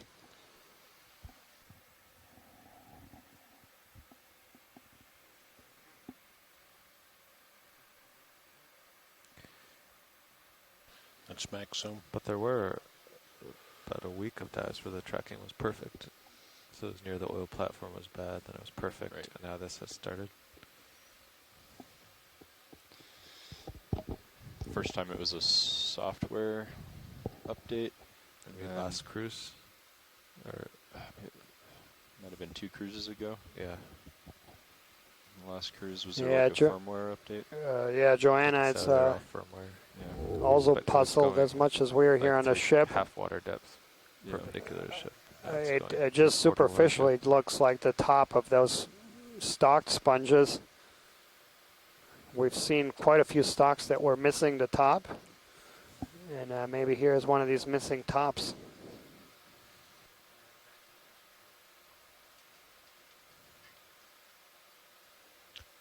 Should I go ahead and call in a move?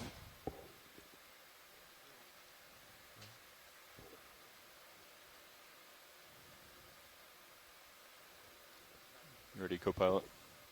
Pilot? Ready. Okay. You want to do 50? Okay, coming out. Okay. Bridge, this is RV nav. Another move, please. Another 50 meters, that's 50 meters, bearing 215, speed decimal 2. That's a good copy.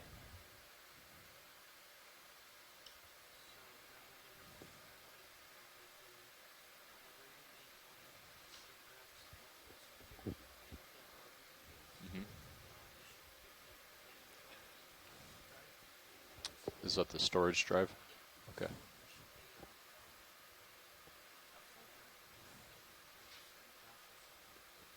Okay. And that's so it's not locally on the computer, it's on our storage. Okay. Screenshots. Copy. Okay. There it is.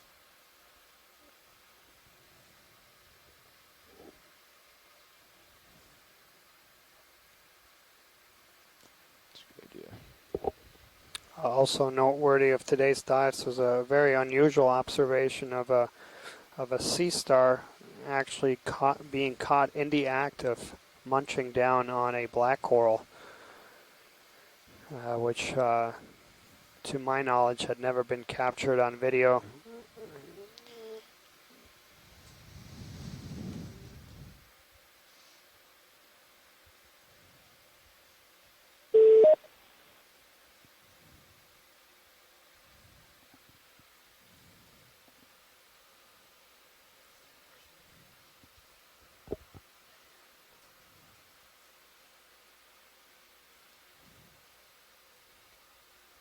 Looks like a bit of seaweed there.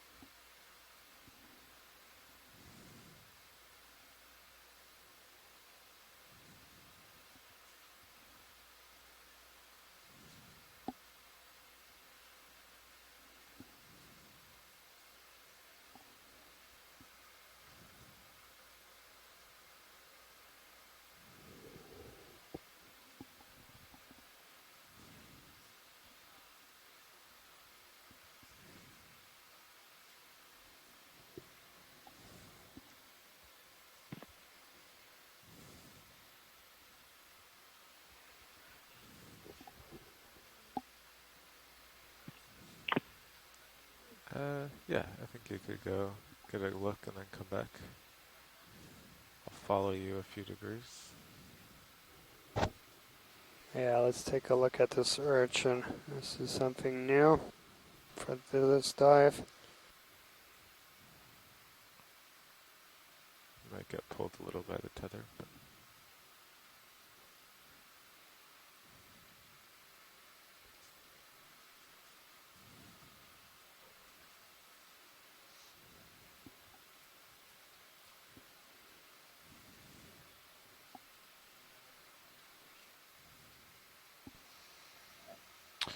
Yeah, I don't think we've seen that one on the expedition yet. it's a big one. And that sea urchin is more than 10 centimeters across. That's a fairly large individual. Yeah, and so it's definitely going to be in the family Echinothuridae.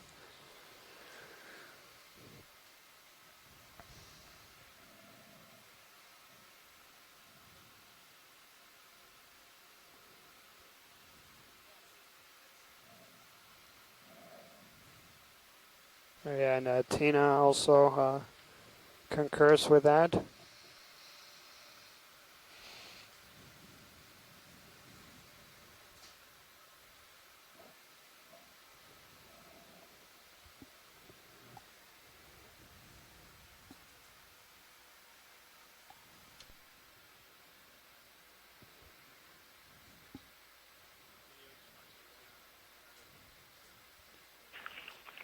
At least up in the North Atlantic, this urchin has an association with juvenile cusk eels. So sometimes if you look closely, you can see this little juvenile fish swimming around the spines. Oh, very interesting.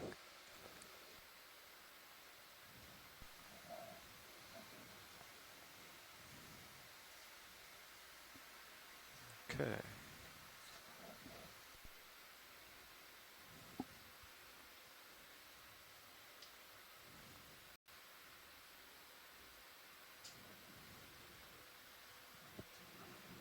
I've come over. There you are.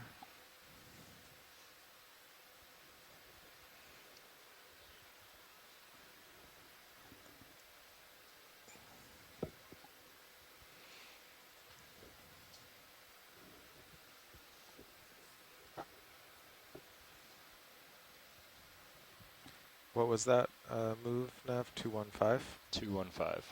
Okay. Just have 15 more degrees to go.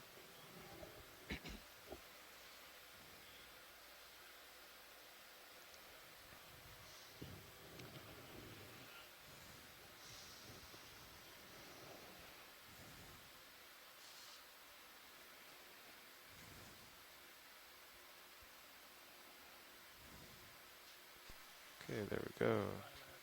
215. So yeah, for those that joined recently, last hour or so, we've been going across a heavily sedimented area. So we had a couple really big exposed rocks This is the 21, earlier in the dive. It's pretty close, 15 meters from our imprecise. We see scattered here. No, a lot of these long-legged shrimp, but interestingly, I have no sea cucumbers. That's typically what we'd see in this area. Also, very few to none tripod fish, and we saw a couple early in the dive, but none after that.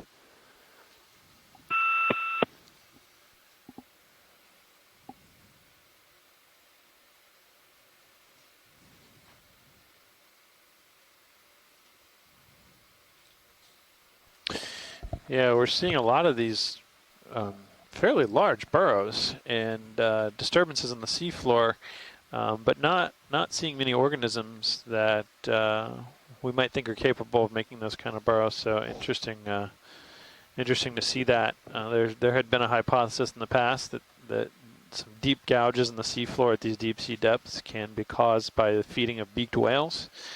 So these are whales with sort of beak-shaped proboscises that can get down in the seafloor, and when they've been found before, they've analyzed their stomach contents and seen that they contain benthic organisms, things we think of as living on these deep sea floors. So Does yours? that's evidence of this feeding pattern.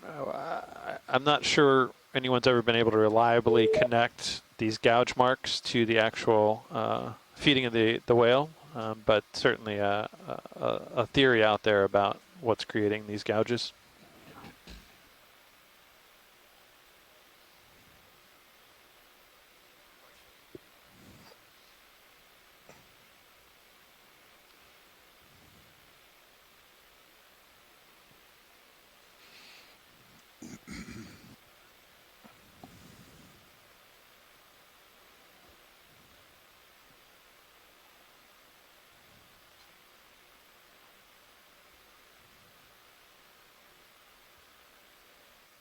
And just as a time check, we'll have about an hour and a half remaining of bottom exploration. At that time, we'll come up at around 3:30 Central Time and start our midwater work.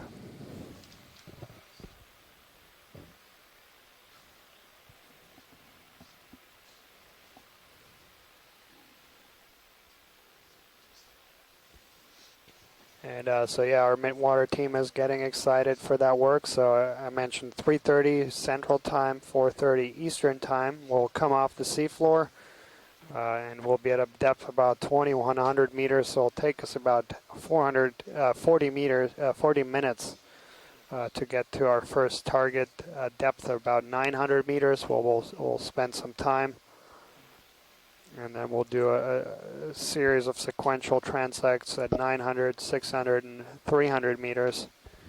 So we'll have 2 hours exactly at those depths for midwater, plus the time it takes us from the time of ascent to those depths. So it'll be around 3 hours in total of imaging the midwater. And for those folks that were with us on yesterday's dive, and where we did some midwater work and some pretty exciting Copy, Bridge, thanks. images. A few folks were noting they had never seen such dense aggregations of pelagic polychaetes, and just right off the seafloor we saw real swarms of them, hundreds of these Tomapteris pelagic polychaetes, and in some cases even on the seafloor portion of the dive, the serious overhead view was blocked by all these pelagic polychaetes.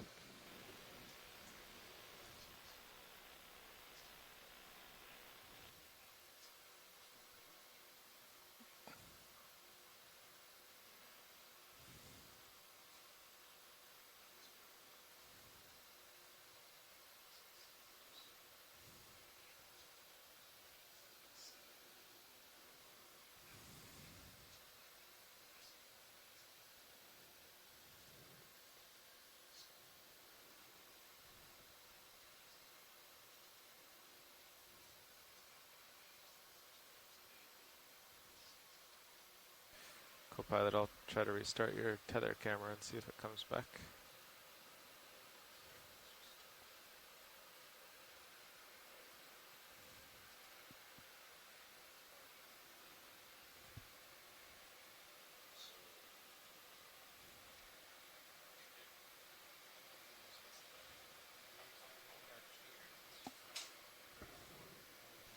Another one of these Nematocarcinus shrimp with the characteristic very long legs, and those have been pretty much the only animals we see in these heavily sedimented areas. We've seen a few stocked sponges here of them, more dead sponges than live ones. Copilot? Yeah, go ahead. Yeah, we had stopped the last one at 1800 to give 15 minutes to get strung out, the ship going, and then the 300 to the surface. 15 minutes from 300 to the surface, so 5 minutes of extra time. No, we had just stopped the last transect at 1800. Oh, so it gave really? us a half hour, yeah. Okay. But I mean, we could do 1805 so or so. Do I count this 2 hours?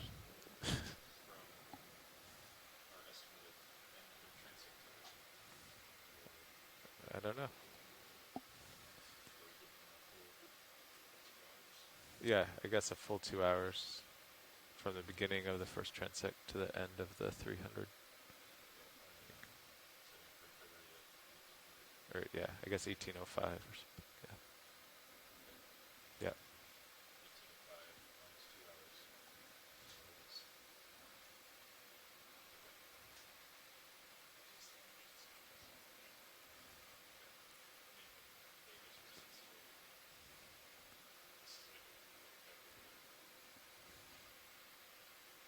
Pilot, you're going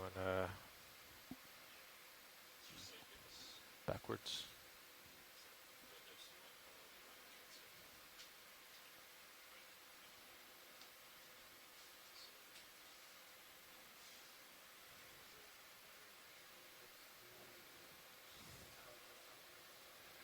That looks like the Nautilus. Paper Nautilus. Yep, that looks like a paper Nautilus shell. That is a... So we saw one of these earlier in the expedition and learned this is a egg case created by a pelagic octopus that uses it as a hard surface to brood their eggs. But it looks very similar to the shell of a nautiloid found in other areas, other ocean basins, and so it takes on the name paper Nautilus. But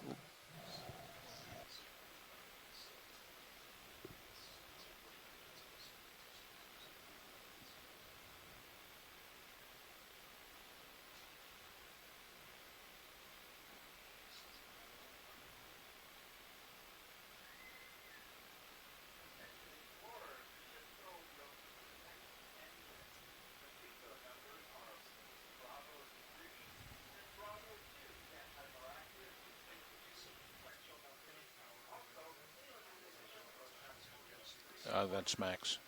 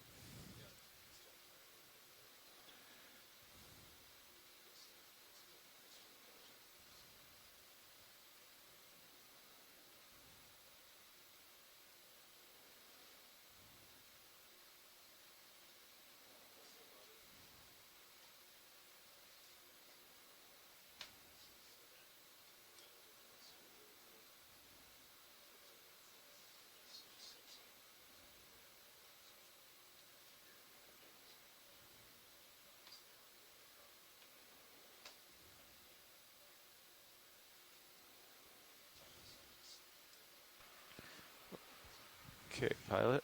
Once you're a bit more ahead, I think we'd be ready for another move.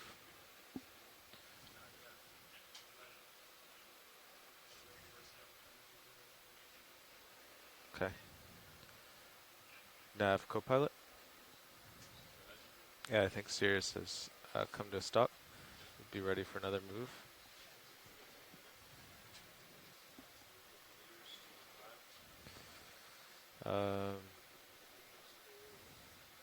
I think 215 is good.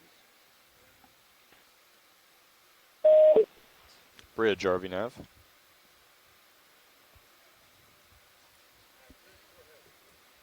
Another move, please.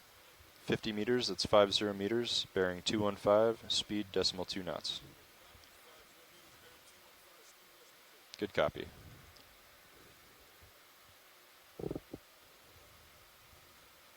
Or actually, well, it'll be okay. I guess 215 is a bit south now, because T2 is looking upslope, but more like, it looked like it was 240 or so. Oh, I see. Okay. Well, I can change it if you'd like. These furrows are really interesting for their regularity and the abundance that we're seeing. Or, I mean, I think we have plenty of time, so... Yeah, I'd agree, and even looking at them in the Sirius camera... Do both, do this move and then adjust after. Yeah, their regularity and size is very interesting. Here we have a very full sea star. Yeah, but on what? Yeah, what is it just eaten?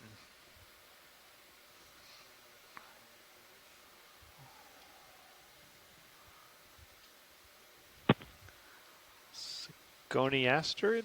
No? No, that's not it.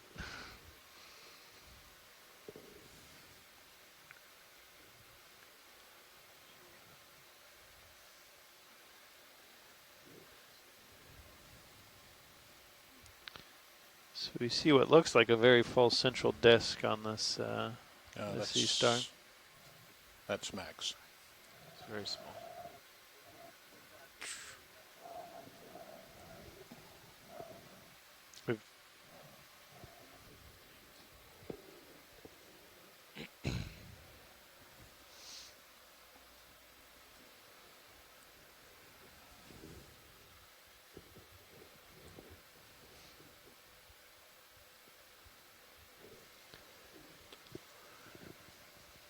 Yeah, so we were studying the backscattered in this area, and it was relatively soft here on top, but that's all relative, particularly in steep areas. But we are seeing a lot of very heavily sedimented areas. We did get a nice lucky break earlier in the dive where there was some massive outcrops, and they were smothered in marine life. So we'll see if we pick that up. We are. Hello. Hey, Chris. Hey, I'm looking at your very full-looking sea star. 215 brings you off. Yes, so that's definitely a goniasterid. It looks like it might be, like I said, it could be something like Sabogaster, or it could be even a small Circeaster. These can kind of be very nondescript, but I would say that the arching, that sort of very swollen disc is indicative of something that's either just eaten or that, it could be, some of them just have a disc that's just swollen with water. I'm not quite sure if the two are necessarily like the same every once in a while. I haven't quite figured out that yet, but it could be that this one is deposit feeding. It could have been just swallowing sediment, or there could be like like a dead sponge or some other kind of small cnidarian or sponge sort of closer to the bottom. But you're definitely right that it's a goniasterid, and some of them are deposit feeders, or like I said, they may be generalists. Some of them might just feed on a variety of different things. It'd be really curious to know what's underneath it, but I see that you moved on, and and there's probably like a host of different possible food items, including as Adam suggested that it could just have something underneath it. It's always it's kind of like a toy box. There's something inside, and you kind of wish you knew what it was, but you have to open it and never know what's inside. So, but there's definitely a couple of like other types of sea stars that live at this depth that are kind of distinctly mud stars, but they're usually buried. So, this one definitely sort of stands apart from those in that sense. But I always wish there was sort of like one of those Star Trek sensors where you could sort of scan it and see, is the disc filled with mud or not? But Goniasteridae, maybe Sabogaster or maybe even Circeaster. Excellent. Thanks, Chris. Sorry, I couldn't be more definitive.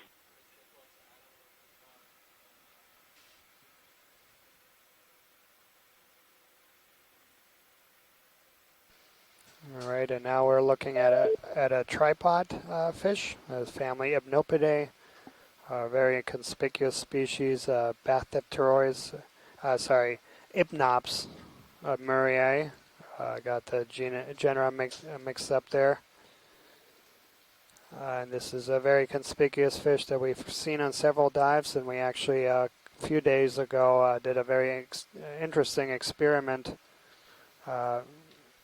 There's been some records in the literature. So this is a species that, we talked about the Challenger expedition. This species of deep sea fish was first collected by the Challenger expedition 150 years ago.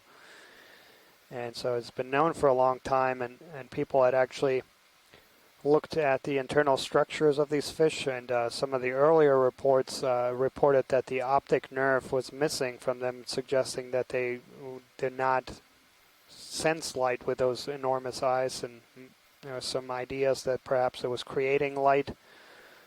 And so just a few days ago we actually conducted a little experiment and turned off the lights of the ROV, but didn't see any light being produced by those eye spots. But some more modern studies with that, with this very species, where people looked at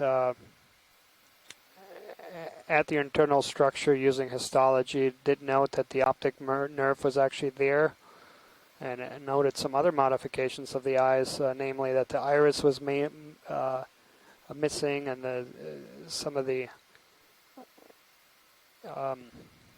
rods and the other modifications to lower light and to very short wavelength light, so mostly adapted to perhaps seeing blue wavelength light, something that is produced by bioluminescent organisms. Needless to say, a very peculiar and quite conspicuous species. Camera 65. And these tripod fishes are also numerically some of the most abundant in the deep sea, particularly over soft sedimented. And there in front of us we have a different type of tripod fish. This is going to be in that other genus. So this is going to be the true Bathypteroids.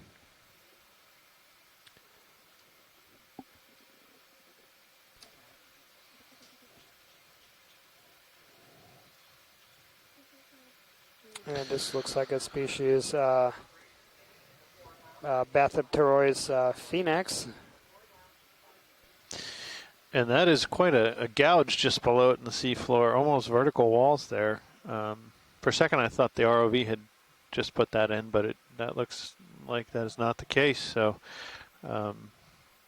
very interesting gouges in the seafloor we're seeing now. Copy, Bridge. Thank you. Move is complete. So yeah, this is going to be in the other genus, Bathypteroids.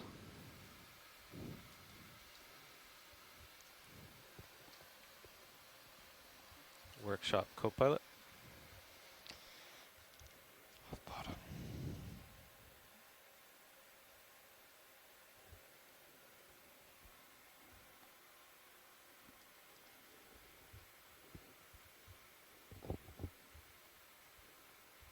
And a couple of things here. Ken Sulek had provided also in one of the earlier dives some interesting information about this. So those really, really long pectoral fins there.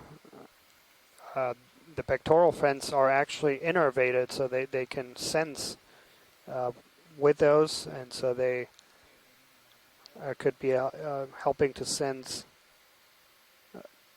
have a sensory function. Yeah, these are also really widely distributed throughout the world's oceans, and those really long fins are of course important for acting like stilts, elevating these fishes up above the benthic boundary layer where there's no current flow. But those long fins also are important functions in terms of landing. So these fish can move. They're not very good swimmers. But they can move over short distances, and so they'll almost like jump from place to place, and then those fins are important also in landing.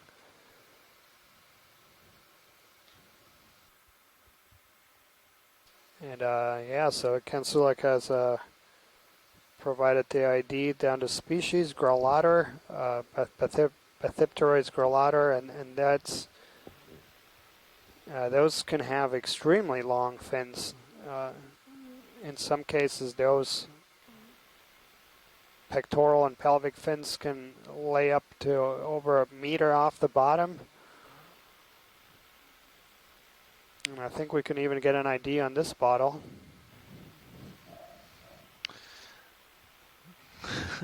That's the Heineckes. Workshop co-pilot.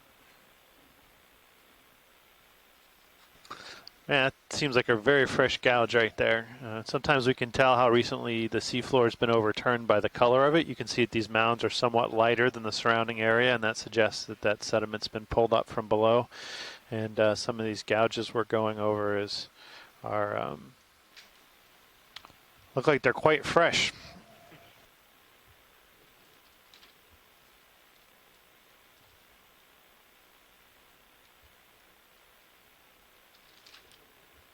Pilot, which way do you think is uphill now?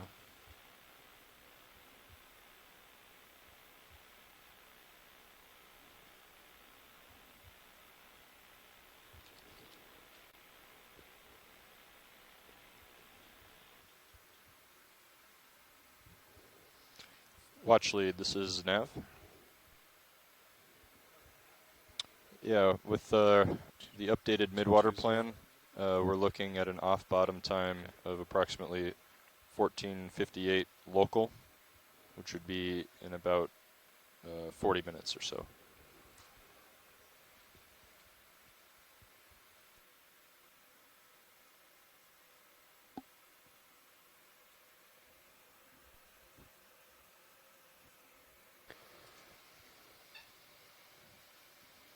So just to update our shore-based science team, so we have a slight revision here in the time just based on the amount of time that will take us to get through the water column, and so we are looking at a ETA off bottom of right before 3 o'clock Central Time. So we have about 40 minutes of seafloor exploration left here.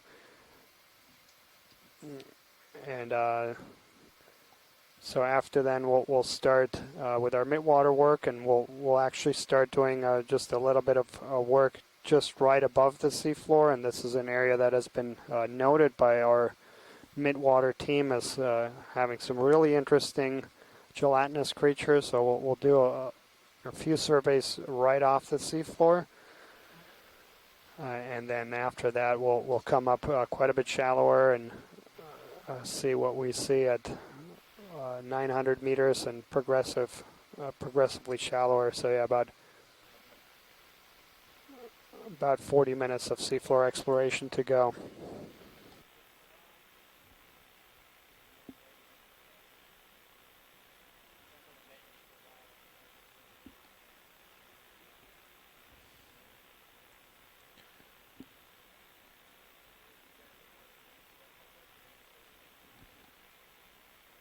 I have not since 1903.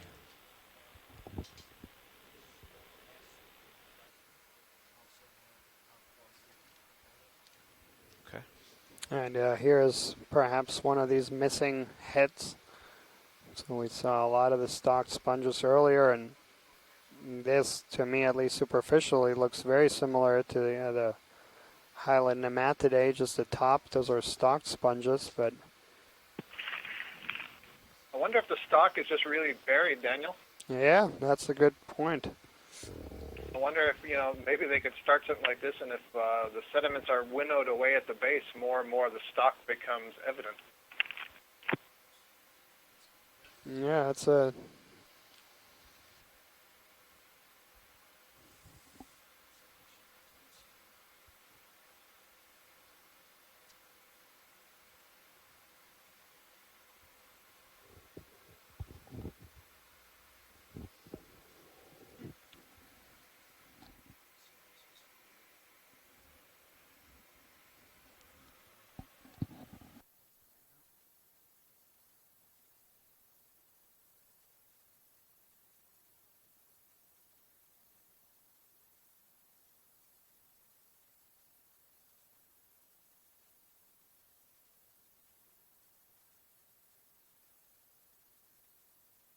So yeah, there's a question here in the chat room about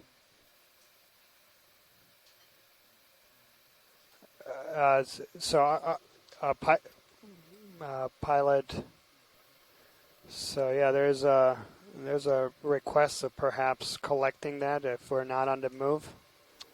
I'll bring it to a stop now. Bridge, RV Nav. Yeah, I think we can bring the ship to an easy stop here. Good copy. Okay. That's great. Thank you. Move is complete. So we're set.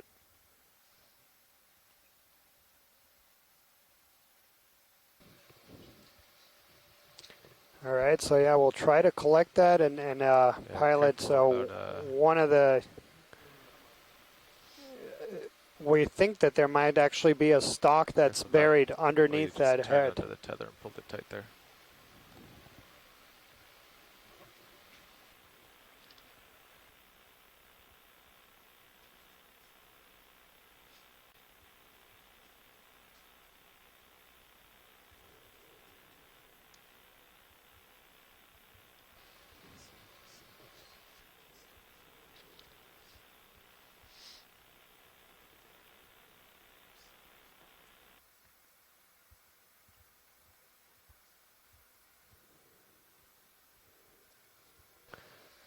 So yeah, we're coming across this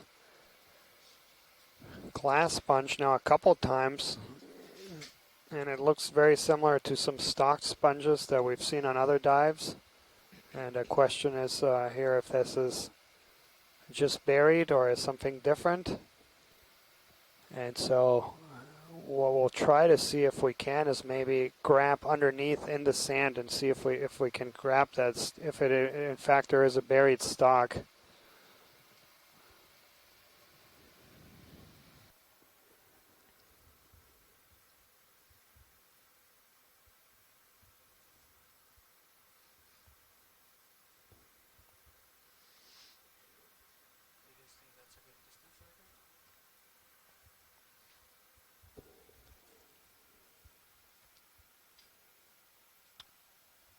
I think that could work. You could also come in a little bit more.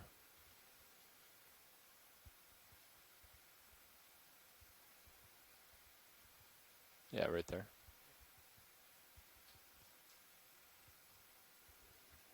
You comfortable, Bobby? And serious? Okay. I'm comfortable. I'll keep an eye over here as well. Are we coming off a move or anything? No, we're stopped and okay. Mostly settled out. So. Okay. I think I would also suggest putting in auto heading whenever you put in joy lock and go for a sample.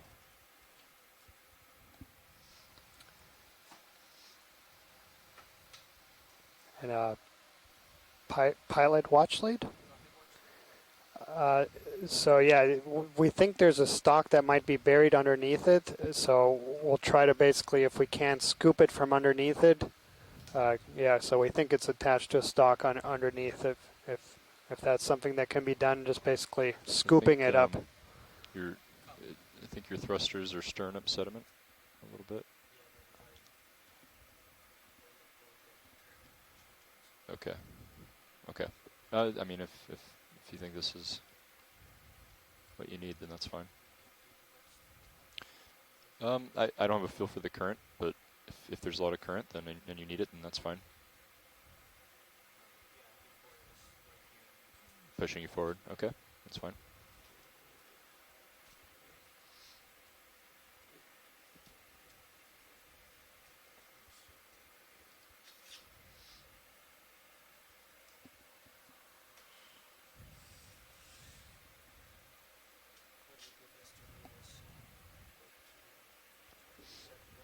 Yep, and I was checked to see if force feedback is on or off, so it's on, so that's fine.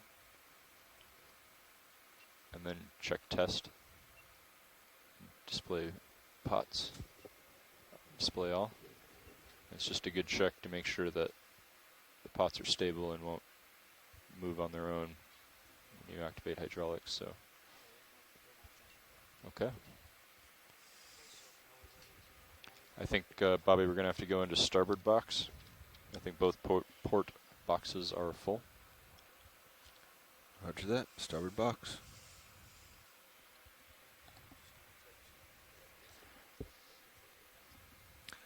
Yeah, I think it's... Oh, go ahead, Bobby. I was just going to say, it sounds like they want to pluck it, so I don't think you want to clip. I think you want to get it out in the teeth of your jaw and kind of just pull. You had the right idea, I mean, coming in, but instead of getting it all the way up to the cutter, leave it back towards the tip of your fingers. They'll come in and kind of press it or mangle it, but they shouldn't cut it. Then you should be able to tug. That's right. The idea is there may be a stock like roots underneath it, and the idea would be to grab onto them and pull them out, like plucking them out rather than cutting them. And it's just kind of grab underneath and pull up would be the ideal, but... So I think, what do you think about coming in from the top and getting the fingers over it? Might be easier to put in the starboard box, but if it's like long, I don't know how long it's going to be. I think it's kind of up to you. Which approach do you like better? I would go light on the grip force, because you're not going to want to close them tight all the way, right? Because it's going to tear it apart. So if you kind of you're going to have to feather it in and get it tight, but not so tight that it crushes it. With the mud, Do you guys have a good feeling? Is this just a thin surface layer? Or is it Not pretty sure. muddy? We haven't touched the craft in the last couple hours or few hours. If it's muddy, you could just kind of dig your fingers into the mud and grab and see if you get something. It's going to stir up a lot of mess. So, you have to activate hydraulics first. Yeah. I think you have multiple approaches here, Fernando. Whichever one you're most comfortable with. I would go a little lighter. You could go like 3, maybe.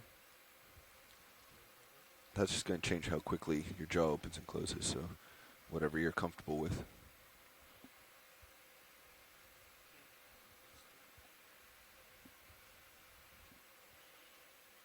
Mini Zeus coming left.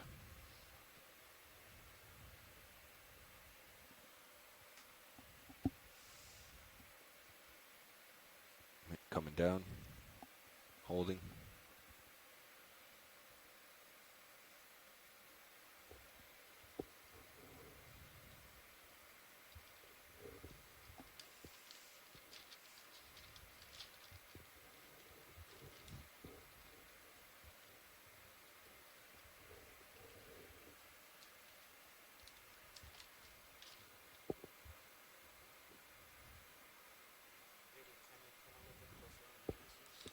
I'm taking your main camera. Let me know if you want it up or down.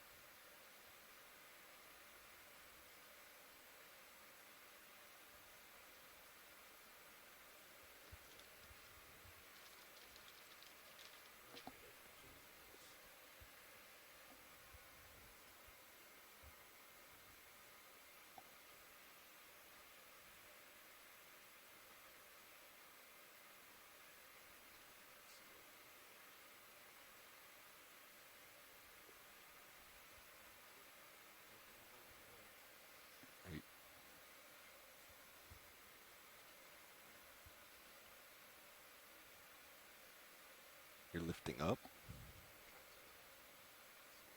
The way the vehicle's going, it looks like you're pushing down, maybe.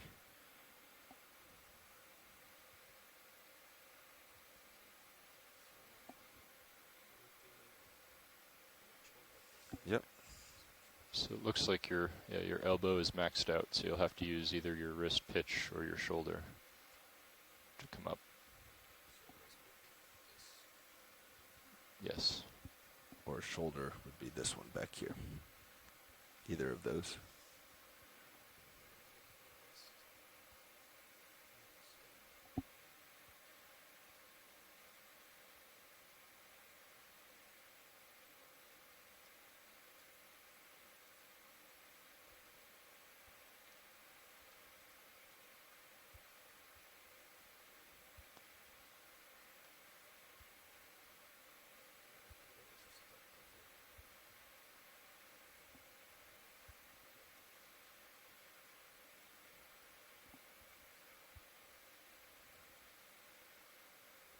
Yeah, so I think we did not have a stock, and that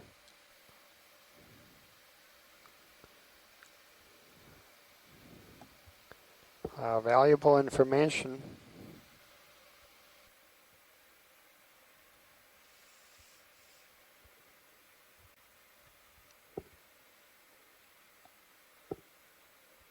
So that will narrow down the ID possibilities considerably.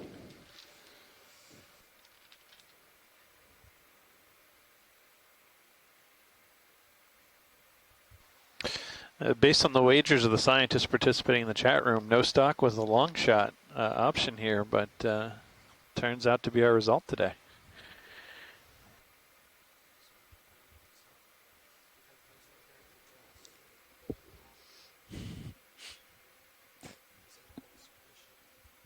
He'll squish it. I have a feeling this sponge is probably pretty fibrous, but that's why you may want to just try to feather it. You can lower your grip lock to help you do that. Grip force. Grip force. Or you probably two. won't give motion on one. Yeah. So now you should have very fine control on that jaw position. And just as you're cradling it, you would be able to go into grip lock.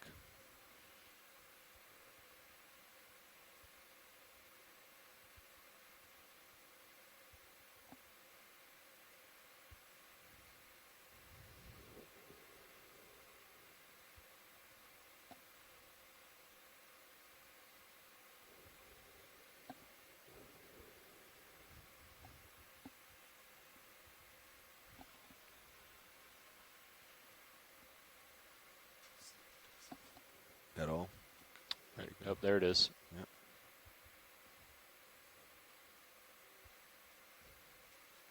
Let's see how you can actually stop the motion of the jaw. That's perfect. You want to come in just until you feel you have a grip.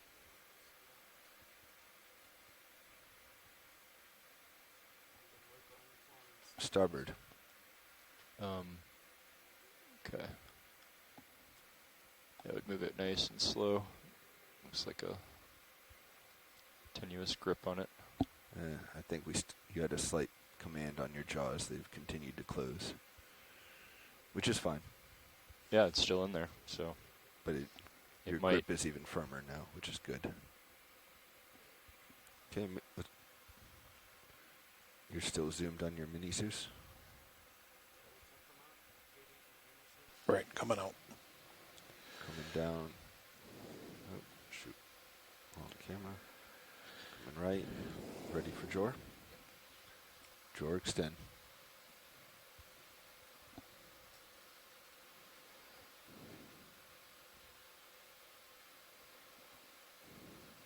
Jaw extend.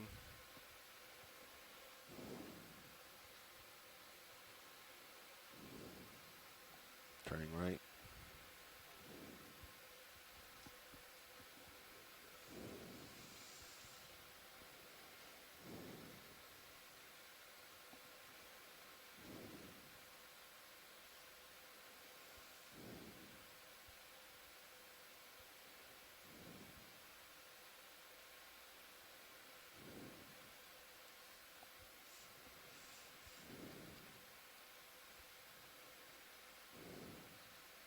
So being in that position, just be mindful of the elbow joint. So if you try to bring it down anymore, you could get that feedback loop and it'll start jiggling up and down. So if that happens, just don't fight it and index out. I would be careful with the way you have your jaws oriented. They're going to open quickly and right into the base of the craft.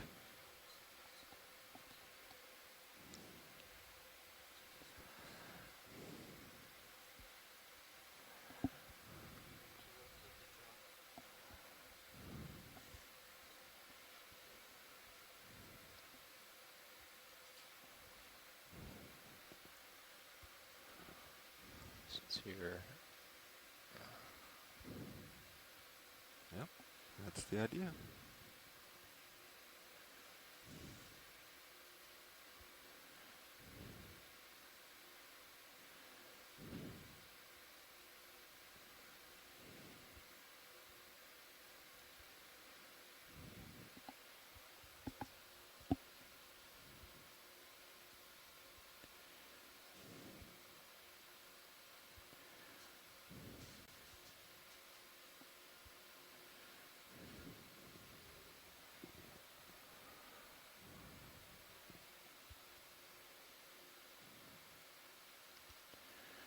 Closed.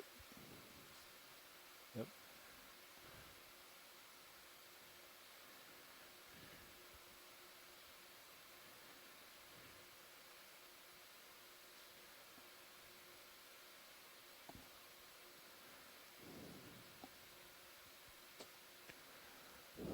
Retracting drawer.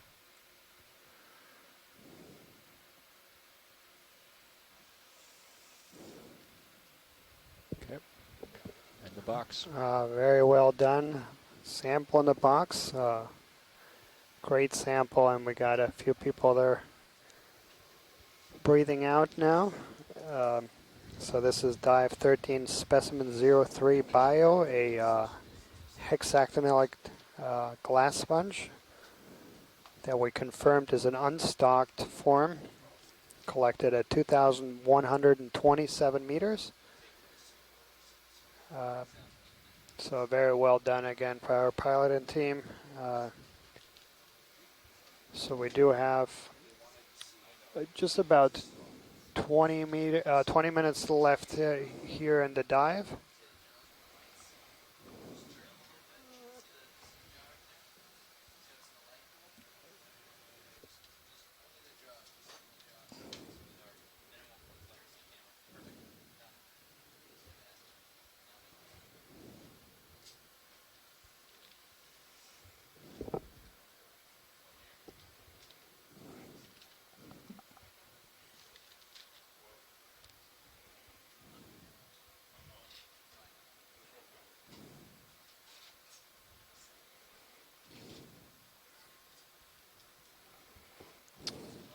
Going pretty good.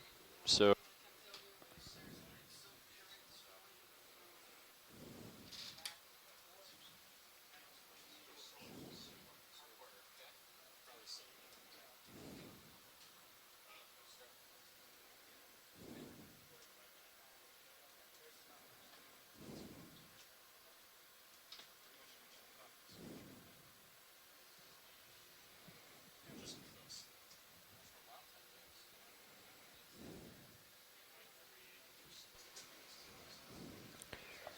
So yeah, we just secured the third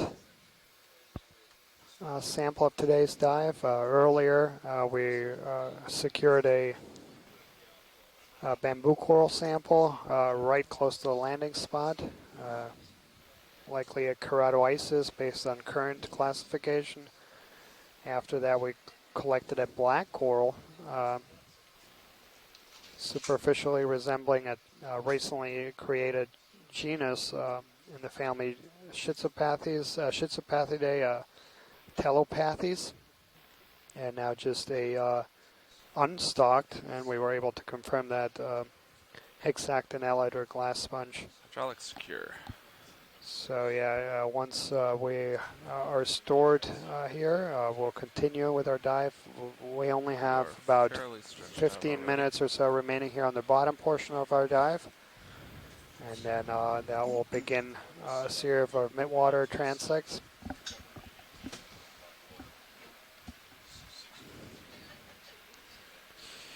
Okay, our navigator's doing a handoff, but I don't mind picking up and wandering about. So he's ready. And yeah, and indeed, special thanks to the pilots for accommodating that request to help the taxonomists confirm that that was an unstocked sponge.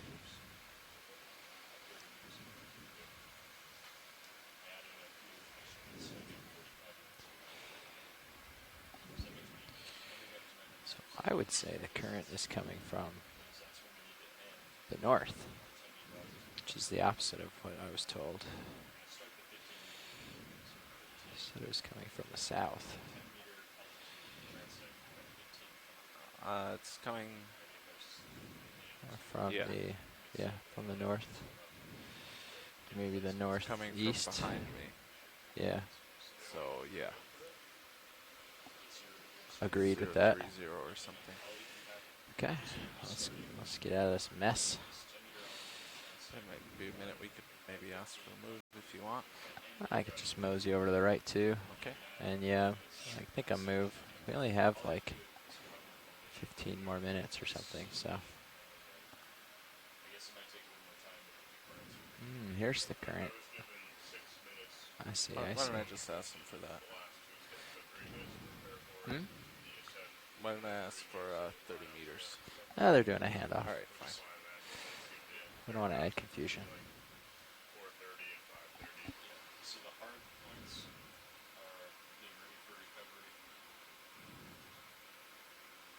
Yeah, there's a little bit of current. It's not light. It's taking 20% or something to. It's interesting because the tether is kind of behaving like there's not very much. Well, I am stretched out. It's pulling on. It's pulling on your tail right now. It is, yeah. But if I'm off stick, check this out. Yeah. It takes 25% thrust to just keep in it. So. I'm gonna tune the Z bias down a little. It's a little sinky. Try to stay out of the mud a little bit.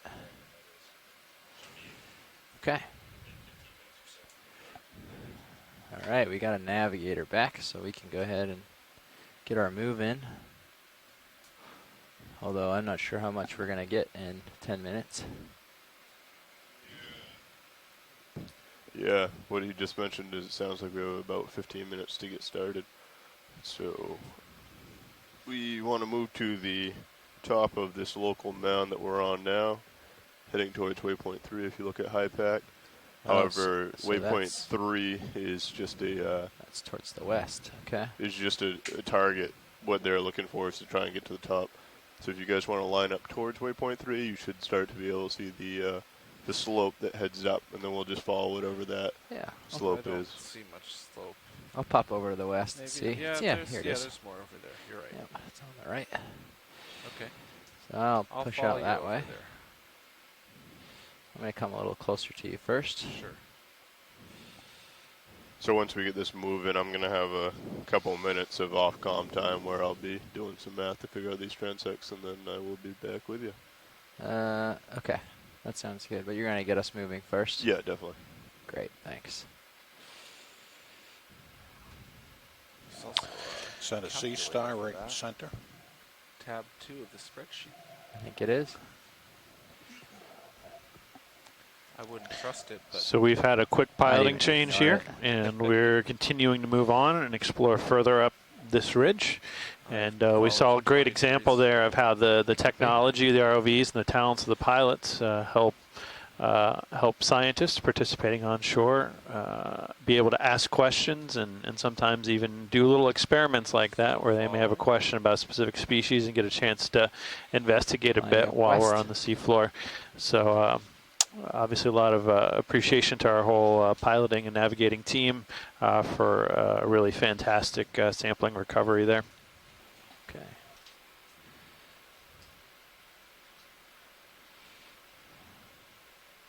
I have another 15 degrees. Sounds good. Still pushing over there. It's just against the current, so it's a little slow. Of course, the jaws are super muddy, and all that mud is blowing in the current across my screen. So as soon as I line up for a shot, I'll all that to deal with. There's 270. Great. Now we're lined up west. We're ready for that move whenever you are. 270 looks like it's heading up slope. Pretty much. Might be a little south of that. Does that agree with what you got? You got a little north of that. Well, the waypoint 3 was just tossed in there as a... yeah, I think this is... what we assume. That's more or less upslope. I mean, we got about probably 100 meters, so I'll probably just call in a 30-meter move at 270, if you're happy with that. And it'll at least get us moving over that way. We might not be able to make the whole 30 meters where we got a limited time on the bottom now. Okay. But at least we'll be moving. Let's do it. Bridge and is ROV also down. just to let our shore-based scientists know, so we have a little over 10 minutes remaining here on the seafloor before we'll switch over to the midwater portion of the dive. ~2, please. For those folks who will be swapping out. Copy that, Bridge. Thank you. So we will have a planning call around 6:30 tonight. We'll update folks both on the line as well as in the chat room about that planning call. It should be around 6:30 Central Time, and that will discuss tomorrow's dive, which will be just southeast of here on a very similar ridge. Good copy, Bridge. Thank you. In terms of orientation, it's actually a little bit deeper and a little bit sharper and more pronounced. So weather permitting, that will be the target starting around 3,100 meters and then working shallower as the dive progresses. Discussion of possible beaked whale. And again, we'll discuss that Well, it's this like that evening might be, at but 6:30 this- Central this Time. is a little different. I mean, it's fresher. Very deep. Yeah.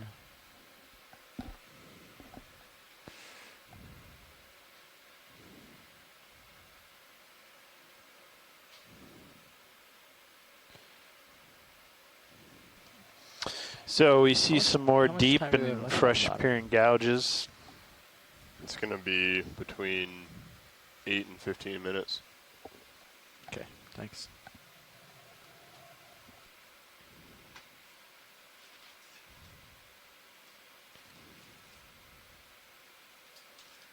Alright, I'm going to turn and face north for this, since we're pretty much flat.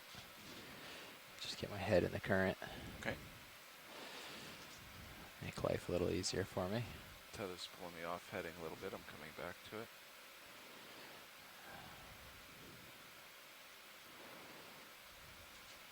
Ooh, there's a little whip or something over there. It's out of reach, unfortunately.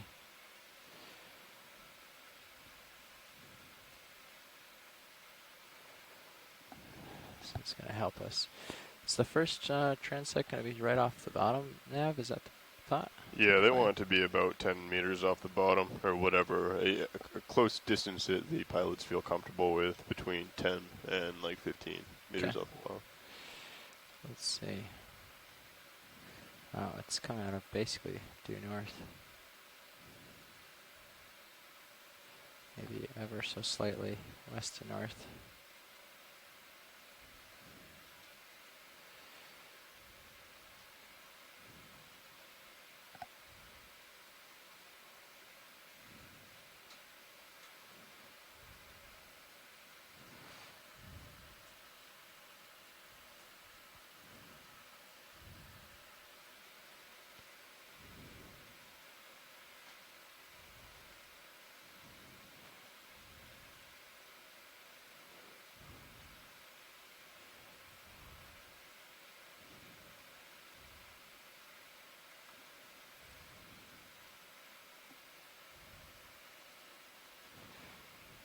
Almost reached that thing. I think I can get out there now.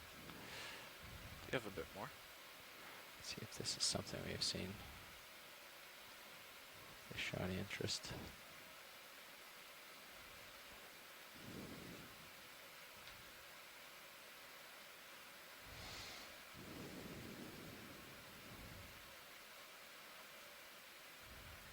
Yeah, that looks like perhaps another one of these sea pens. We'll take a look here. Coming in partial video.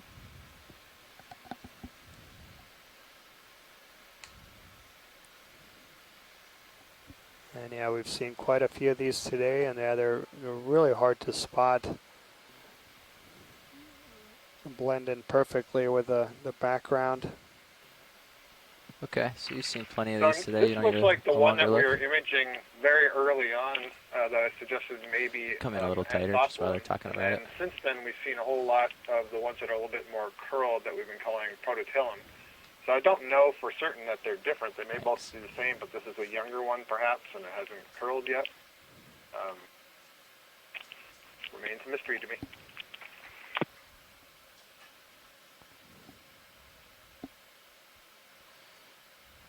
I will say that one day I will have liked to have collected enough sea pens that we can identify them from the imagery.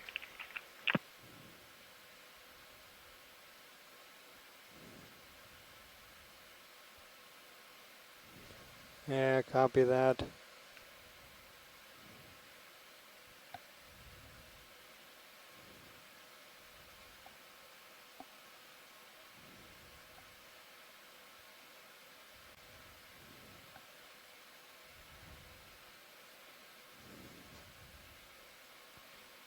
Okay. Well, I think we got enough of that, yeah.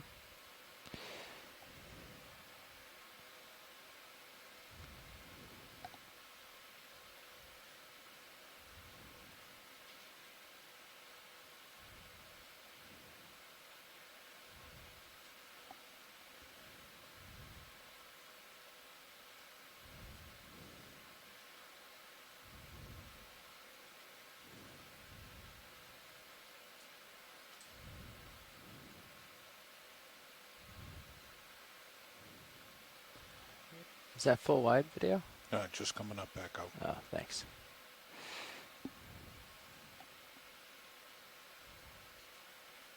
You're getting a bit off to my right. Yeah. Would you like me to follow you? No, I figure if we run into anything, I'll end up floating backwards with the current. Okay. So I just expecting to see a fish or something like that, and being ready so I don't get blown off too far off track. Just for your reference, we should get off bottom by 1955. 55. Be off bottom by then? Well, up to the, or start heading up to the 10-meter drift. Yeah, so do you want us to start stowing stuff before then? Or is that when you want us to start stowing and preparing to get off bottom? Starting to prepare to get off bottom is 1955. With how much time do we have? You have 2.5 minutes to stow everything. Okay, because if we're going to want to line up north, and that's going to put 3/4 of a turn into Sirius, which would be annoying later to get out maybe as we come up. Okay, I can give you up to 4 minutes. We might want a little extra time for him to swing around left through that. Okay. To line us up towards the north. So if that's the case, you might want to start more around 54. Okay. And we got a little bit of wiggle room built in. Great. For okay. I'll reach out towards the west, towards waypoint 3 here.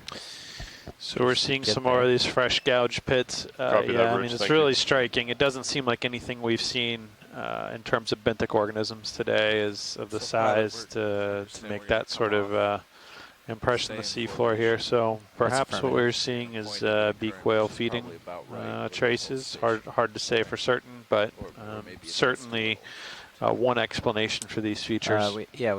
We might send the ship south a little to take some of the current out. Right. Yep, but yeah, I'll come up a little bit. And also just to give our Midwater team a heads up, so just about a minute or so, the ROV team will start preparing to come off the seafloor. I think we'll do like 1/10 of a knot over ground towards the south of the ship at first. But I think so that will conclude the bottom portion of today's dive. Appreciate all the seafloor team being with us through today. And then for folks that are interested in the seafloor dive tomorrow, that will be again a 3,100 meter dive just southeast of here.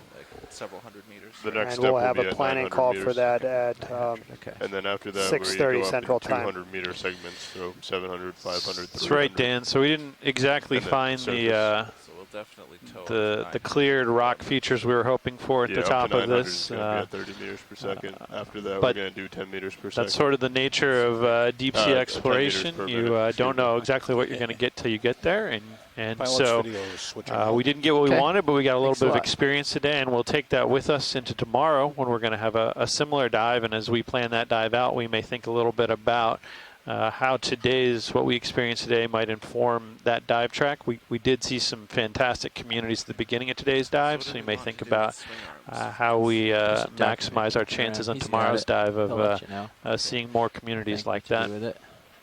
I asked about the light. Yeah, Adam, the front I think lights. we learned quite a lot. I mean, this was an interesting feature. We don't do the anything with overall that. geomorphology of this feature, and I think we were all surprised that there perhaps wasn't more exposed substrate. Or I guess maybe we don't need to stow them if it's anything like this. They're only coming 10 meters off. So just spin out. But where we did see exposed substrate, as you're saying, we saw a very high diversity 25 of Octa Corals. And so what's positive about that is we know there's the capability for those Nav, you ready for us to come up and grow here, start where that getting into configuration for that? Are we looking for the horizontal transect? Really what's the setup for the horizontal transect? Okay, D2 main HD horizontal unless zooming. The currents out here hit the ROV. Okay. Upper swing arm stowed. Lower is partially out. Absolutely. Thanks, Scott. Auto depth on or Z bias set to stay neutral. That's the pilot's preference. Okay. Delta is around. Yeah, I couldn't agree with you more, meters. Scott. Very informative dive. Sirius HD is at negative 45 degrees. Speed And, through we've water seen this is a around few times in this expedition. Some of these very high diversity communities, and drift back with each even at great depths. Speed ahead 0.1. Okay. So with that, I also think our midwater team is getting ready. That last move settled out all already, pilots right? take a few minutes here to get moving situated. So And once then we we'll start this with the first one will midwater probably take portion us a of the bit to get dive. set up, and then 20. we might be good after You're that. more or less right under me. You That. ready to turn? Yeah, I'm starting around. Okay. Me too. I'm heading through the east now.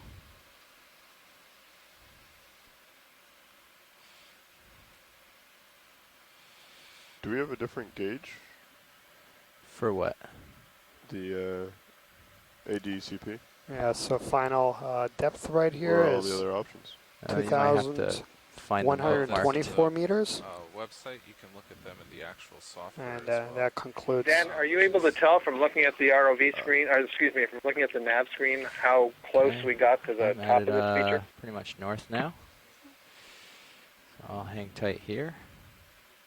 Coming through. Yeah, we're very close to it. Within push out a little. tens of meters at the most. Great, thank you.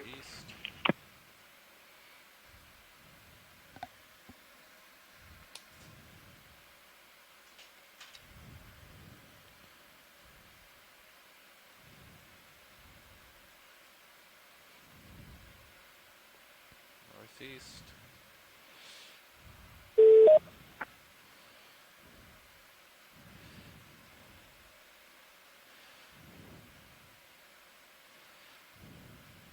There's north. Great.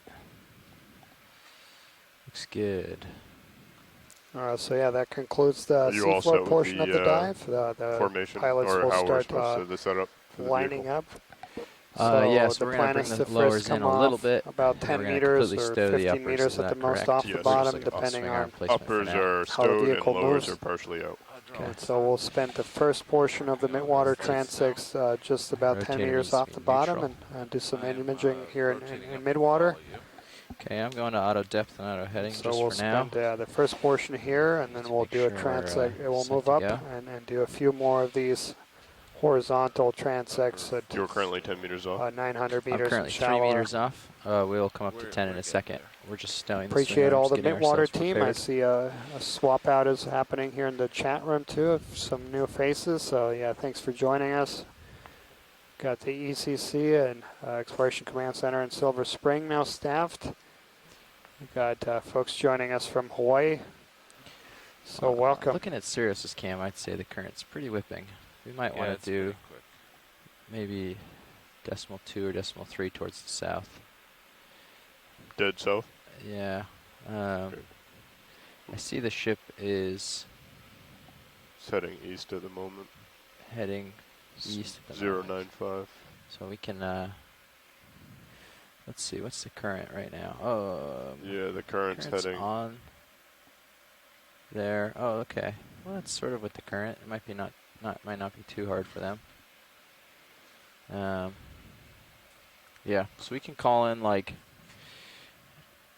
a decent sized move, depending on how long you think we're going to spend. How long are we going to spend at each 15 transect? minutes. Okay. So Yeah, ideally 15 minutes, and maybe less as we keep going through. All right, I'm going to come up a little bit. Let's get 10 meters. Also, So you I'm have gonna come lasers up on. 5 I don't know more. if you want them. I'm not sure. Is lasers on or off the norm for this? Probably off, huh? My memories, it's off. Off. Then? Mike Ford, can you confirm that you're on the line with us? Thanks. Hey Dan, how's it going? I am on the line. Oh, excellent. 15. It Delta said. Welcome is and around thanks 15 for meters. joining. 6 meters. We're excited about this.